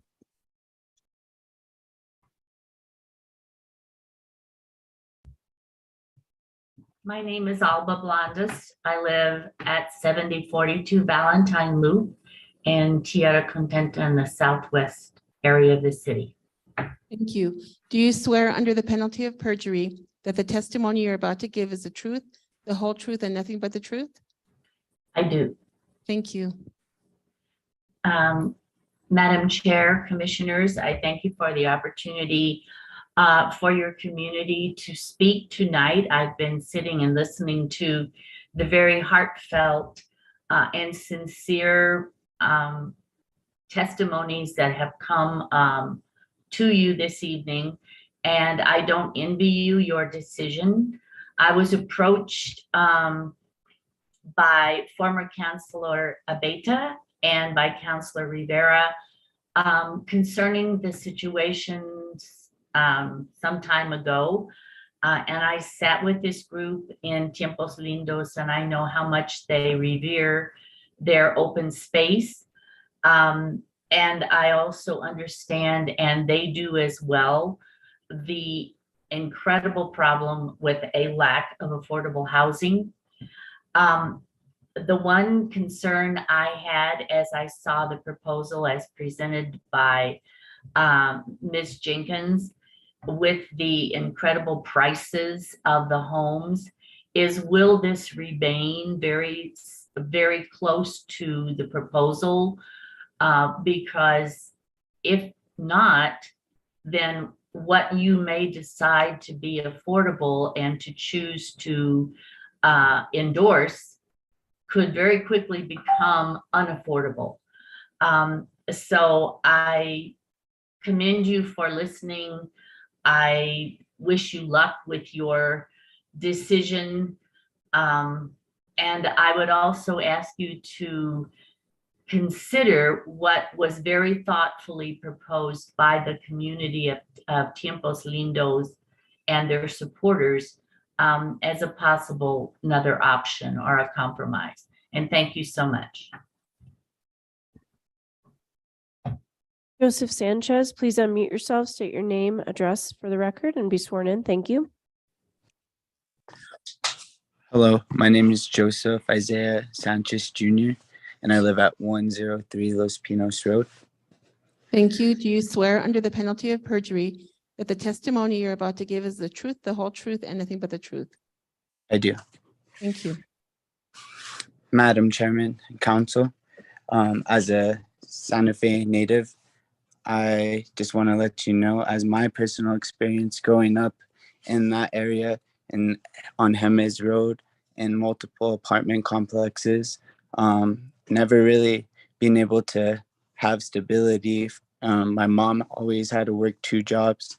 I also had to start working around 15 years old just to help her pay the bills and feed my sisters and provide shelter over our heads. And something like this is gonna be able to improve the community, make a change in the crime rate, and probably give the youth something to look forward to, as well as like something like stability, something that me and my mom always wish we could have.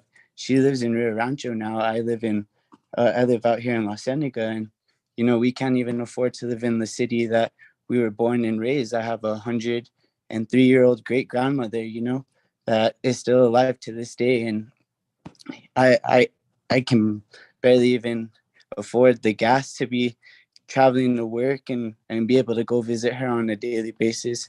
I barely even get to see her. So this is something like this would really, change the community and give us an opportunity to own a house in the city and be closer to our family. Thank you.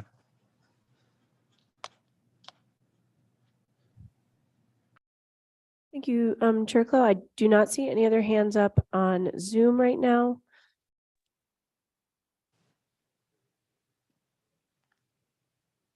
With that, we'll conclude the public hearing and we'll move on to Wait, questions. I'm and- sorry. Hold on.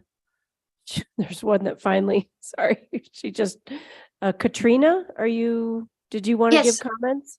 Okay, thank you. Hello. Yes. So my name is Katrina and I live at 2491 Sawmill Road.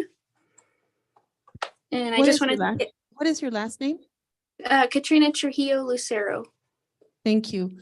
Do you swear under the penalty of perjury that the testimony you're about to give is the truth, the whole truth, and nothing but the truth? I do. Thank you. All right. So I just want to say thank you for the opportunity to speak. I know everybody's probably tired by now, but I just want to say I found it incredibly difficult to find affordable housing in Santa Fe. My family has lived here for many years. I was born here. I don't want to be driven out by rising housing costs. This housing development would help those like myself because Section 8 is affordable, but I'm not eligible for such. I'm a full-time teacher with the public schools, and my partner is a peer support worker. We lived in a camper for 1.5 years because at the time we could not afford housing or an apartment because she worked less than 40 hours and I made less at the time. It was not a sustainable way to live with costs of owning and maintaining an RV, especially in the winter. We had $60,000 plus of loans, medical bills, car payments, and other necessary bills. We had to file bankruptcy recently to be able to afford an apartment in Santa Fe. And now we need to wait 4 years to be approved for a loan on a home. I do not know how a single person could afford housing either, as rent is rising, also at our apartment complex by around $100 next year, and housing costs over $300,000 that I've learned. 65% of Santa Feans can't afford housing, according to the Santa Fe Housing Action Coalition. And we also have large dogs, and it is difficult to find housing with large dogs due to breed restrictions and weight limitations. I'm in favor of preserving our environment and caring for wildlife, as I'm an NRDC member, and I believe incentives and policies need to be in place for people to recycle and clean the environment. In fact, I periodically clean around my apartment complex. I do believe if people like myself can set up roots here in Santa Fe with our own housing, we can focus on more important things like caring for climate change, the environment, and wildlife. How can 65% of people in Santa Fe who can't afford housing focus on important issues without the security of even having housing with full-time employment like myself? Also, where is the Native American and Spanish culture going by driving out natives like myself? A great number of my family members have moved out of Santa Fe and even New Mexico. And commuting is bad for the environment. Your comments. Thank you. Yes, thank you. And big corporations need to be held accountable for caring for the environment, and maybe gray water systems can be installed to help with the water issues here. Please approve of affordable housing. Thank you. And I have Carol Berling. Just raised her hand, please. Okay, thank you. Carol, please state your name, address for the record. Be sworn Hello, in. this is Carol Burling, 7236 Vista Serena Loop, Santa Fe 87507. Thank you. Do you swear under the penalty of perjury that the testimony you're about to give is the truth, the whole truth, and nothing but the truth? I do. Thank you. My name is Carol Burling, and I'm here tonight to speak in support of HomeWise. I had the great opportunity to purchase a home in the Vista Serena community on the south end of Santa Fe in 2020 that HomeWise built. My home is well-designed, well-built, energy efficient, and comfortable. I am a 74-year-old retired nurse on Social Security. I have lived modestly and I like to think responsibly. I tell you this information not for a pat on the back, but to underline the fact that despite a lifetime of work, if not for HomeWise, I would have been unable to achieve this home and the security it provides in the last stage of my life. Everyone knows the high home prices in Santa Fe. We know how this keeps blue and pink collar workers locked into renting with little hope for home ownership. HomeWise stands alone in its dedication of getting people into homes who otherwise would never have a chance.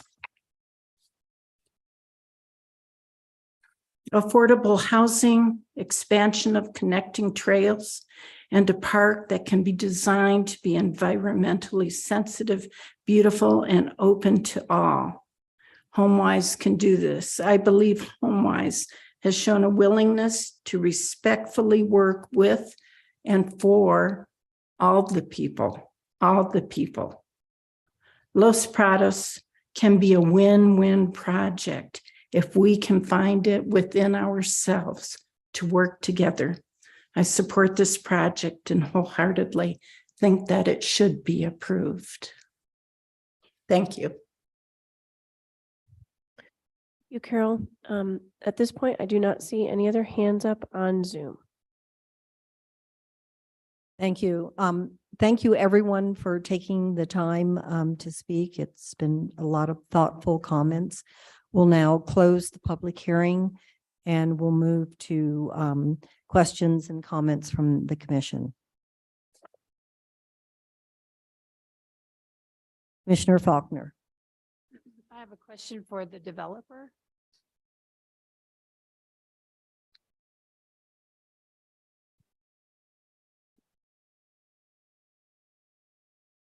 What is your position on the alternative that the members against this development offered? So thank you, Commissioner Faulkner, Chair Clow, and commissioners. So in devising this plan, it really was about how do we strike the proper balance. What's been really interesting about the testimony we've heard tonight is there's actually more agreement than there is disagreement. I think everybody in this room agrees that we need a park, and everybody in this room agrees we need affordable housing. And with this, we get both. And so with the 5-acre park, we, in accordance with the city's park plan, in accordance with providing a neighborhood park, it feels like that is the proper sizing for a neighborhood park in accordance with the city's parks master plan documents. And the balance of the site helps us maximize the amount of affordable housing we can provide. So I just need a quick answer. Would HomeWise ever consider the option that was tendered this evening by the opposition? Mr. Laughlin, you need to be sworn in. Okay, Were you sworn in before? no, I wasn't. Do you swear under the penalty of perjury that the testimony you're about to give is the truth, the whole truth, and nothing but the truth? I do. Thank you. Please state your name and address for the record. Mike Lofton, 1301 Tyler Road. This is the first we heard of this. I have to admit, I didn't really understand it. There's something about $500,000 an acre. I think it was something about building something on the Eberline site that is also people are concerned is radioactive. I don't know if that makes any sense. I think what we have done here is You know, a neighborhood park is in the plan of the parks plan, the 2018 or 19 parks plan, strategic plan for the city defines that as a 3 to 5 acre park. We're looking at a little over 6 acre total park. We think that serves the neighborhood really well to have that. That's like Patrick Smith Park. That's like Las Acequias Park. You know, I don't think Patrick Smith Park would be better if it was double the size. I think this is the kind of neighborhood park the neighborhood really needs with real activities that kids and families can play in. I love our proposal. I'm very proud of what we've put together here. We've listened. It's not true that we haven't. We've knocked on over 200 doors. And this is what people are talking about, this kind of park. And what, you know, it's really interesting. I'll just tell you a little, like, because I canvassed in a Country Club Gardens and some of the apartments as well. And we first were just asking people to get input on the park. And they go, you work at HomeWise? I go, yeah. I was like, you know what I really want to talk to you about is how can I buy a home? I remember talking to two single moms, 5 kids in between them living in a single wide mobile home park. They go, I want a place my kids can walk to. More important to me that they have a decent roof over their head that we can afford. And the rents just for a space in Country Club Gardens are over $700 a month. That's not the mobile home. That's just the space rent. I think we've worked really hard to come up with a compromise where we do have a park, a real active park that kids can play that no longer will be fenced off from the surrounding neighborhoods. That will have like real public access, but we'll also have access to even more natural kind of open space like along the river trail and the Acequia Trail. And the trail that goes through in Tierra Caliente is actually in a really good, it follows an arroyo that is pretty cool. It's like a bunch of trees and it's a really nice natural space. What we're trying to do is help build the amenities of the entire South Side with this. This is the affordable housing is really important, but also the connectivity to all the stuff in the city and the county. We've both done a very good job on this trail system and it's continuing to do it. That's what we're looking at. How do we improve the quality of life throughout the South Side? And I think, so I think what we have does work here.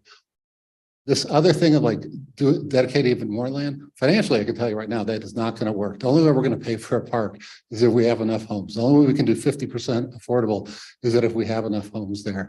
You can't do it. You can't support all of this if you cut this down to a much smaller size. I don't think financially you can make it work. Does that answer your question? Yes, thank you. Okay, thank you. The short answer would be no, you wouldn't consider their No. proposal. Okay. Well, I could have saved you time. My apologies. Yeah. Thank you for the feedback. This is for staff. How many of the conditions of approval are based around the park? Could you just give us a number? I don't think the community has fully read the packet. And what I found stunning in the packet was there was a lot of requirements around what the park would specifically entail. I'd have to pull it up. I don't have a number. I know that I've In the put 20s. 3 of them myself. But I know that I put 3 of them myself, but there's so many other departments that a project goes through. It's really hard to actually, I know that there were some from the Parks Department. And there were some from our terrain management division, our landscaping division. And that doesn't include some of the technical corrections. So most of the conditions that are actually all of the conditions that are being proposed are for the master plan so that when that application comes in, it comes in complete. And we have something to review and to send around to all of the city departments who review this case as well as I do. So I couldn't tell you off the top of my head without looking at the memo, and I'd turn my computer on. If you want to wait, I can do that. I mean, we can come back to it so we can move on to other, but I'm just curious so the community knows how many conditions are related to. Mr. Klug? Yeah, thank you. Yeah, Madam Chair, Commissioner Faulkner. I just did a quick review. It looks like 20 of the conditions out of 31 were related to the park. And they are as specific as the number of trees, the number of benches, the number of what kind of play equipment will be there, what age groups are targeted for the park, and as well as ensuring that the park is done in phase one. Yes. Madam Chair, Commissioner Faulkner, there is some specificity on the things you mentioned, and also there's a one condition that basically says that the there will be input from the from the neighbors and from the park staff, and that they will be present at all those meetings and contribute and participate. Trying To reiterate, there's also. I apologize. Parks and open space staff must be present at these meetings. Developers shall seek and provide community-driven programming while simultaneously seeking to increase water conservation and best management practices for weed control. It's I'm going to make a couple of comments outside of these questions. The first comment I will make is this county should be ashamed of what it has done to the most needy populations in this part of town. To pit affordable housing against parkland needs is an atrocity. And I personally feel that what the county has done has not been in the interest or within the good faith trust of being servant leadership to the populations that vote some of these commissioners in. And I personally, as a person in a quasi leadership position, I think we all owe the residents an apology for how this came about. However, that being said, the way that it has come about leaves the Planning Commission with very little opportunity to do anything other than to try and get this project, which is inevitable, and the residents of the area need to be realistic that regardless of what the Planning Commission does, it is likely the City Council will pass this. And so what we can do as a Planning Commission is we can try to guide this project with the authority and jurisdiction that we have into a place that meets the needs of clearly two equally important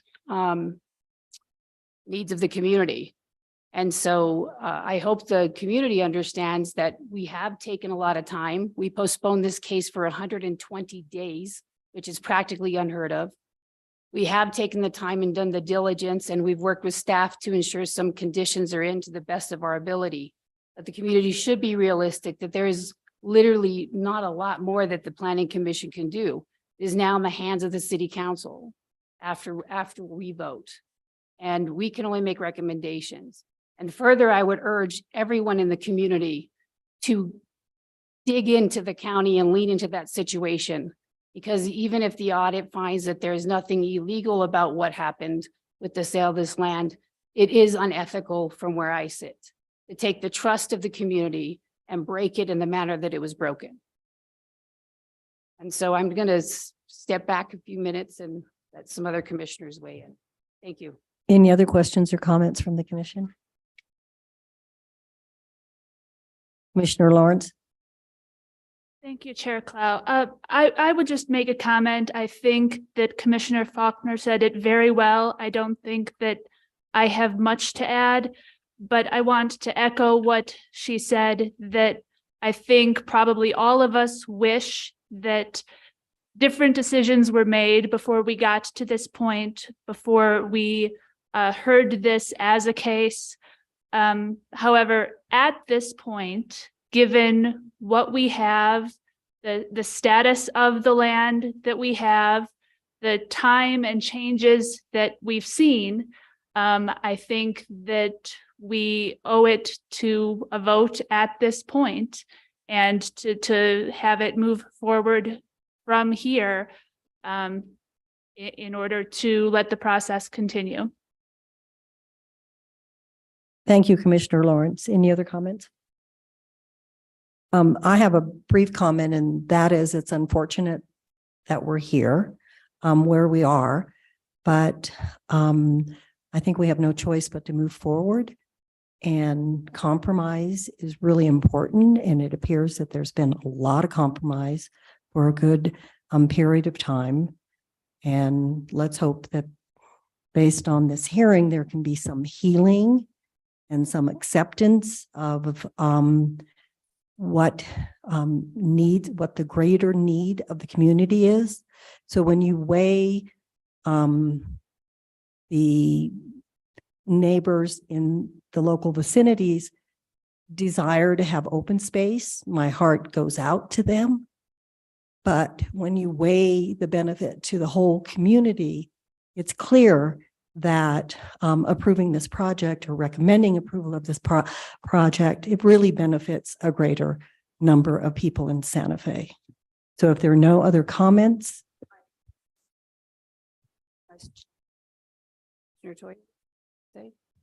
Well, Commissioner Faulkner, I do reiterate all what you said was addressed very well. And I do agree to also move forward.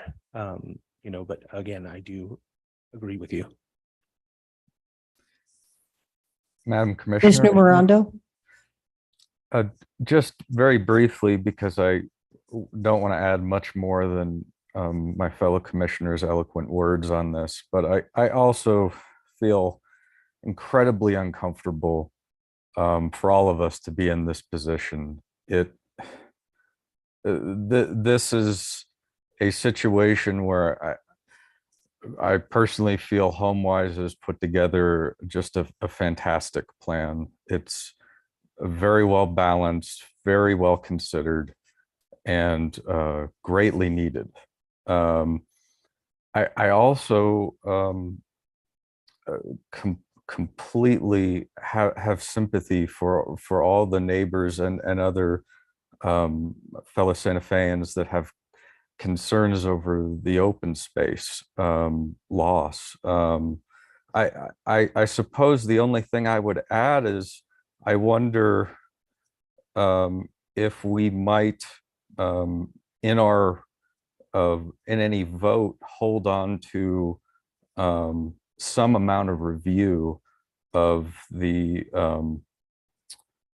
park space that would be created, because if this does pass, it's such a unusual situation that this land would be taken out of public trust. And I just feel that if there'd be a further element of review on our part, it would certainly make sense to me. Thank you. Dan.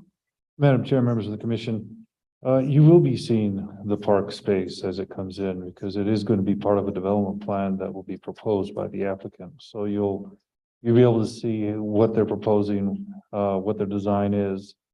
I'm sure some of the commentary that came throughout those meetings will probably come in as notes as well. So that is something that you will have access to as part of your review. Thank you, Dan. Commissioner Faulkner. So I would also like to add that if we are in a position as decision makers, as members of the community, where affordable housing is so drastically needed that we can afford to carve up open space land and shady deals, that we also have to need to consider what we're doing with our apartment complexes. The fact that so many apartments are being allowed to be built consistently and getting out of having affordability in these apartments is another injustice that is happening to the affordable housing movement. And so in closing, I will say that I do trust HomeWise. I have seen the level of compromise, but I also am very sympathetic to the community. But we are in a given reality that gives us very little options at this point. Any more comments, or are we ready for a motion? Madam Chair, I will make the first motion to recommend that the governing body approve case 2021-4648, the request for the general plan amendment from park to low density residential. A second? A second. Commissioner Lawrence, Yes. Commissioner Smith. Oh, he left. Oh, okay, Commissioner Faulkner, Yes. Commissioner Morondo, Yes. Commissioner Toya. Yes. The motion has been approved. I'll make the motion that the governing body, that we recommend the governing body approve case 2021-4649, the request for rezoning from R1 to R6. Is there a second? A second. Commissioner Lawrence, Yes. Commissioner Smith, Commissioner Faulkner, Yes. Commissioner Morondo, Yes. Commissioner Toya. Yes. The motion has been approved. I'll make the motion to recommend the governing body approve case 2021-4650, the request for the general plan amendment from park to high density residential. Is there a second? A second. Who seconded that? Commissioner Morondo. Okay, thank you. Commissioner Lawrence, Yes. Commissioner Faulkner, Yes. Commissioner Morondo, Yes. Commissioner Toya. Yes. The motion has been approved. I'll make the motion to recommend that the governing body approve case 2021-4651, the request for the rezoning of approximately 2.66 acres from R1 to R21. Is there a second? Second. Thank you. Commissioner Lawrence, Yes. Commissioner Faulkner, Yes. Commissioner Morondo, Yes. Commissioner Toya. Yes. The motion has been approved. And finally, I'll make a motion to recommend that the governing body approve case 2022-5618, the request for master plan approval that includes the residential subdivision, residential development plan, and public park on approximately 22.64 acres, with the changes, I believe, to condition 1 and condition 18 as discussed earlier in this hearing, And subject to all conditions of, subject to all conditions in the staff report. thank you. Is there a second? Second.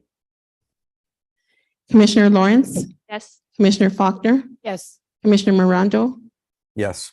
Commissioner Toya. Yes. The motion has been approved. Thank you, everyone, for all your thoughts, and hopefully things will move along in a good way.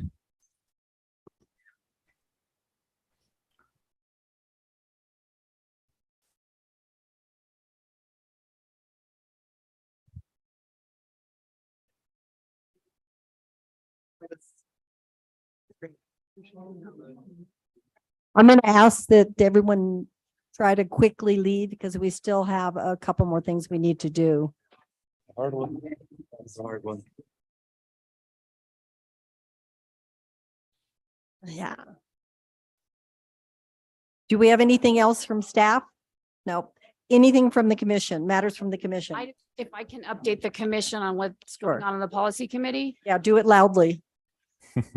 Melissa can hear. Okay, I'm going to ask everybody to please leave because we are still attending to other matters. Do it, Jason. Excuse me, everyone, please quiet down. We still need to finish commission business. Thank you. Maggie or Jason, you want to push them along?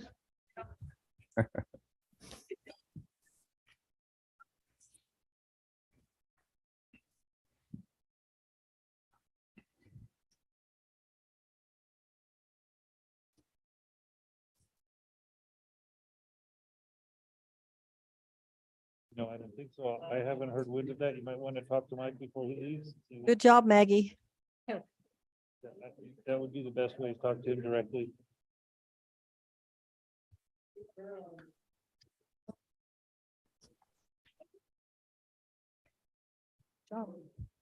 Commissioner Faulkner. So the policy subcommittee has been working on the E&M process. We're working with counselors, with Jamie and Carol, Counselor Worth and Counselor Cassett.